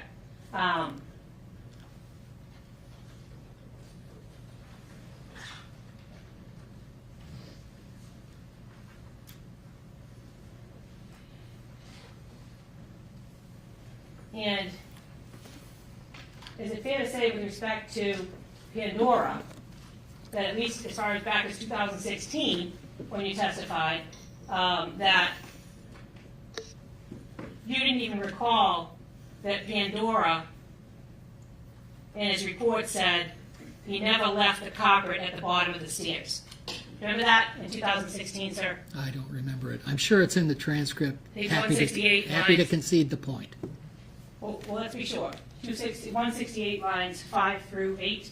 Could you please read these to yourself, sir? I'm sorry, doctor. Correct. So, sir, is it fair to say in 2016, when you were testifying about how important Pandora's testimony was, that you acknowledged that, at least at that time, his report had said that he never left the carpet at the bottom of the stairs. Is that right? Correct. And that you didn't know that in 2016 when you testified? I didn't recall it.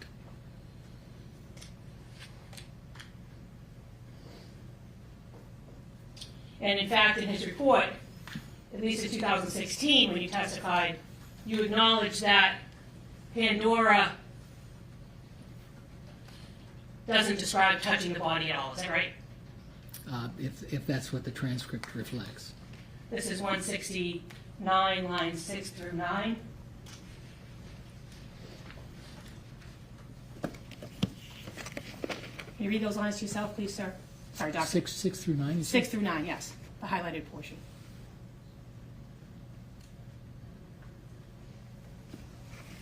So it's fair to say when you testified in 2016 and you gave this opinion, you acknowledged that Pandora didn't even touch the body. Is that right? That's what's in the transcript.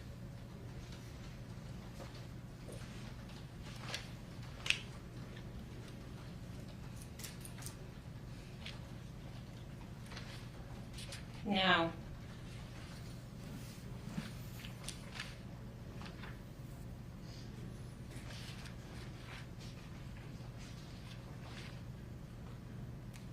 you talked a little bit on direct examination about the potential for a struggle based on the physical evidence. Yes, ma'am. In the cellar that night. Do you remember that? Yes. Okay. And your testimony regarding the potential for a struggle is that if there was a struggle in physical exertion, it would speed up Ryder. Is that right? Correct. Okay.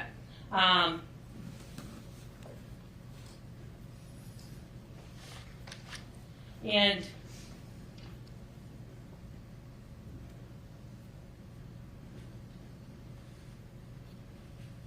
if there was a struggle where Annamarie Rintala was clawing at her own neck to try to get free from the person who was strangling her, would you agree that that would, or could, not would, could increase the rate at which Ryder sets in? It could, depending on the intensity and the duration of the struggle. Okay.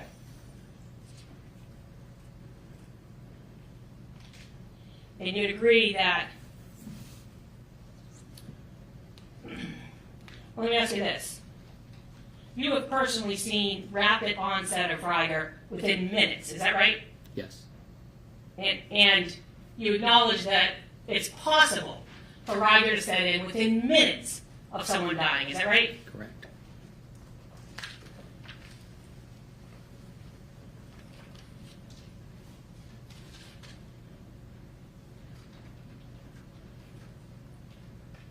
And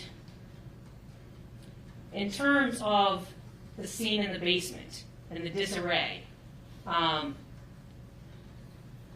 the clawing at Anne-Marie's neck, Are those, in your opinion, consistent with a physical altercation happening? The disarray of the basement, maybe. You ought to see my basement. Certainly the clawing on the neck indicates that there was an altercation. So the clawing on the neck indicates there's an altercation, Yes, ma'am. and that Annamarie Rintala would have had to have been alive for that altercation to grab her neck and pull against it. Is that right?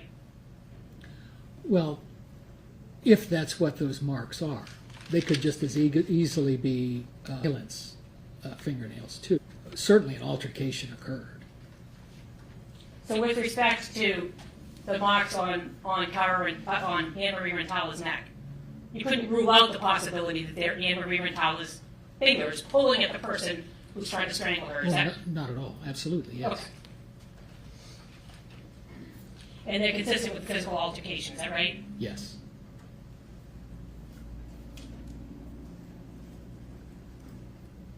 And you're aware that in strangulation cases, if someone is conscious and struggling, there's often an effort to pull the hands off of the person's neck. Is that right? Correct.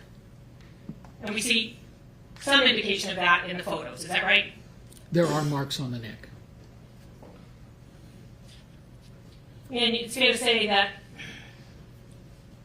in this case, some of those marks on the neck would be consistent with that sort of thing, that pulling off. Is that right? They could be consistent with that, yes. Well, in 2013, you said they were. Remember that? I just said they were. Okay, so you review testimony page 180, lines 18 through 21. Yourself, please, sir. A doctor, I'm sorry. Right. So today you said there could be, but in 2016 you said yes, they were, right? Is that different? Could be and yes, yeah, I think it's different. Yeah, maybe to a lawyer. I think it's the same answer. So yes is the same thing as could be Yes. in your mind? Yes. Okay.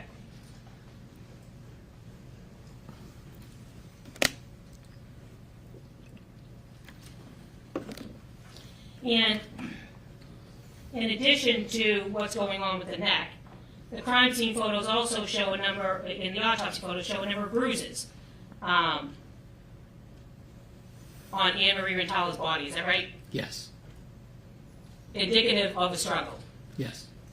Okay?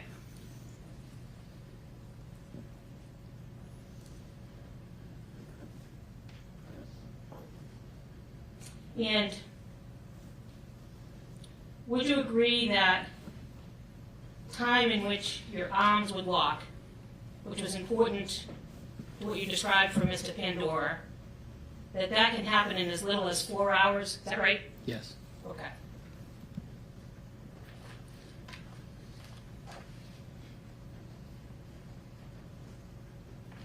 And would you agree that virtually all experts agree that an isolated use of rigor mortis to fix a time of death is not sound practice? Is that a fair statement that you testified to in 2016? Maybe we should go to sidebar for that.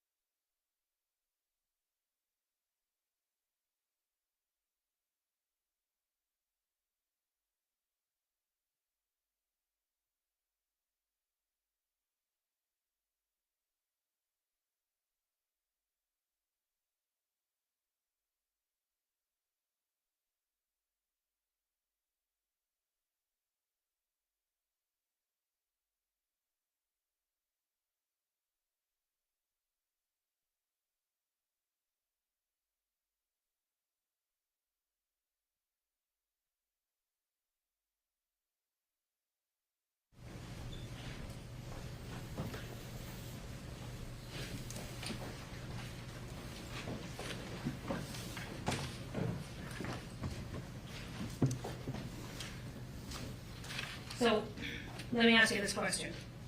Do you agree with the statement that isolated use of rigor mortis to fix time of death is not a sound practice? Is that a fair statement? Yes. And did you include that statement in your report? In my report to the Mr. Gagnon. DAs, I may have. I don't recall specifically.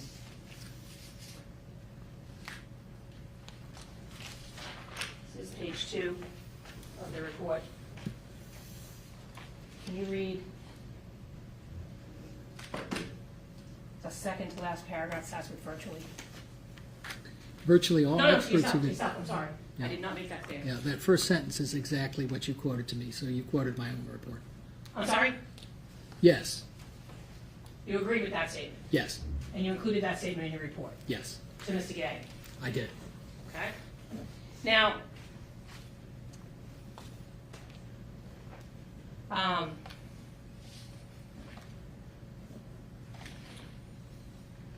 you talked about temperature being something that could be fixed and could assist in determining time of death on direct examination. Do you remember those questions? I did.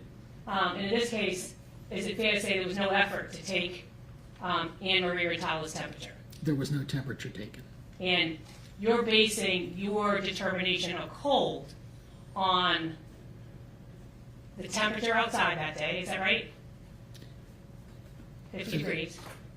Cold what? Cold. I'm not sure I'm following your question. Okay, so maybe it was a bad question, so let me try again. So when you talked on direct examination about temperature being important to time of death determination, do you remember that testimony? Temperature in two different contexts. One was the temperature of the body, Yes. and the other was environmental temperatures. Okay, so let's talk about environmental temperatures. Okay. That's the word I was missing, environmental. So environmental temperatures in the cellar that day. You didn't get any information from anyone who actually took the temperature of the cellar that day, is that right? All I had was the image of the humidifier that said 72 degrees. And you don't know when that dehumidifier was put on, is that fair to say? Correct. And you don't know how long that dehumidifier was on, if at all, that day before Annamarie Rintala died, is that right? Correct. And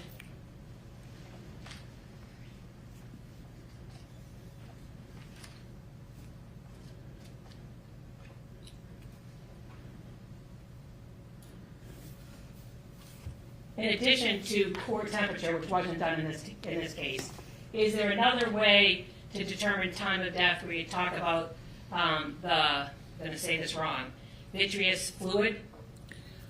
I find that very unreliable, but yes, there is a technique in using vitreous fluid drawn 2 or 3 hours apart, comparing the potassium content and then plotting that on a graph. I have found that to be very unreliable. How many times have you done it? I have done it 3 times, and what convinced me to not do it anymore was a double homicide which clearly took place at the same time, and the vitreous fluid analyses put the murders 18 hours apart. I never did it since. So that was the example that said no more vitreous fluid for you? Correct. Okay. But other pathologists can use vitreous fluid, is that right? They can, very few do. Okay, but it's possible. It's possible. Okay. Now, in terms of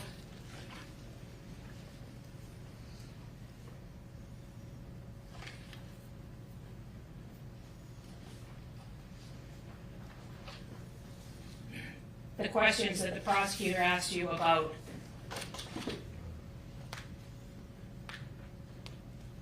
what you did and didn't know before you started your evaluation. One of the things that you said you didn't know was the time that Cara Rintala had indicated she had left the house when she said Annamarie Rintala was still alive. Is that right? That's correct.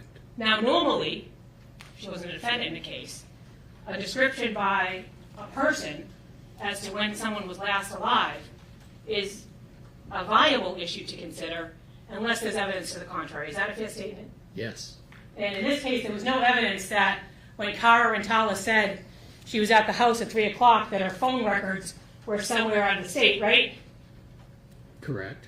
And there was no evidence that was presented to you that when Cara Rintala said she left the house at 3 o'clock, that she was on video somewhere around 3 o'clock somewhere else, right? Correct. And if it was Annamarie's mother who had said she last saw her at 3 o'clock, you had to consider that, right? Objection. Sustained. Let me ask you, let me shift to another topic.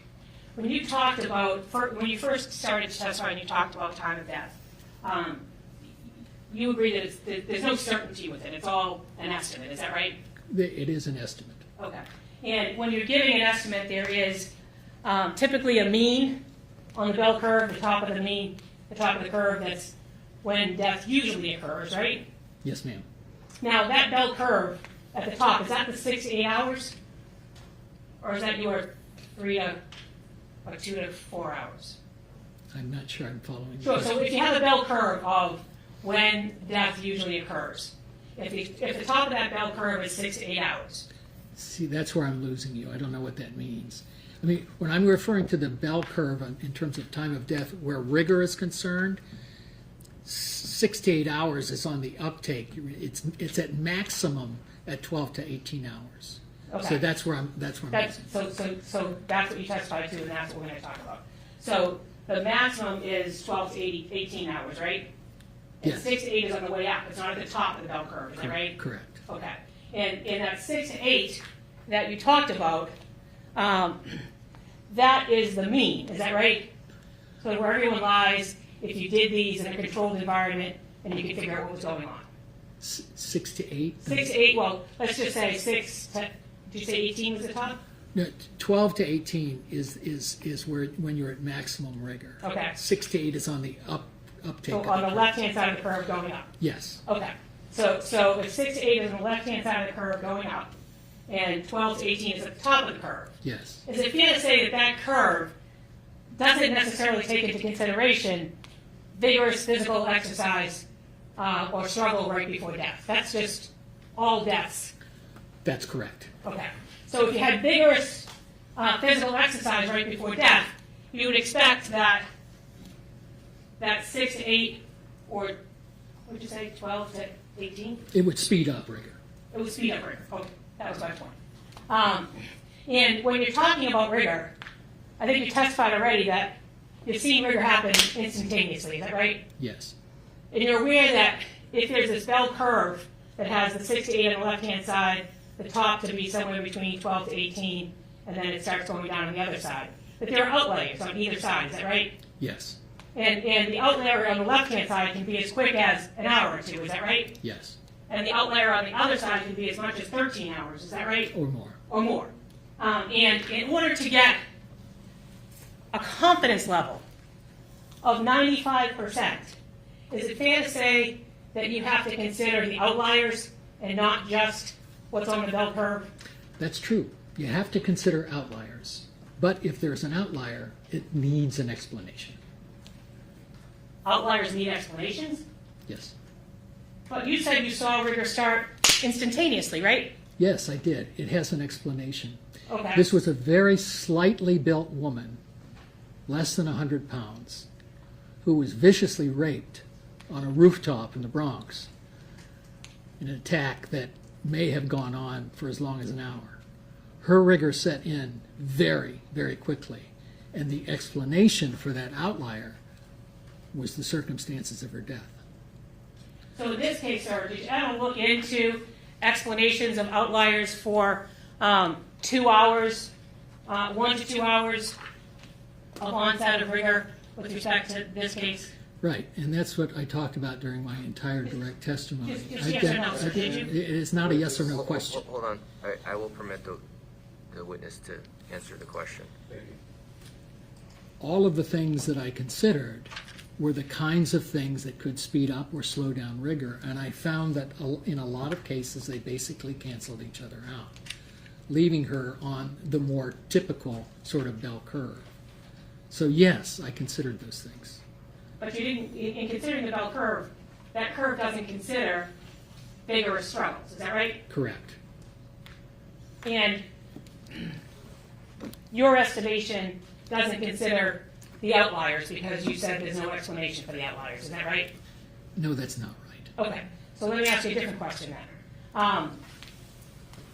When we have the bell curve of the 6 to 8 going up the left-hand side, the 12 to 18 on the top, and then it declining on the right-hand side, are you aware of a study back in or a paper back in 2016 that talks about confidence levels of 95% when you include the outliers?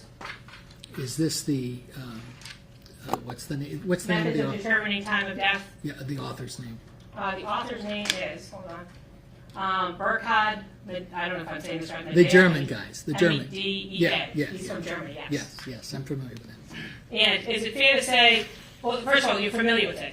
Am I correct, because I'm not an expert, am I correct that the conclusion in this paper was that in order to get a 95% confidence interval, you have to consider the outliers? Is that, I'm not saying you agree with that. Is that what the paper says? That's what the paper says. Okay.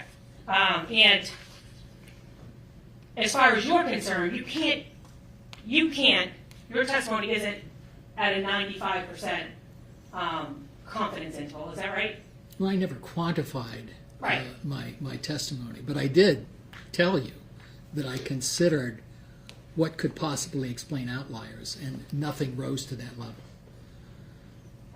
But with outliers, what you said you reviewed in this case, a possible opinion was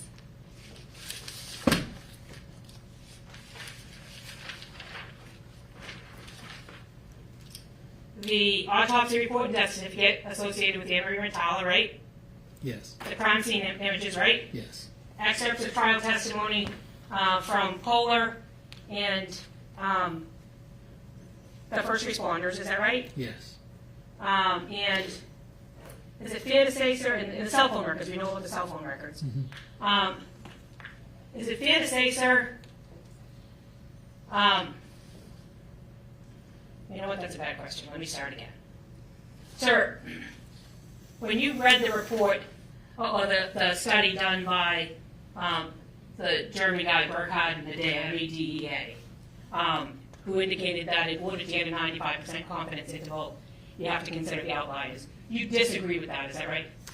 I'm not sure that we disagree. I think we may disagree, you and I, on its interpretation. Well, I can't interpret it at all because I'm just a lawyer. Well, yeah. Those outliers are outliers that require an explanation.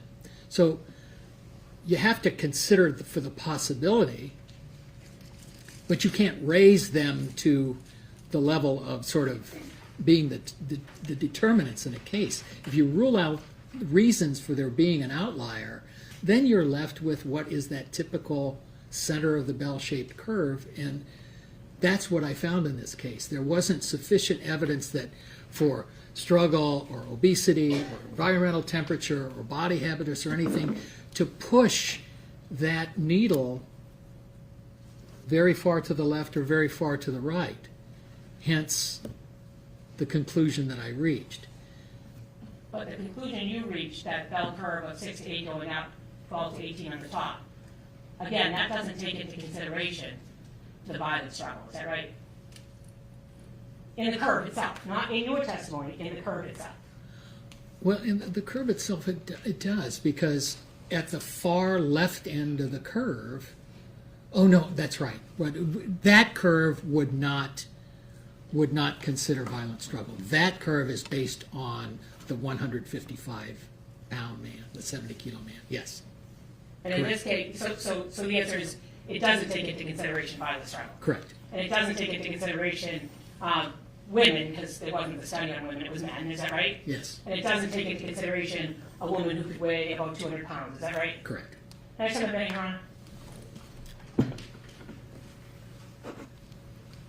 I have no further questions, thank you. Thanks. Any other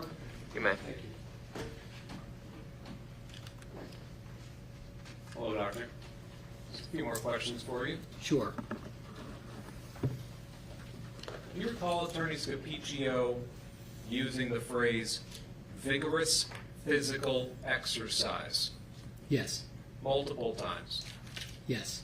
In the case materials that you reviewed, did you find any evidence, any data to support the notion that Annamarie Rintala was engaged in, quote, vigorous physical exercise prior to her death?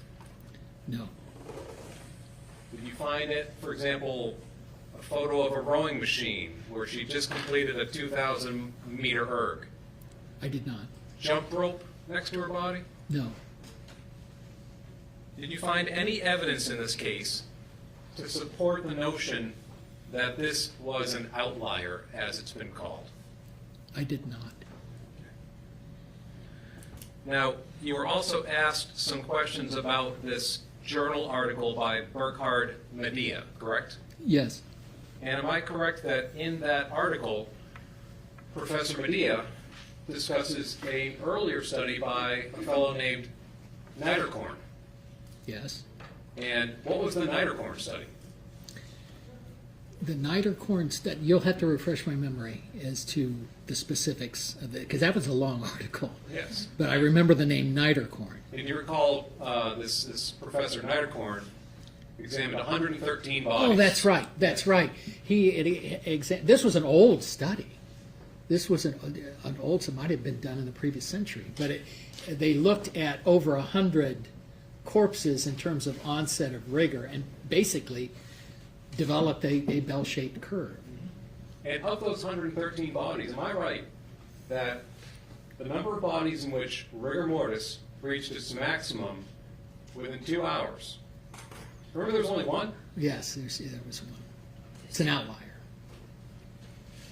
Now, you were asked many questions about the marks on Annamarie Rintala's neck, correct? Yes. And you were asked if it was, I believe the question was, could it be consistent with Anne scratching herself? Am I right? Yes. Is it equally true that it could be consistent with the person strangling her, leaving those marks? Yes.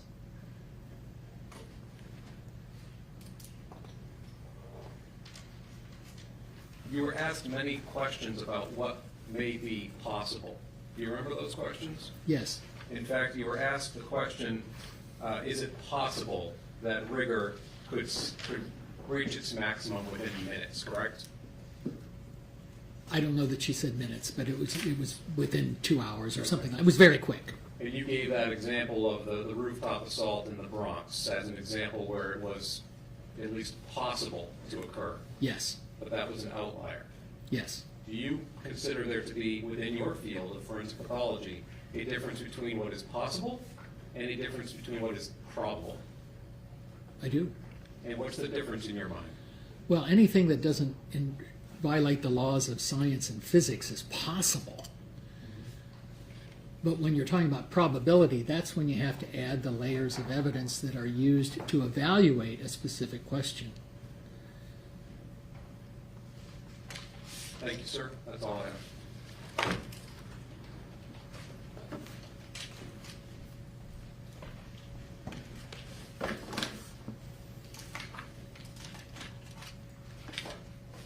Sir, you'd agree that in addition to the disruptive sort of crime scene, we've got the number of bruises and the marks on the neck, and we've got the hemorrhages, all indicative of a struggle. Do you agree with that? Yes. Okay. And in this case, this is Exhibit 18 and 20. I've already seen it. The marks on Annamarie Rintala's neck. You can't rule out the fact that Annamarie Rintala may have made those marks herself with her own hands. Is that right? Correct. I don't have anything further. Nothing further. Thank you, Your Honor. All right. May step down. Thank you.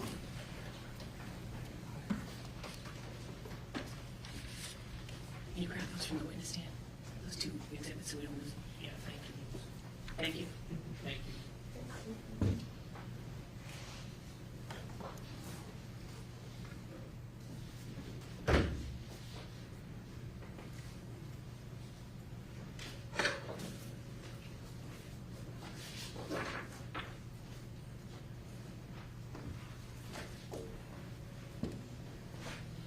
Your Honor, with that, the Commonwealth rests its case. Can I see counsel sidebar?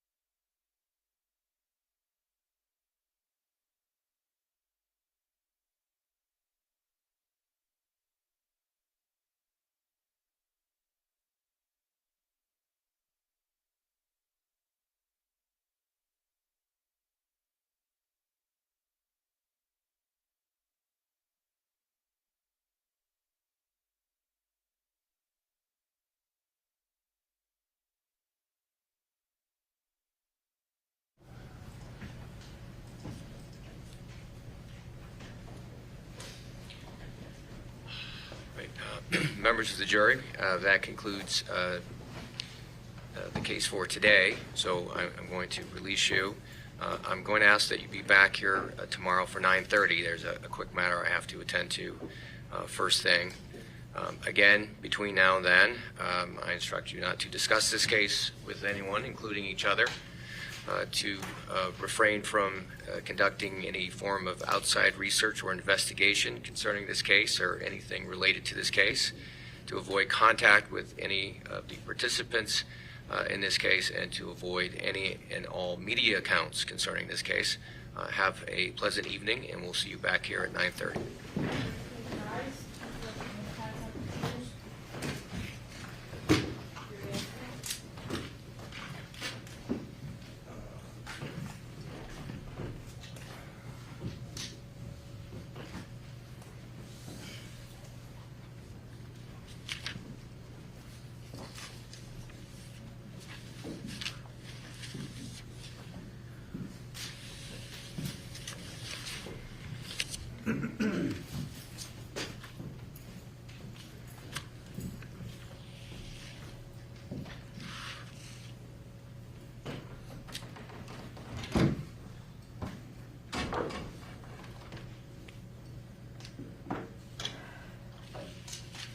So tomorrow at 9? Yes, Your Honor. you, Sarah. Thank you. Thank you.